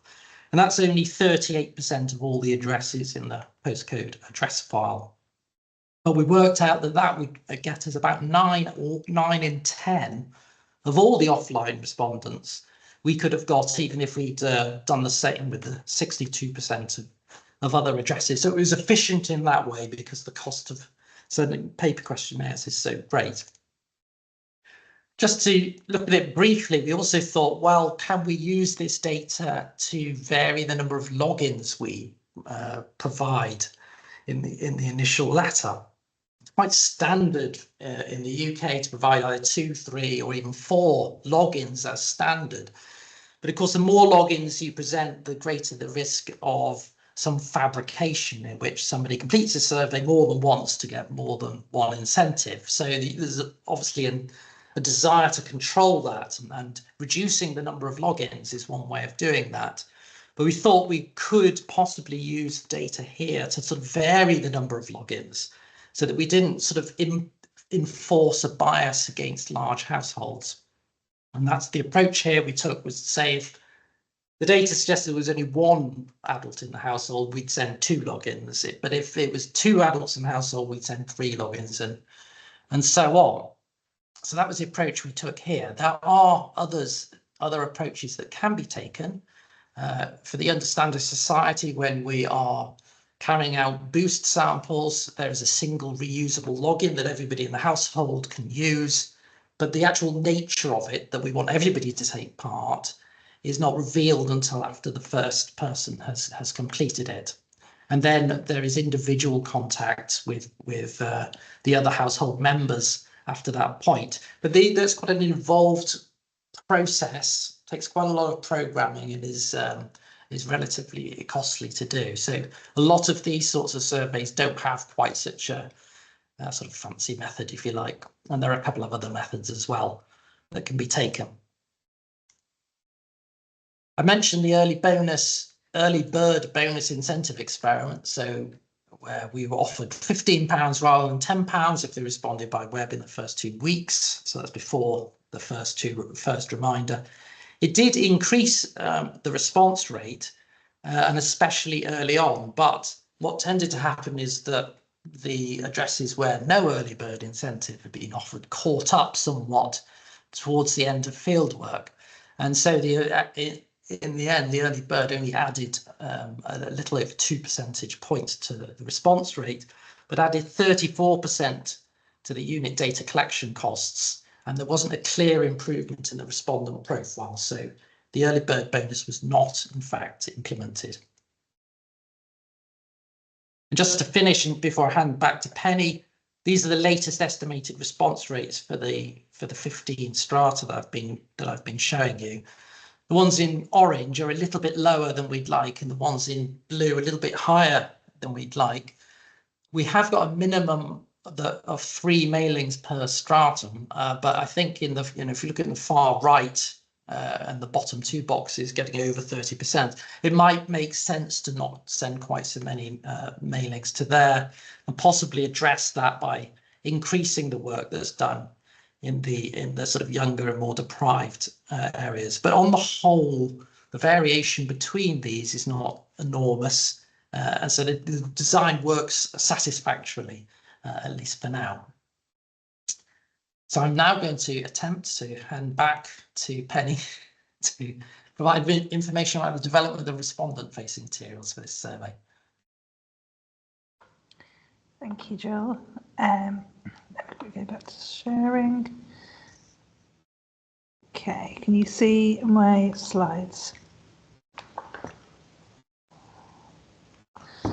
Yes, but we see you at the presenter view. That's not what we want then, is it? Let's try again.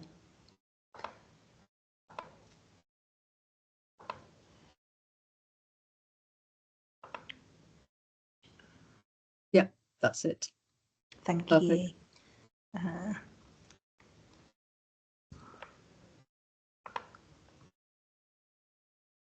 Sorry, it's not showing up on mine. So,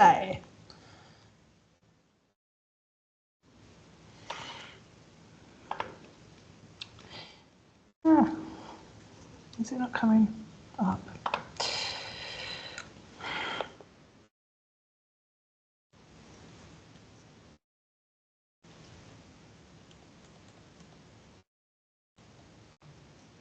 Let's try one more time.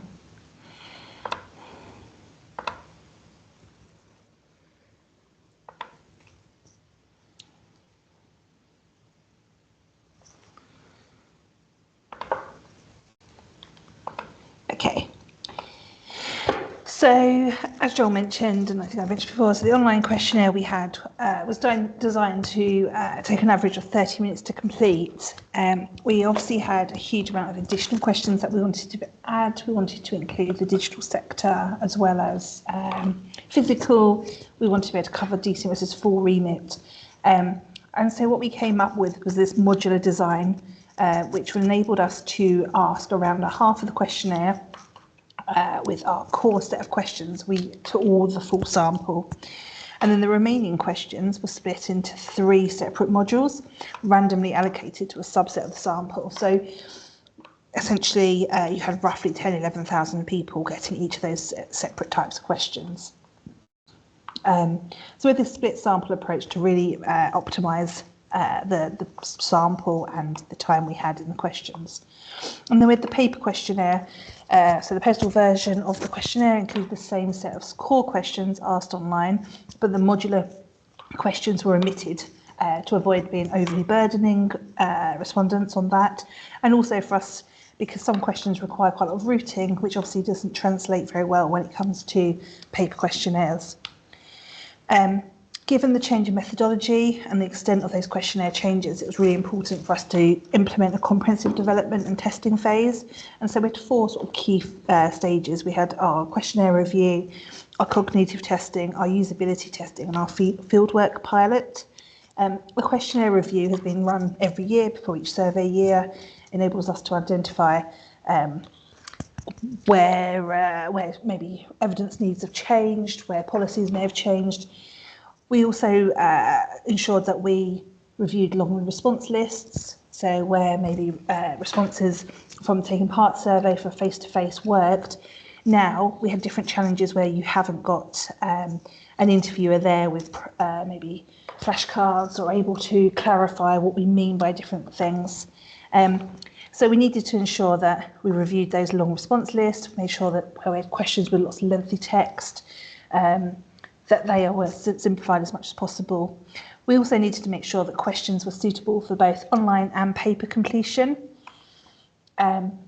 We aligned wherever possible to the GSS harmonisation guidelines, so our demographic questions all were comparable to other same questions being asked in different surveys. And we obviously needed to identify questions which will be within that core part and the subset part. And by doing this, we also wanted to make sure that each user's experience was similar in length. So considering which questions went in each of the subsets and how that worked in terms of time. We then had a series of cog testing. So this was a mix of new questions tested with the members of the public. We had 2 rounds in 2021 and 2023. And this provided us valuable insight into how these questions will be interpreted. So these were things about like verbal probing of like actual particular questions that were being asked, observation of non-verbal behaviours, and this helped us to understand how the new questions were being interpreted, and we were able to then tweak accordingly. And then usability testing.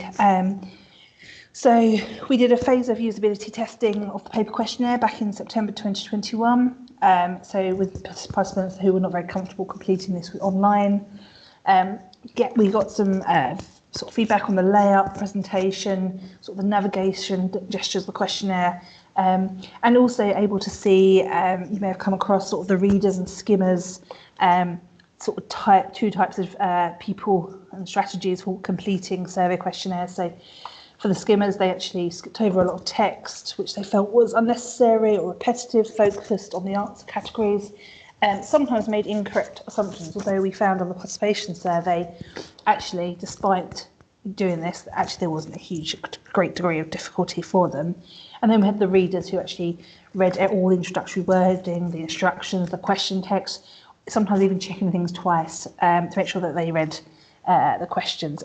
So making sure it works for these different types of users. And then it was also sort of design principles, so making sure that we maximise the space of this A4 booklet, but not making it too cluttered, making sure it's clear how the user needs to fill it in. We made some changes about colour, background, and making it look appealing, but also not too off-putting.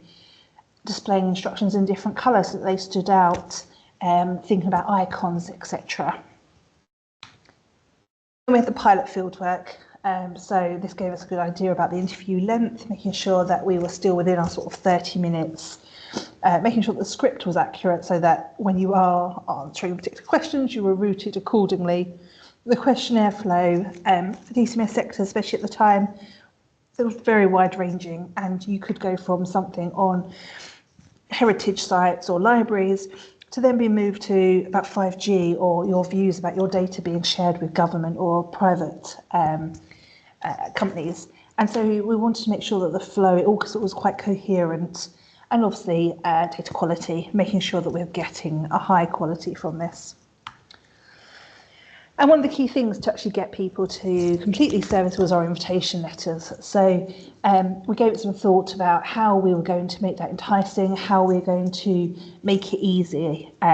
So we included things like a QR code, that's more in the last couple of years, survey, so that this can be just scanned to access the online survey. We made it clear where the login details were, and also how to get their incentive, which was a £10 shopping voucher. Also, some frequently asked questions, and making it just clear what the real benefit was for them, and also DCMS for people completing this. And that is a real quick run through of some of the things that we were thinking about when coming up with the participation survey. But it's been a big success for DCMS. It's enabled us to meet some of our objectives around gaining more geographically granular information, more demographically granular data around our sectors, who uses them, and also who is not engaging. So thank you very much. Brilliant, thank you very much. That's really interesting. And please, again, do put any questions you have in the Q&A section. To start, I do have a question. So you're still using paper questionnaires, but you're sending them out to only specific groups, and some of those groups are the ones that respond more than you might want anyway. So how much difference do you see between, not in terms of demographics, but in terms of the other measures, between the people who respond by paper and not? And do you think that moving forward at some point you can drop the paper element? Joel, did you want to comment? For Penny, or? Well, I don't know, probably you, Joel, I would imagine.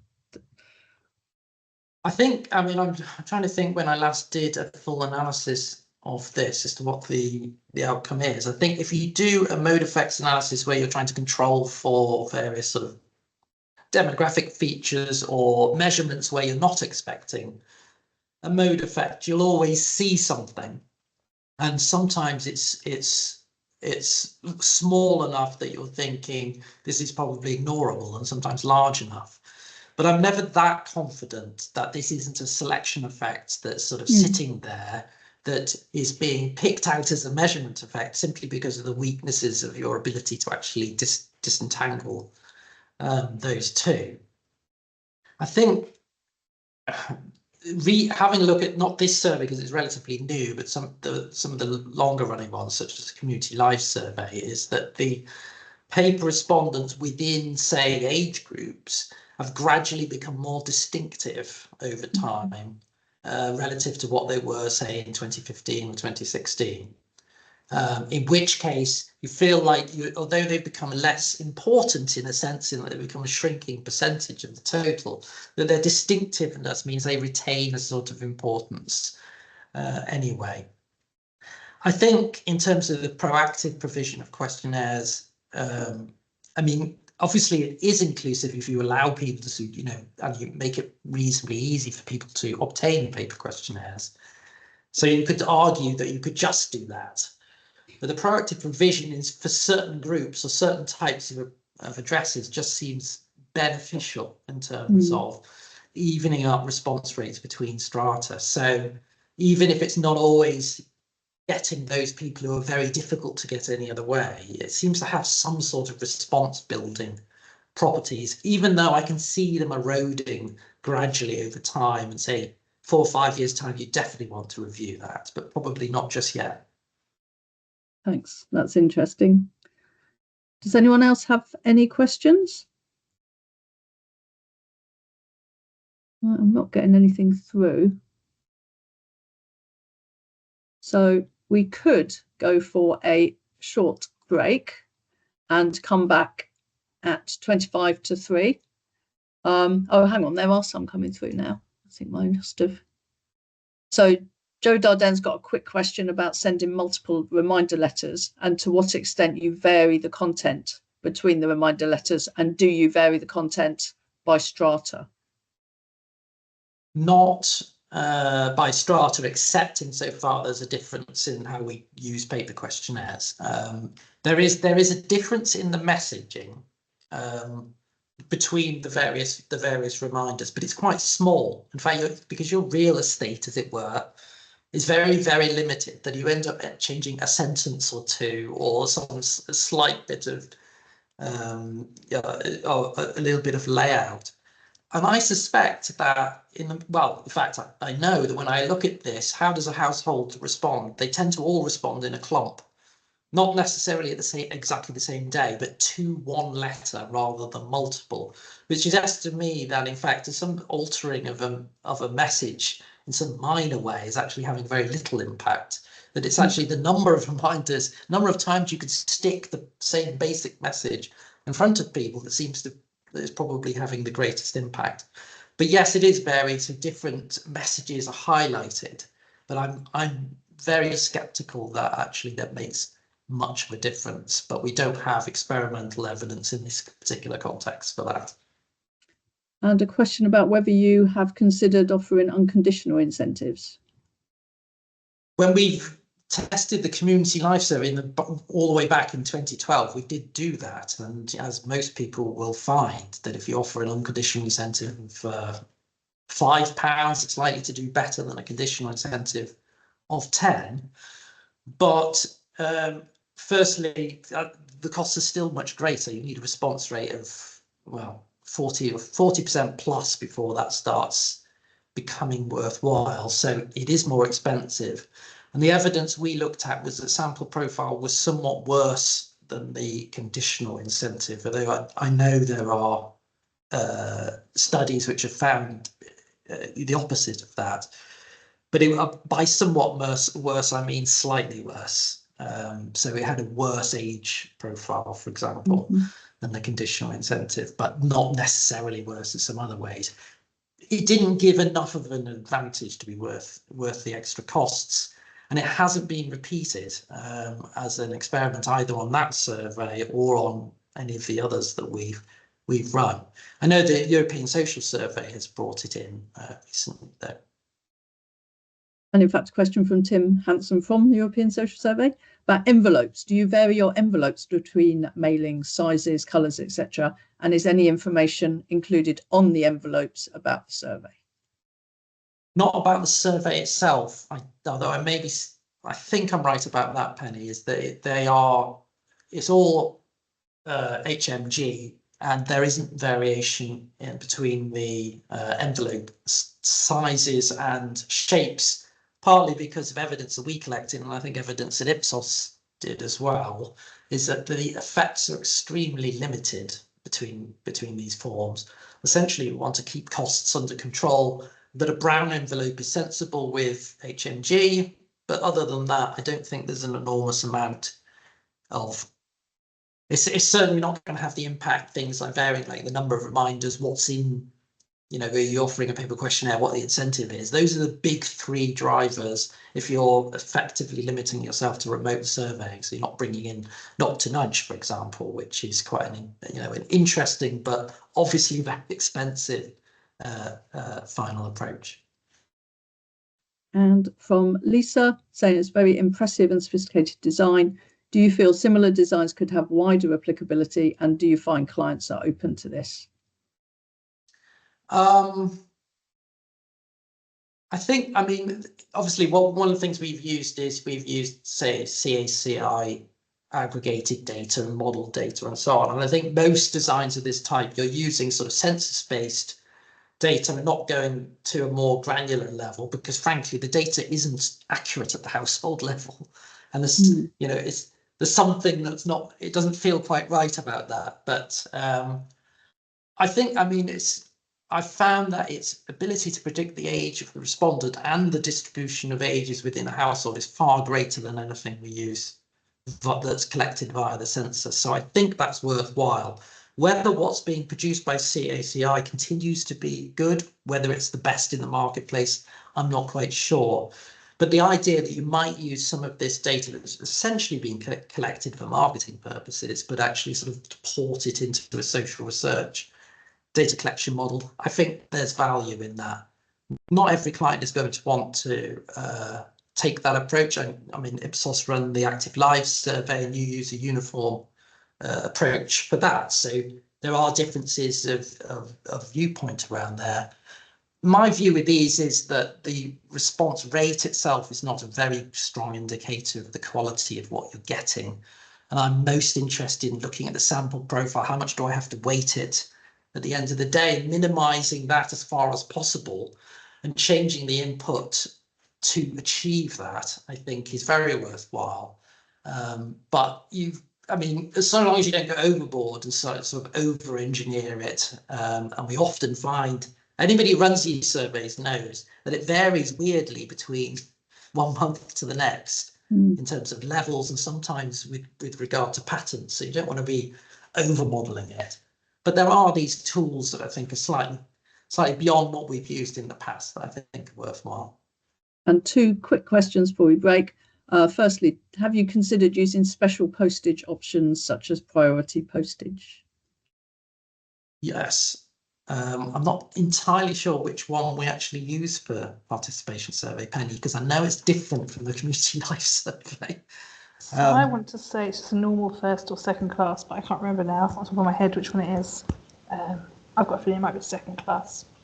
Yeah, I know that I think, you know, I don't know if Alice Fitzpatrick is on this call and she would know the answer exactly. I know on one of them we use the advertising rate, because you're not actually writing to individuals, you're writing to addresses as such, and it kind of qualifies on that basis. But I know the Royal Mail have introduced this new thing as well. But I to be honest, I can't quite remember what we use on this. Sorry.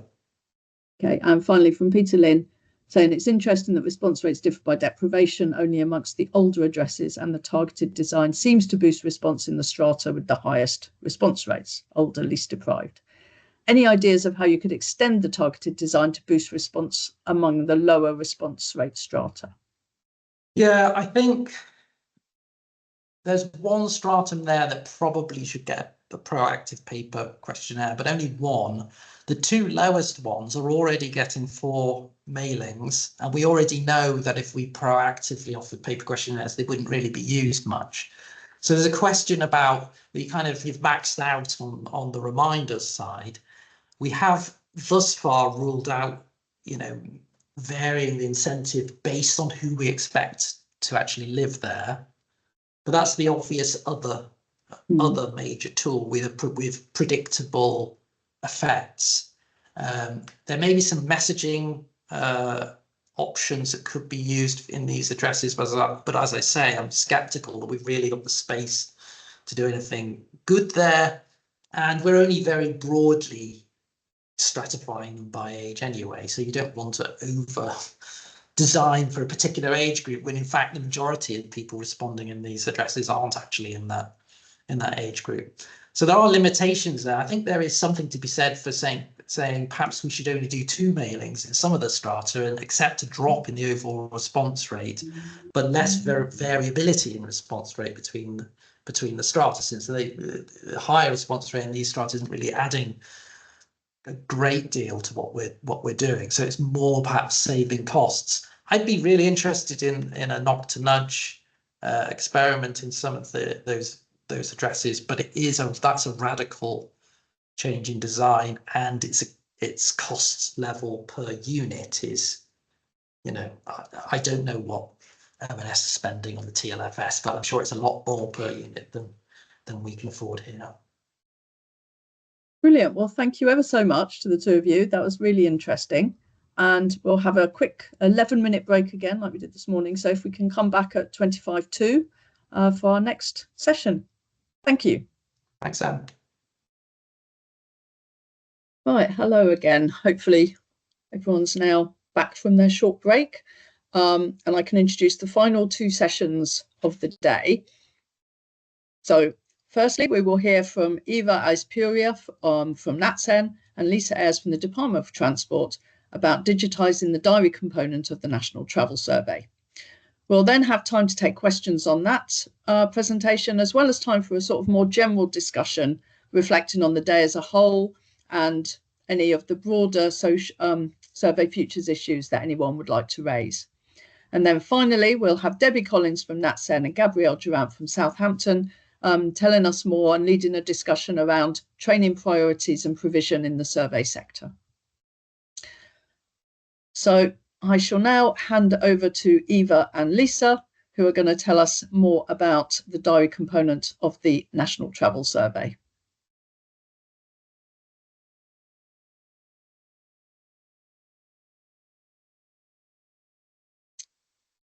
Hopefully someone's there.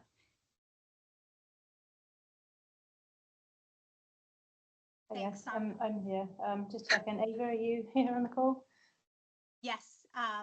Can everybody see my slides? Yep, the slides are showing at the moment. So I'll hand over to you first, Lisa. Thank you. So yeah, hello. My name is Lisa Ayres. I'm the head of the National Travel Survey at the Department for Transport. So we're going to talk to you today, Ava and I, about digitising the diary component of the English National Travel Survey. Ava is one of the research directors at NatSen, who are our key survey delivery partner for the NTS, and she will be talking about some of the analysis that we've done on the implementation of the digital diary. But first of all, I'm going to start by setting the scene, what we're up to here and why we've done that, and also some reflections from the process, having worked on it for several years. You can change slides either.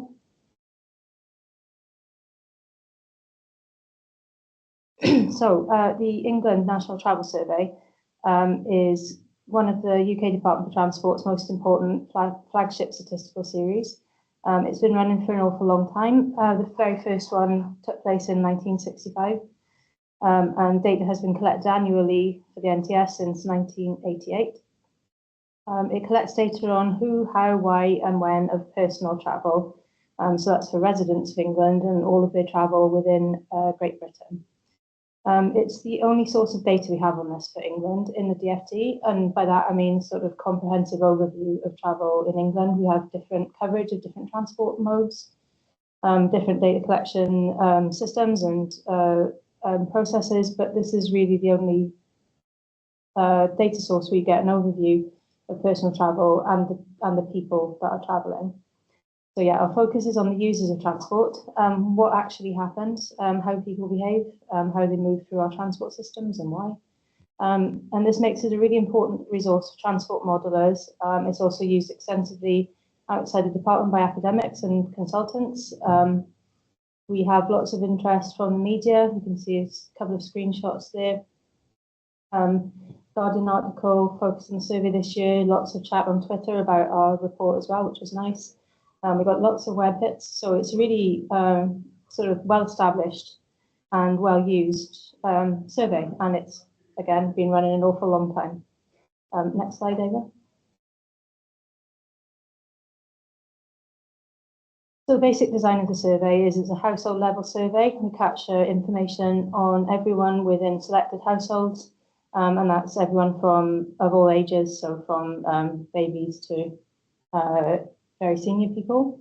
The components of the data collection involve a face-to-face interview and a CASI interview, so that covers the household composition, personal characteristics, attitudes and experiences for everyone within a household.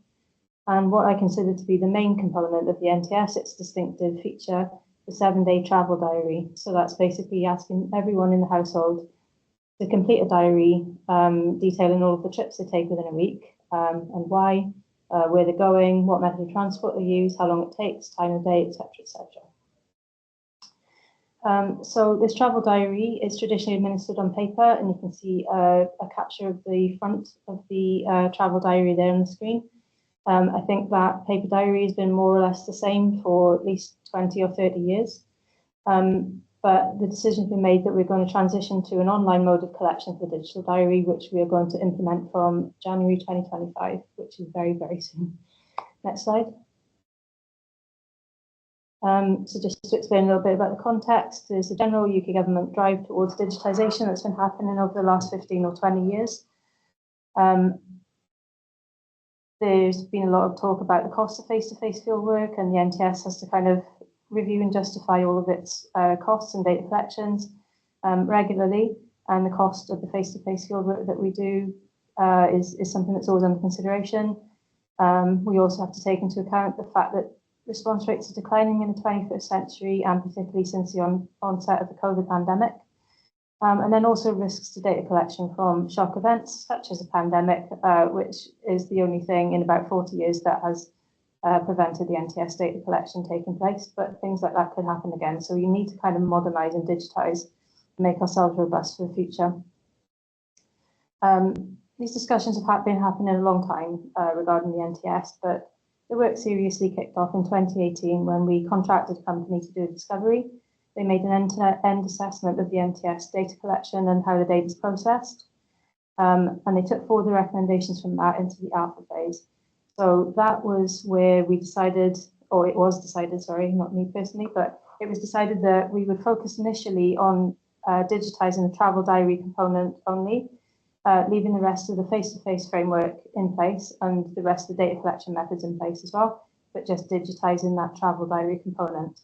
So in 2019-20, a prototype was developed, and it's worth saying that throughout we tried to do extensive user testing, and so even back then we involved some NatSen interviewers, members of the public, and it was at this time that gov.uk was selected as a platform of choice for hosting the digital diary. Next slide. So the development work has continued since that decision was made. The first focus in 2021 was creating a minimum viable diary product, trying to replicate the paper diary as closely as you can, but in a digital format, collecting the exact same information in the same way as closely as we could.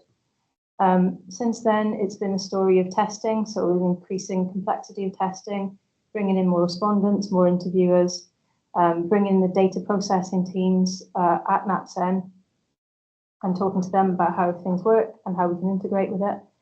Then we did a pilot test in 22, which tested the full integration. So that's, we conducted the interviews with the diary for the first time. And that all built up to Q1 2024, which was what we called our parallel run. So that was a large scale test with a treatment group where we offered the digital diary as a priority. And that contrasts with the main regular NTS sample with the paper only diary. They served as our control group. So it was a really big, complex, large-scale test, most complex one to date. And I'm pleased to say that we did come through that successfully. We're still learning, we're still testing a lot. Ava is leading on a lot of our analysis at NatSen, and she's going to talk through some of the analysis that she's done so far.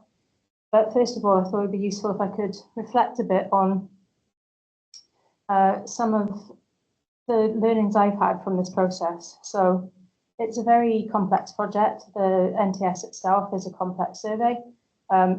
Because it's been running for such a long time, it is understandably quite analog, so focused around our face-to-face data collection. So there's lots of people involved, lots of well-established processes, and we're crashing into this world a digital component. So bringing the digital and the analog world together. So there are lots of different types of challenges, things to work through and overcome here. So there's the obvious technical stuff about how to create a data collection tool that collects that same data in the same way, as far as you can, but also which meets modern digital requirements. So we have to worry about data security, information assurance, data protection agreements, participant consent. We also have to worry about things like web accessibility, which is sort of much more constant and direct pressure than we've had on a paper diary in the past. There's lots of different elements to bring in, but still trying to collect the same data. Then, of course, once we have our digital diary, we have to worry about how the two different systems interact with each other. So we have our new bespoke digital system, but that has to interact with an existing system, which NatSen have operated for quite some time. It's based on Blaze.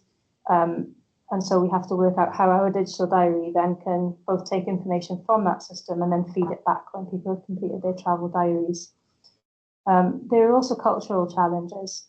So as I've said, NTS very well established. We've got lots of staff at NatSen that have worked on the NTS for far longer than I've even been a civil servant. We've got lots of interviewers as well that are very experienced and know exactly what they're doing with the fieldwork and the paper diaries. But here we are saying, no, don't worry about the paper diaries. We need you to do this digital thing instead. So we've had to, with NatSen, work on lots of new ways of working and lots of new learning for people throughout NatSen, for ourselves and our team, and also for our second contractor who leads on the digital side. So lots to learn from. And I think one of the important things for me is that the digital is not necessarily better than the face-to-face components, but they are different, and we need to understand sort of how all of these things work so that we can work on putting them all together. Next slide. So another area that we've had to work on is how to navigate the relationships with two different delivery partners. So when a decision was made to develop for gov.uk, that meant we needed to run a separate contract. And the skills we were looking for particularly there were people capable of developing digital services for gov.uk, which is not something that NatSen would specialise in. So we needed a completely different company. And so our digital company, they're called Ghost Limited. They're very good, but it's fair to say they're very different to NatSen. They use fully agile methodology. They're quick and responsive. They only have 8 members of staff, so they're very sort of flexible. Whereas on the NatSen side, the NTS is a very large survey with very well established and fixed delivery routines involving lots of different teams and people throughout NatSen. So again, we're kind of crashing in this new agile methodology into an established project methodology. And so that's about collaborating and talking to everyone on all sides and establishing a rhythm that works for all. We've had to make Ghost Limited slightly less agile in their approach and be able to talk to us about plans, that stretch into the future, which is not really a way that they've worked before.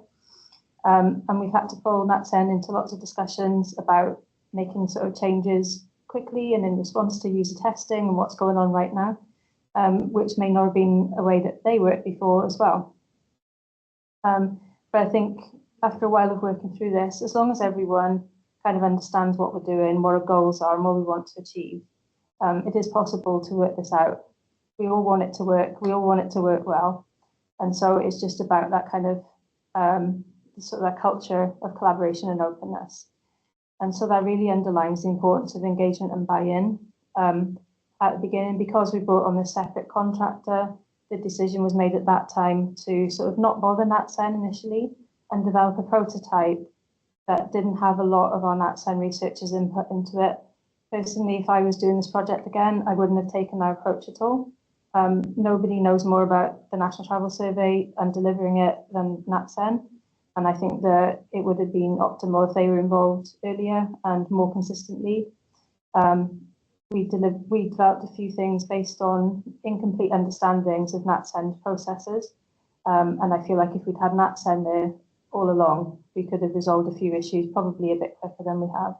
However, NatSend have worked really well with us, and they've got whole teams assigned to working on the digital diary, which we're really pleased about. And I think it's led to something that's a really excellent product. And you'll hear from Ava that our testing so far is going well. It's been integrated well into the NTS processes, and I think we're fully ready for a launch in 2025, which I think is a massive achievement. And a lot of it is to do with the engagement and buy-in from all sides. I think a slightly wider reflection is to be aware of your appetite for risk and what value you place on certainty.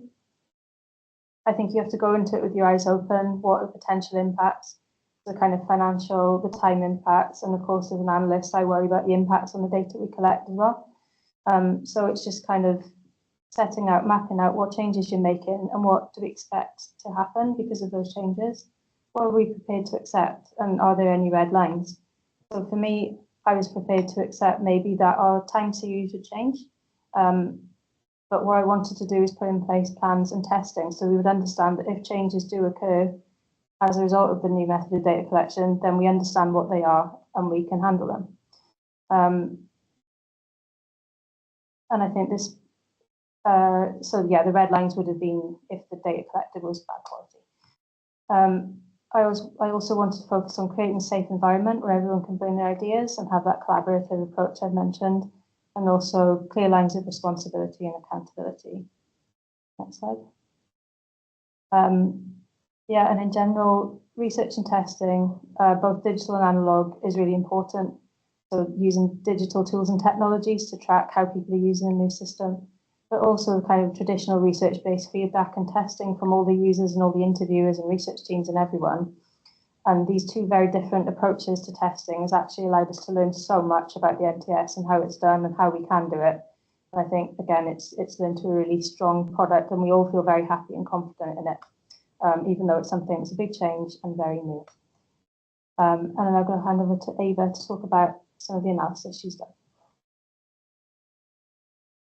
Thank you, Lisa. Hi, everyone. I'm Eva Purua, and I'm a research director at NatSend. And in this final part of the presentation, I'll be sharing some key findings from this large-scale experiment that we conducted earlier this year. The goal of the experiment was to better understand how different survey modes might affect responses to the English National Travel Survey, which I'll refer to as NTS from now on. But before we dive in, I wanted to acknowledge many of my colleagues who have contributed to this work and have supported this complex analysis. To give you some context, this study was conducted during the first quarter of 2024. And as you can see in the diagram, we had two groups, a treatment and a control. The treatment group followed a digital-first approach. So what this means is that participants were initially invited to complete their diary online, and only those who were either unable or unwilling to do so were given the option to use a paper version.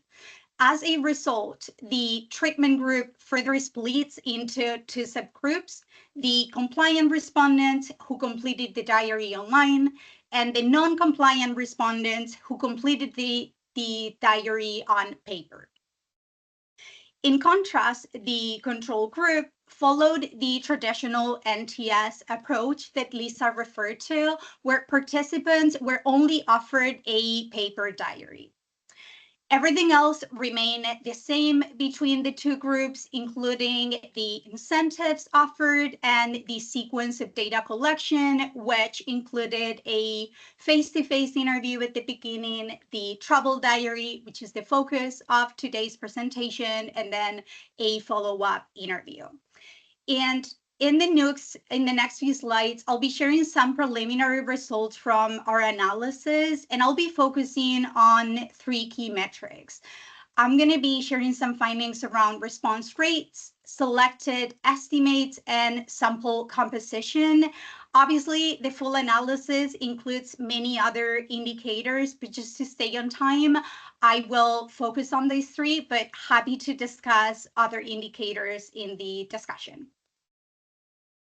So as I mentioned, within the treatment group, not everyone participated online, and you might be wondering about the level of digital adoption. So if you look at the figure here, you'll see that slightly over 6 in 10 households had at least one person completing the diary online. And among all diaries collected, 2/3 were digital, which indicates a majority. However, there is still a substantial number of respondents who were either unable or unwilling to complete their travel diary online and opted for paper. One noticeable finding is that digital completions were lower during the first month and then stabilized in February. And we attribute this to multiple factors, including interviewers' confidence with the digital diary system, which is something that Lisa alluded to in her part of the presentation, and also additional support mechanisms that were implemented during fieldwork to further support interviewers. So moving forward, I'll be comparing the treatment group as a whole, that is compliant and non-compliant respondents, with the control group, but I wanted to provide context on digital adoption. So one of the first outcomes that we examined was response rates. And overall, they were quite comparable between the treatment group and the control group, suggesting that introducing this digital first approach did not negatively impact participation. As you can see in the chart, over the 3-month period, the proportion of fully productive households remained quite similar across both groups.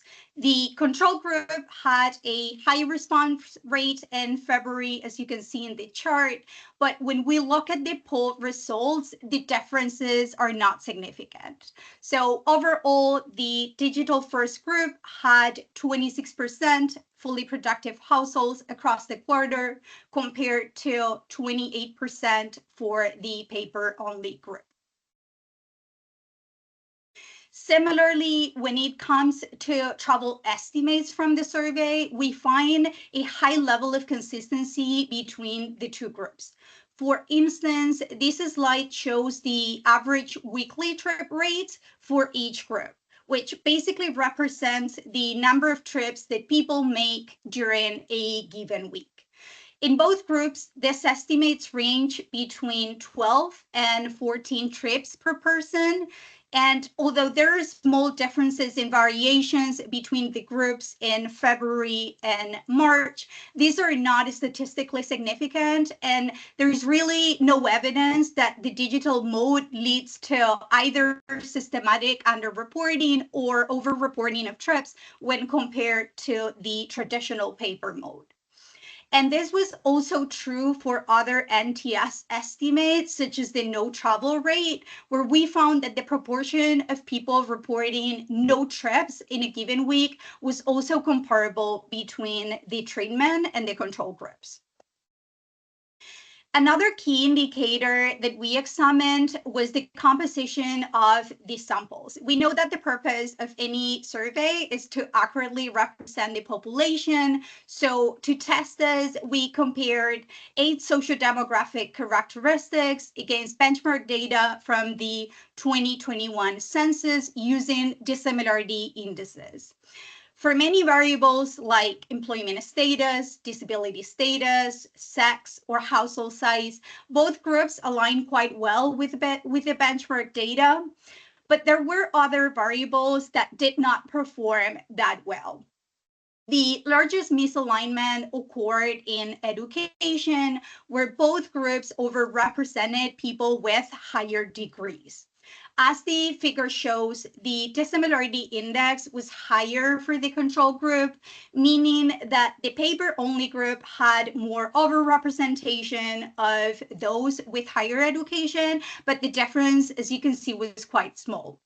In contrast, the digital first group performed worse in terms of representing households from the most deprived areas as measured by the index of multiple deprivation, and also in terms of overrepresenting white individuals. So to wrap things up, here are the key takeaways from our study. And while these findings are specific to this NTS experiment, we hope that they provide useful insights from other studies undergoing or considering a mode switch. The first key finding is the comparability of response rates. Throughout the quarter, response rates were similar for both the digital first and the paper only approaches. So while the switch to a digital first approach did not increase the number of participating households, it also did not lead to a decline compared to the control group. As we saw in earlier slides, 26% of households were fully productive in the treatment group, and this compares with 28% in the control group.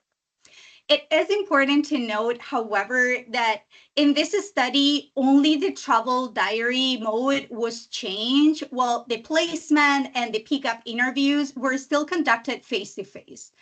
It is also important to note that a sizable proportion of respondents in the treatment group, around 33%, still completed their diary on paper. Therefore, we expected these factors to somewhat mute differences between modes compared to perhaps other studies that have fully transitioned to a different mode of data collection. The second key takeaway is that important travel metrics such as the weekly trip rate that we discussed earlier, travel modes, no travel rates, etc., were highly consistent between the two groups.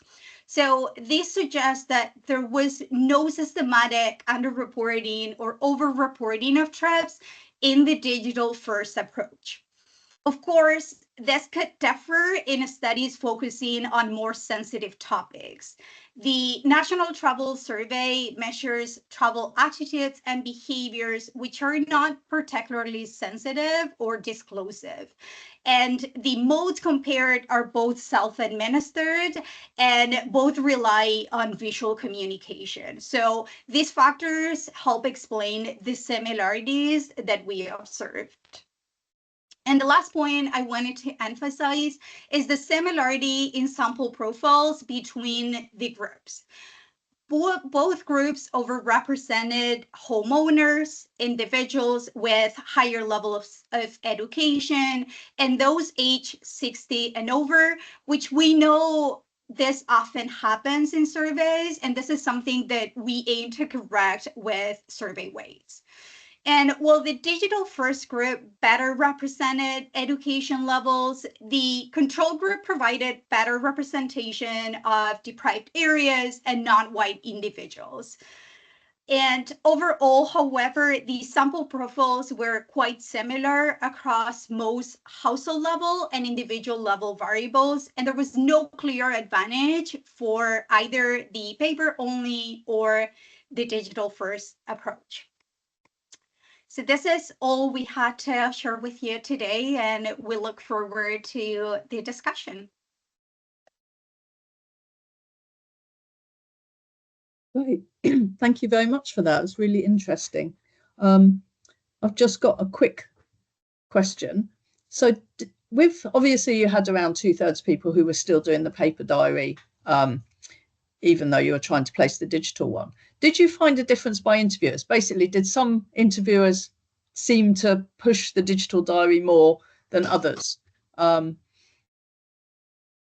Yes, that is a very good question. And we did find some interviewer effects. We are currently looking at that in our analysis to try and quantify specifically.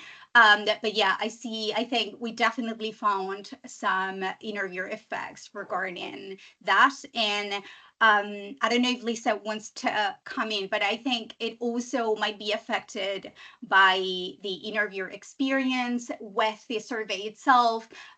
Perhaps those that have been working longer and have more familiarity with the paper are more difficult to perhaps convince to adopt the digital, just because they have very well implemented processes in place. But I don't know, Lisa, if you would like to add anything else there. Yeah, can you hear me okay? Okay, cool. Yeah, so we did see in January that some interviewers had clearly struggled to introduce a digital diary. And one of the really good things about NatSen, I mentioned them being sort of more agile in their approaches. They were really quickly able to introduce more training, more help for the interviewers. So we saw actually over the course of the 3 months of the parallel run, there was higher digital adoption, I think, because the interviewers were becoming more comfortable for it. So we learned a lot from that process itself. Yeah, as you say, it's unsurprising that those who've been doing it for years find it slightly difficult to adjust. And did you also find that the people doing the paper diaries were different when you looked at them? Was their demographic profile different? So I think it was one of the bigger surprises to me, that differences were not as pronounced as I would have expected.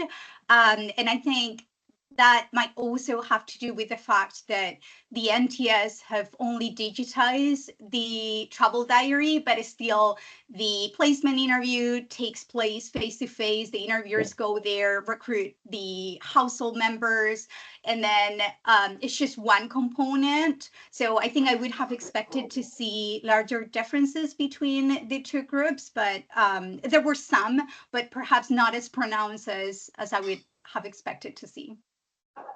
Okay. And we've got a question from Philip McCurley, who says, when moving to digital diaries, how did you deal with the notes that would be left on the physical diaries and would be coded in Office, as he imagines that would be a valuable resource for the data? Was there a notes facility within the digital diary? Yes, there is. I think we call it the green pen. So yeah, typically interviewers would edit things based on their chats with the household members and write on it in a green pen. Our digital contractors worked really hard on both the interviewer-facing components and the respondent-facing components of the diary. So the interviewers can directly edit journeys in the diary. They can edit any of the information that people have put in. There are also notes within the diary as well. And that all shows up in the data, so you know that if an interview is edited as opposed to what somebody put in. So yeah, we've actually done a lot of work on that, and we think it works quite well. But yeah, it's all about seeing how it goes when it's in the actual real main stage fieldwork. Okay, any other questions? I can't see any in the Q&A at the moment, but it sometimes takes a while to update. So do let me know. And also, if people have more general questions, please also think about those. Okay, we've got some questions coming in now. Is it possible to see what the online diary instrument looks like? Is there somewhere online or something where you can see that? We have we've published our beta report, which is I think a little bit out of date up to now, but it kind of does show what it looks like on gov.uk. So yeah, if you look at our National Travel Survey statistics page on gov.uk, in our future development section, there's a report there that has lots of screenshots and explains how the digital diary works. Okay, and another question. Are you finding any differences in the digital NTS versus the paper diary for reports of walking journeys, given that walking data is difficult to collect, and just whether there's a difference in the two methods? I think the preliminary analysis show no indication of differences in walking journeys. This is definitely the case when looking at day one, because there are different rules. So day one includes short walks, whereas days 2 to 7 do not. So in principle, we are not seeing that, but as we continue the analysis, some additional things might emerge. But yeah, I agree that walking data is more difficult to collect because oftentimes includes multiple entries of short distances and is more cognitively demanding on the respondent. So hopefully some of the automated features that the digital diary has would facilitate this process, I would have thought. Peter asked whether is there a difference in when and how frequently respondents filled in the diary with the electronic version? I think, yeah, Lisa might be able to also comment a little bit because her team did some log analysis looking at the digital diary. I think the difficulty is in understanding how people complete the paper because we don't have such logs. So the comparability is not really like apples to apples, but we did some analysis when we did the interim analysis in January, and we also did a qualitative work stream where we interviewed respondents and interviewers, and we explored this, and it seems like there are some differences, but I think it's really hard to really quantify just because we only have the logs for the digital version. But I don't know, Lisa, since your team conducted that analysis in particular. It is actually quite tricky to work out from the data gathered electronically. I think we've got a fair bit of anecdotal evidence, haven't we, from the interviewers, just based on their reflections, and they think that people are updating them more often. And I know we could see in one particular respondent, they'd put in the same trip 9 times, which probably doesn't happen on paper, but they were just kind of like trying to make sure that they put it in correctly. So I think that's something that is being updated for the interviewer training to kind of help people a bit and, you know, stop them spending all their time putting the same journey in. I'm just going to I found one screenshot of the digital diary. I'm just going to put it in so people can see, into the chat so people can see what it looks like. Thanks. Cool. Yes, because Tom Huskinson has a question about, does it look very different to the paper diary? So were you designing it just to be able to use on smartphones and be really different, or were you trying to replicate the paper version? Yeah, so gov.uk has its own ecosystem, so it's very stringent requirements on how everything looks, and you can see the screenshot that I put in there. It's sort of very clean. You can't have too much information on the screen. That is the most you can ever put on a single screen for people. It has to be accessible, so that means you have to be able to use screen readers with it. You have to pay attention to visual contrast so people with reduced vision can see it. And yes, it does have to be able to be used on any size of device as well, so it can be.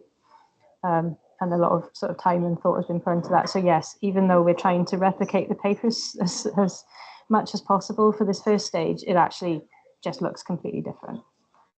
And is it just online, or Lisa Calder was wondering if you had an app version that people could use, or was it just an online version?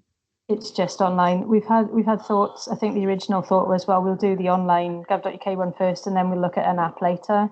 But I think in the sort of 5 years in between then and now, things have changed. We've done, Ava's nodding because she knows we've done some research ourselves, asking people what they would prefer. And people are saying to us that they actually prefer going in onto a website rather than having an app. So, you know, it's something that's under consideration, but no, at the moment, it's just the gov.uk. And then Lisa's also asked how you propose to handle the issue on time series and any discontinuity of measurement in the published statistics. I think for me, that's a decision to be taken once Ava's completed analysis, and we've looked at it really carefully. It doesn't, you know, in the face of it at the moment, it doesn't look like there's a massive discontinuity in time series. But of course, we need to do our detailed analysis with the fully weighted and processed data and look at where the differences lie. It could be something as kind of blunt as saying, here is a break in the time series because we've changed data collection modes. Or I think since we still will have a percentage of people completing the diary on paper, I think we'll have to navigate a way of presenting this information in a unified way. So I think there's still very much questions to be answered, but it's only now that we've actually got the full data that allows us to look at this properly. So yeah, that's a TBD. Cool. And Roxandra's asking whether you're making use of any new technologies in the digital diary, like for calculating distances, such as Google Maps or things like that. Not at the moment. So again, like the kind of idea was trying to capture the same information as a paper, and obviously you don't have anything like that on paper. We just have people writing down an approximate location for the start and end of the trip. But once we have this baseline in place and we understand the impacts of the digital diary itself, that is when, for me, it gets even more exciting, and we can start looking at things like Google Maps, because it's not easy for people to estimate what distance their train traveled, for example. That's really impossible without Google Maps. So yeah, for me, there's a lot of potential in using these web tools to kind of help. I wouldn't want it to do too much for people, because I think there's a lot of variability in what people do and also in what they understand. But yeah, I'm very keen to sort of implement that over time, but everything has to happen in its sequence. And here we are now. And that sort of leads, Philip McCurley's got another question about whether you implemented or had to implement any automatic quality assurance checks, because people entering the data may not be where, understand how creating round trips work and stuff. What sort of rules have you actually built into the online diary? There are actually very few, again, because we don't have that on paper. And also our digital contractor has done a lot of research on this area. And the more you stop people on the internet, the more annoyed they become. And we know that we're asking a lot of people, 7-day period, potentially lots of different trips and lots of information. And we don't want to irritate people by saying, nope, you can't do that, you've done it wrong. So there's actually very little of that in there. We're trying to kind of just design it out and help people put the right information in rather than tell them what they've done is wrong. It's tricky, and I think it probably takes longer. But again, I don't want our participants to just walk away because we've told them they've done stuff wrong.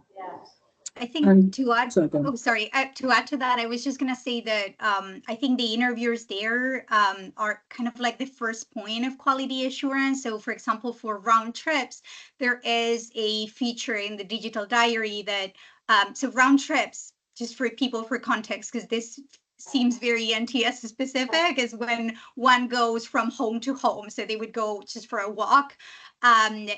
On the survey, this would be entered as 2 separate trips. So from home to the midpoint and from the midpoint to home.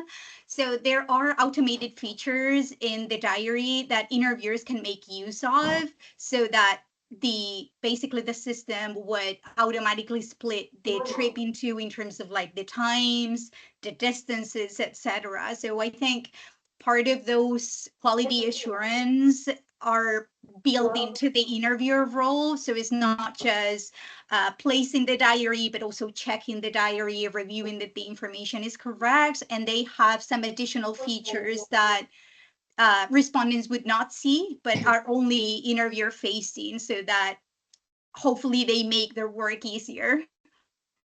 Right, yes. Okay, so the interviewer goes through the diary with the person when they pick it up. Exactly. Yeah. And a question from Filippo. Does the electronic diary work offline, so that if you're not connected, so if you're in a tube or whatever, can you fill it in then and sync it later? And does it do any reminders to people to say, fill me in today? So no, it only works online. So yeah, if you're on the tube, it won't update. However, as I've said, you can't show too much on one screen. So almost every single element of information is on its own screen.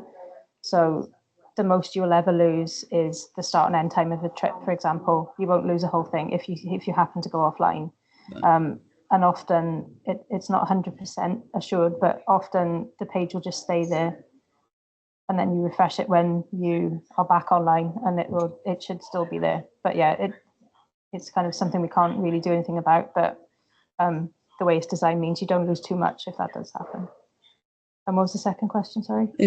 Do you send reminders at all? Are there reminders, any? Yeah. That's a topic of some discussion. I think people in that sense don't agree. Everyone has a different view on it. It's kind of the balance between annoying people and and trying to get them to fill in the diary. I think at the moment we're relying on interviewers because they are required to make midweek checks. Yeah. So that's kind of that's our main method of reminding people. But there is the facility to do that. We can do it. It's just whether we think it's the right thing to do. We're not sure. Okay. And longer term, is your aim to try and move this away from face-to-face so that you would do it all remotely, or as some of the other surveys we've discussed today have been doing? I mean, the NTS is such a big thing that I don't feel I can speak for its complete future, even though I'm the head of the NTS. But for me, I would always want the face-to-face component. I think it provides a lot of the strengths of the survey. We have really good data quality, a really consistent time series, and also we ask an awful lot of information for people. And I genuinely think that having the interviewer relationship with people makes them happier to give us that information. Yeah. And, you know, it's like a nice hour-long chat rather than filling in a big horrible survey. So personally, like, it's obviously dependent on funding and lots of different factors, but personally, I would always want to keep the face-to-face component. Right. Don't seem to have any more questions coming through. And just to check, does anyone have any questions that are sort of more related to the across the day or anything around survey futures in general before we move on to our final session? You're not? Okay. And thank you very much, Eva and Lisa. That was really interesting, and good luck in January with the launch. Thank you. So our final session is Debbie Collins from NatSen and Gabrielle Durant from the University of Southampton, who are looking at developing training and capacity in the survey sector, and are ready to look at training priorities and current provision. So I'll hand over to them. Thank you very much, Sam. Debbie, are you okay sharing the slides? Yes. No, we are a little bit ahead of time. If not, I can share them. Ah, Debbie is there. Good, excellent. Thank you. Debbie, could you? Yeah, brilliant. So now I can see it on full screen. So thank you very much for staying with us. I know it's a really long day and everything online. We probably won't need quite as much time until 6:15. So Debbie Collins and myself, Gabrielle Durant, we are leading on the training and capacity building strand of Survey Futures. And so Survey Futures is obviously, comprising a number of research projects and research work streams, but we also want to have this sort of overarching thinking about capacity building in the survey methods environment, and that includes early career researchers across sectors, so not just in academia, across the sector, and also including, of course, mid-career and senior career stages. Okay, next slide. We briefly, in this session, want to update on our activities, what we've been working on, findings from the workshop that we held in November last year, looking at the sort of scoping exercise on training needs, and thinking about the next steps. What do we need to do? And getting ideas from you. Next slide. Just to remind ourselves of our goals of training capacity building. By training, we don't mean just to run a number of courses, which is not really our remit, and we don't really have capacity within the Survey Futures project to do that as such. But we do want to build capacity more generally in the survey methods environment. So better understanding of the methodological skills that are needed in the sector, barriers, any challenges in building that sort of capacity. Developing opportunities for survey research staff to enhance their skills base, and to facilitate knowledge exchange and activities. Next slide, Debbie.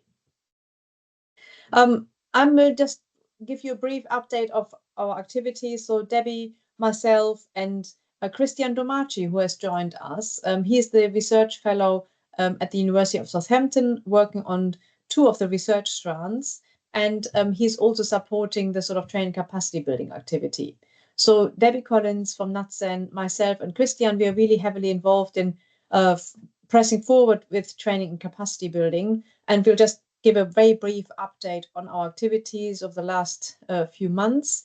So one area that we really are supporting is the sort of providing support for early career researchers, so ECRs in survey research methods. And we've established a network, and we are regularly meeting with particularly those research fellows, first of all, that are employed here on our research strands. Now, new people are joining us because of the phase 2 research strands that have just started. And more broadly, we are offering, or we hope to offer, career support for early career researchers working in the survey methods environment. So that's really exciting to have this network, and hope to have peer support, people to get together, establish discussions, think about training needs, what is it that they need, bringing together employers and talking with senior supervisors or senior members of staff that may employ those career researchers. We are planning actually 2 conferences, one in February 2025 and one in February 2026. Exact dates, we have something in mind, but we still have to continue with some of our planning because of room availability and so on. But that's a really nice activity where early career researchers get together and present their work and discuss with senior members of staff as well. Debbie has been leading on the survey practice visits to NatCen and ONS, and the one in NatCen is happening on the 8th of October. And it's a really exciting program that Debbie and others have put together there. And a number, I believe it's about 16 early career researchers will be visiting NatCen and really exploring some of the data methods department there, and will be able to ask lots of really interesting questions. And that will also inform our research visits to ONS, which will be happening, I believe, early next year. And we have been involved in a ECI Impact Award scheme. I think RSS and I guess Laura Wilson from ONS were leading on that, and there has been a small panel that have reviewed all these various different applications that were sent to us. And there will be an award ceremony on the 17th of October in London. So just highlighting that to you as well. So that's again raising sort of the profile of early career research work in this vicinity. And we've got this TCB workshop report published, and Debbie will be in a minute discussing this in much more detail. And we've established and really want to encourage people to establish further these sort of methodological special interest groups, M6. NCM started to do that, so the National Center for Research Methods, in a number of research methods areas, but I'm really keen to establish those in the survey methods field. We've got one on live video interviewing that Tim Hansen and a couple of other people are leading on. Laura Wilson from ONS has started one on retrospective qualitative research. And these methodological special interest groups are really across sectors and across career stages. So if you have an idea of to establish one, then please send me an email and we can hopefully help you to get this into place. So we have some sort of procedures in place, and possibly there may be even some funding from NCRM if there is something to get you kick-started. So really interested in hearing from you. Probably best to have something established within some or each of these research work streams. So there will be opportunities to establish some of these networks. Next slide, Debbie. And one activity we really want to draw your attention to, we said in the survey futures grant that we are going to also run TCB practice fora. So a bit like this survey practice forum here, but sort of in parallel, more focusing on the actual training capacity building side of thing. And the next meeting will be happening on the 13th of November at 1 o'clock, and that will be online. And we want to really establish a sort of a survey training network. So a group of committed people that are really interested in driving some of this forward. Yeah, so thinking about the sort of next step. So the aim would be to build a TCB network with key stakeholders. And these would be, for example, comprising those that are running training and capacity building, that are providing training capacity building. And for example, SRA, the Social Research Association, or RSS or GSS, MRS, the Market Research Society, and so on, NCM, of course, ONS, and some of the actual employers of survey methods, obviously the universities, but the survey practitioner agency institutes, of course, as well. And the objectives of this would be to identify how to improve research capacity in the survey field. What can we as a group actually do to encourage capacity building? Identify what training and upskilling is actually needed and try to fill these gaps. And NCM, for example, or other institutes can maybe help with that. Also to find out where and how people actually find out about training. And maybe collate some of these websites and these resources, and also to think about developing proposals for research capacity building activities and building actually the pipeline. So just drawing your attention to this network. Obviously, if you have any questions, just drop us an email. I'll now hand over to Debbie. Thank you, Gabby. Yeah, you're a little bit quiet. Sorry. Can you hear me? Yes. I can hear you, but yeah. For me, it's a little bit quiet. But okay, I'll boost my sound. Hopefully my mic will work. So I'm going to talk about the workshop findings from a workshop that we ran back in 2023, and this was very much concerned with the first of our training capacity building goals that we had, which is around better understanding of methodological skills needs of the sector and the barriers and challenges in building survey methodology capacity in the UK.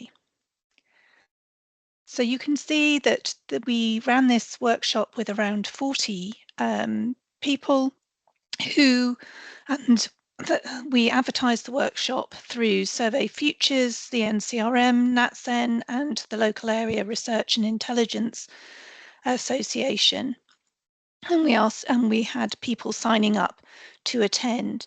In addition, we targeted some key stakeholders who received a personal invitation to ensure that the survey research industry was well represented. So that included inviting people from various training providers and making sure that we had coverage across different sectors of the industry, such as government and academia and survey research agencies.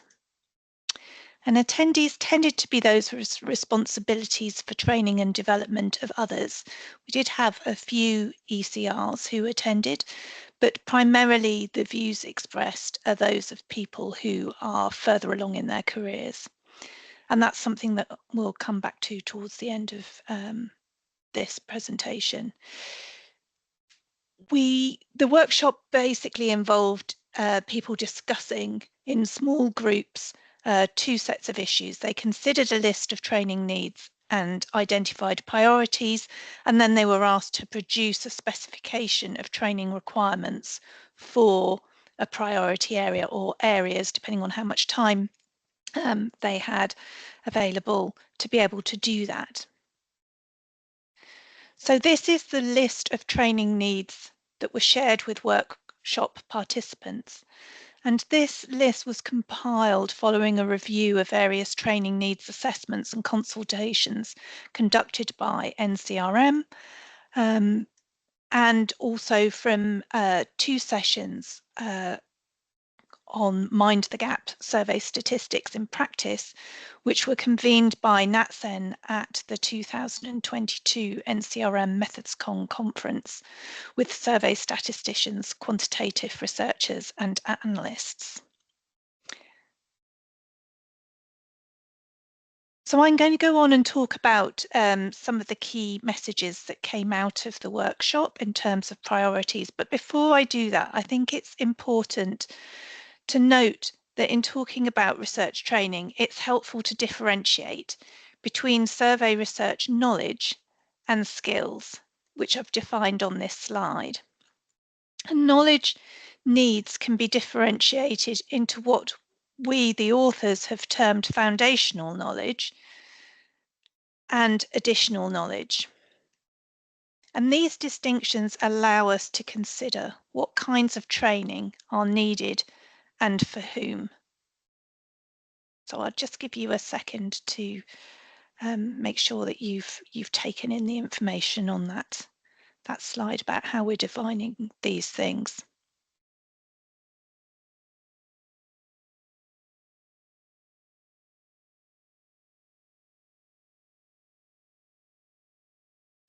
So we asked workshop attendees to consider the list I showed you and of training needs, and to comment on that list and to identify priorities.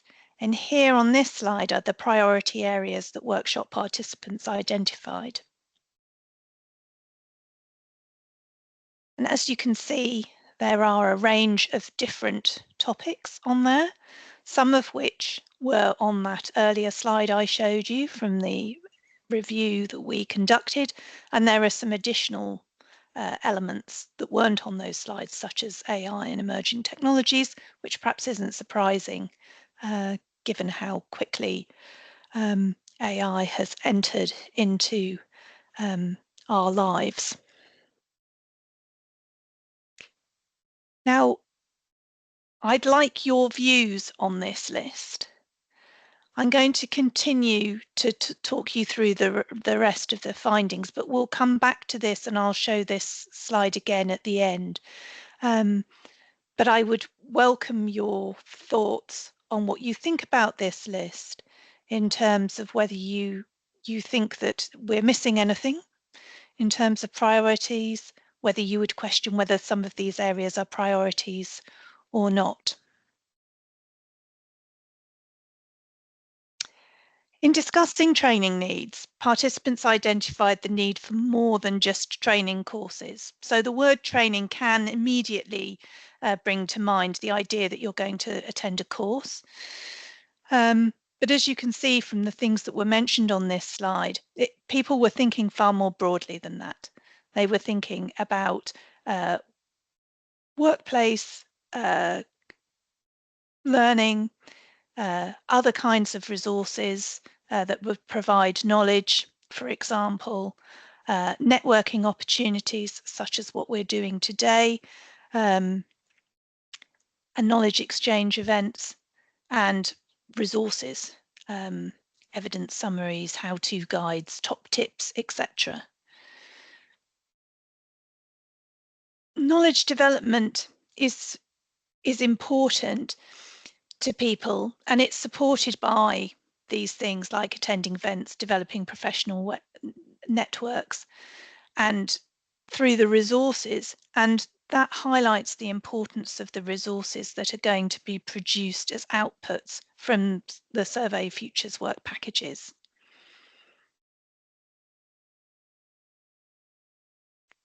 In the report, which was published, and we provided you with a summary of the report as part of the invitation to today's event, we presented the training needs and priorities discussed by workshop participants in terms of whether these are knowledge or skills training needs.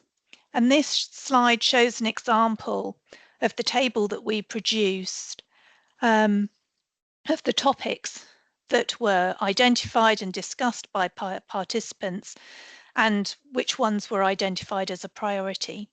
So here you can see, for example, that we have the topic survey data quality, the foundational knowledge needs, the building blocks for knowledge and application is in terms of understanding what survey data quality what are the survey data quality principles that we use in survey research and measures of survey quality, such as understanding non-response bias. But then there are some additional knowledge needs as you build on that knowledge to take account of factors that affect survey data quality, the relationship between survey data quality and survey design. And then there are the kind of practical skills that are needed. For example, assessing survey data quality during and after data collection, or being able to evaluate the quality of different survey designs. And so these different kinds of knowledge and skills may translate into different forms of training and resources that are produced.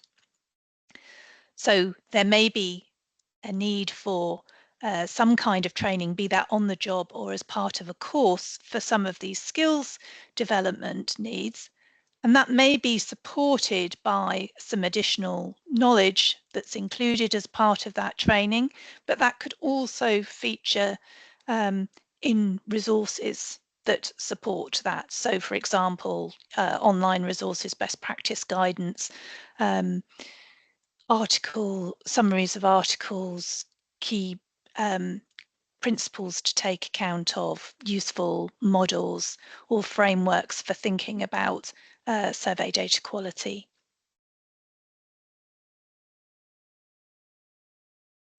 Another key component of our work is around capacity building and thinking, and this was an issue that was raised in the workshops about capacity building, particularly in relation to building and maintaining survey research pipelines. We know that there are difficulties, for example, in the recruitment of people with advanced statistical level skills. And as we face tough competition from other sectors of the economy whose rates of pay may be far more attractive to graduates coming out with large student debt. And so there are challenges about how we will be able to attract such people into our industry in the future. And also to think about what kinds of survey research skills should be taught in university and what kinds of training then will people get when they go into the workplace. One of the important developments that's happened over the last year or so has been the creation of the survey research graduate apprenticeship route into the industry. It's obviously too early yet to assess how that's going to play out, whether that's going to help us to attract new people into the industry and to attract more diverse people with more diverse backgrounds into the industry. But that's a really important development. But we need to think more creatively about how we can make working in survey research visible and appealing to people, to school and university leavers and those changing careers. And so there's some further work for us to do as an industry in terms of thinking about how we do that and how we also create pipelines into leadership roles within surveys, as well as attracting people into the industry to begin with. So finally, our report proposed some next steps. So working with training providers to improve the signposting of current survey research methods courses, there was feedback from workshop participants that sometimes it was difficult to know what training was available. So just, whilst NCRM, for example, has a big catalogue of training courses and individual research organisations like the Market Research Society and SRA also have their own training programmes which are available online. It seems that there are still issues with people being able to find and identify the training that they need. So there is work potentially there to do around improving that signposting. There's also a next step around working with the Survey Futures work package leads to ensure that project outputs, for example, the good practice guides, are accessible to all working with surveys. As we've seen, they form an important part of the set of training resources that are available to people. And there is an importance in creating opportunities to share knowledge and discuss issues. beyond the life of Survey Futures, and how do we continue to do that? Gabby's mentioned some of these MSIG groups, for example, which provide one way of doing that, and there will be other opportunities that will arise. So we would be interested in your thoughts on what else we should be doing in this regard. As I say, we would also be interested in your views on the training priorities that were identified and what you think about those, if there's anything missing, and if you have any thoughts on what we should be doing to ensure that we continue to attract people into the survey research industry, or any thoughts on what survey research skills should be taught in university. Thank you. If anyone has any thoughts to share now, please do in the Q&A. But if you want to have a think about it, I'm sure that Gabby and Debbie would love to hear from you if you have any thoughts after the meeting. Yeah. And Gabby's been putting up information about the practice forum, so please do let them know if you're interested. So has anyone got any initial thoughts on that?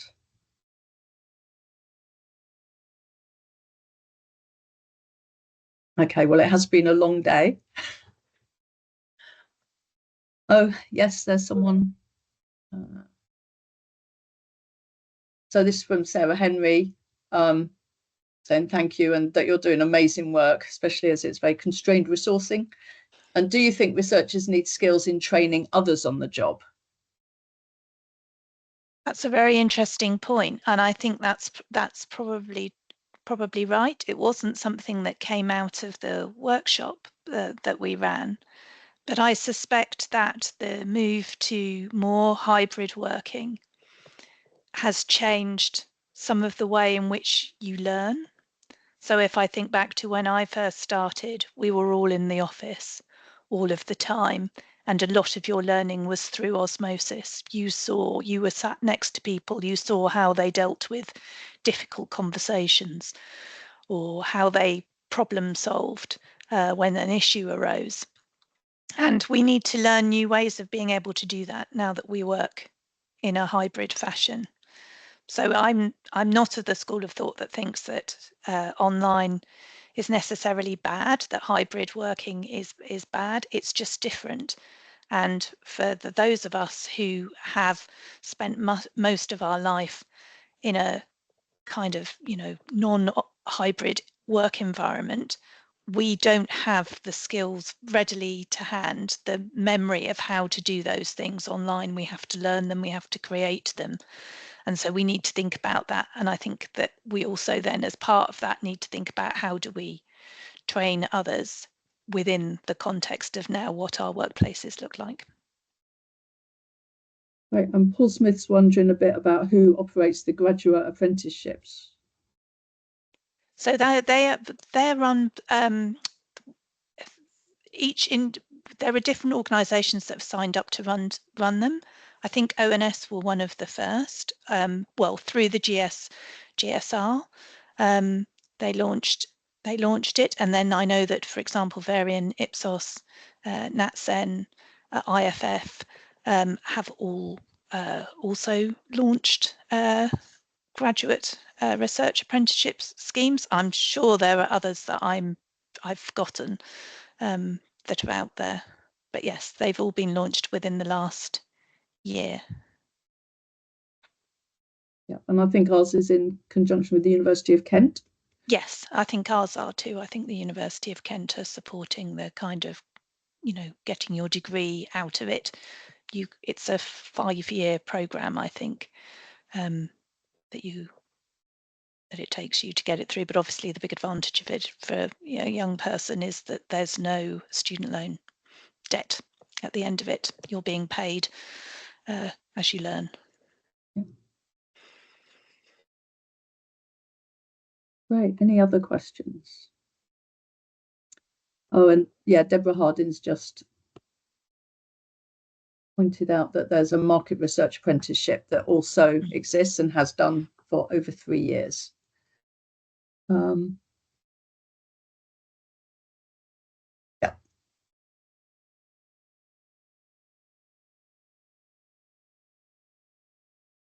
Okay, I think checking if anything else. Yeah, so Lisa's saying, yeah, the fact that we do, I think as Debbie made the point, we really do need to be getting into universities and trying to inspire students that career paths, that we do have good career paths in survey research, that it's skills as well as a potential career and what the options are for it, which I think is a good point. And there's different ways into survey research as well, as you can see from the range of people that we have on this call. Yes. We've always been a diverse, the diversity of people coming into research in terms of their disciplinary backgrounds has always been varied. And that's, you can argue that survey research is very multidisciplinary in its nature. And that can present challenges for how we train and develop people, because we can't necessarily assume that everybody has that same level of foundational knowledge. And that's one of the important things for thinking about the training resources that we produce.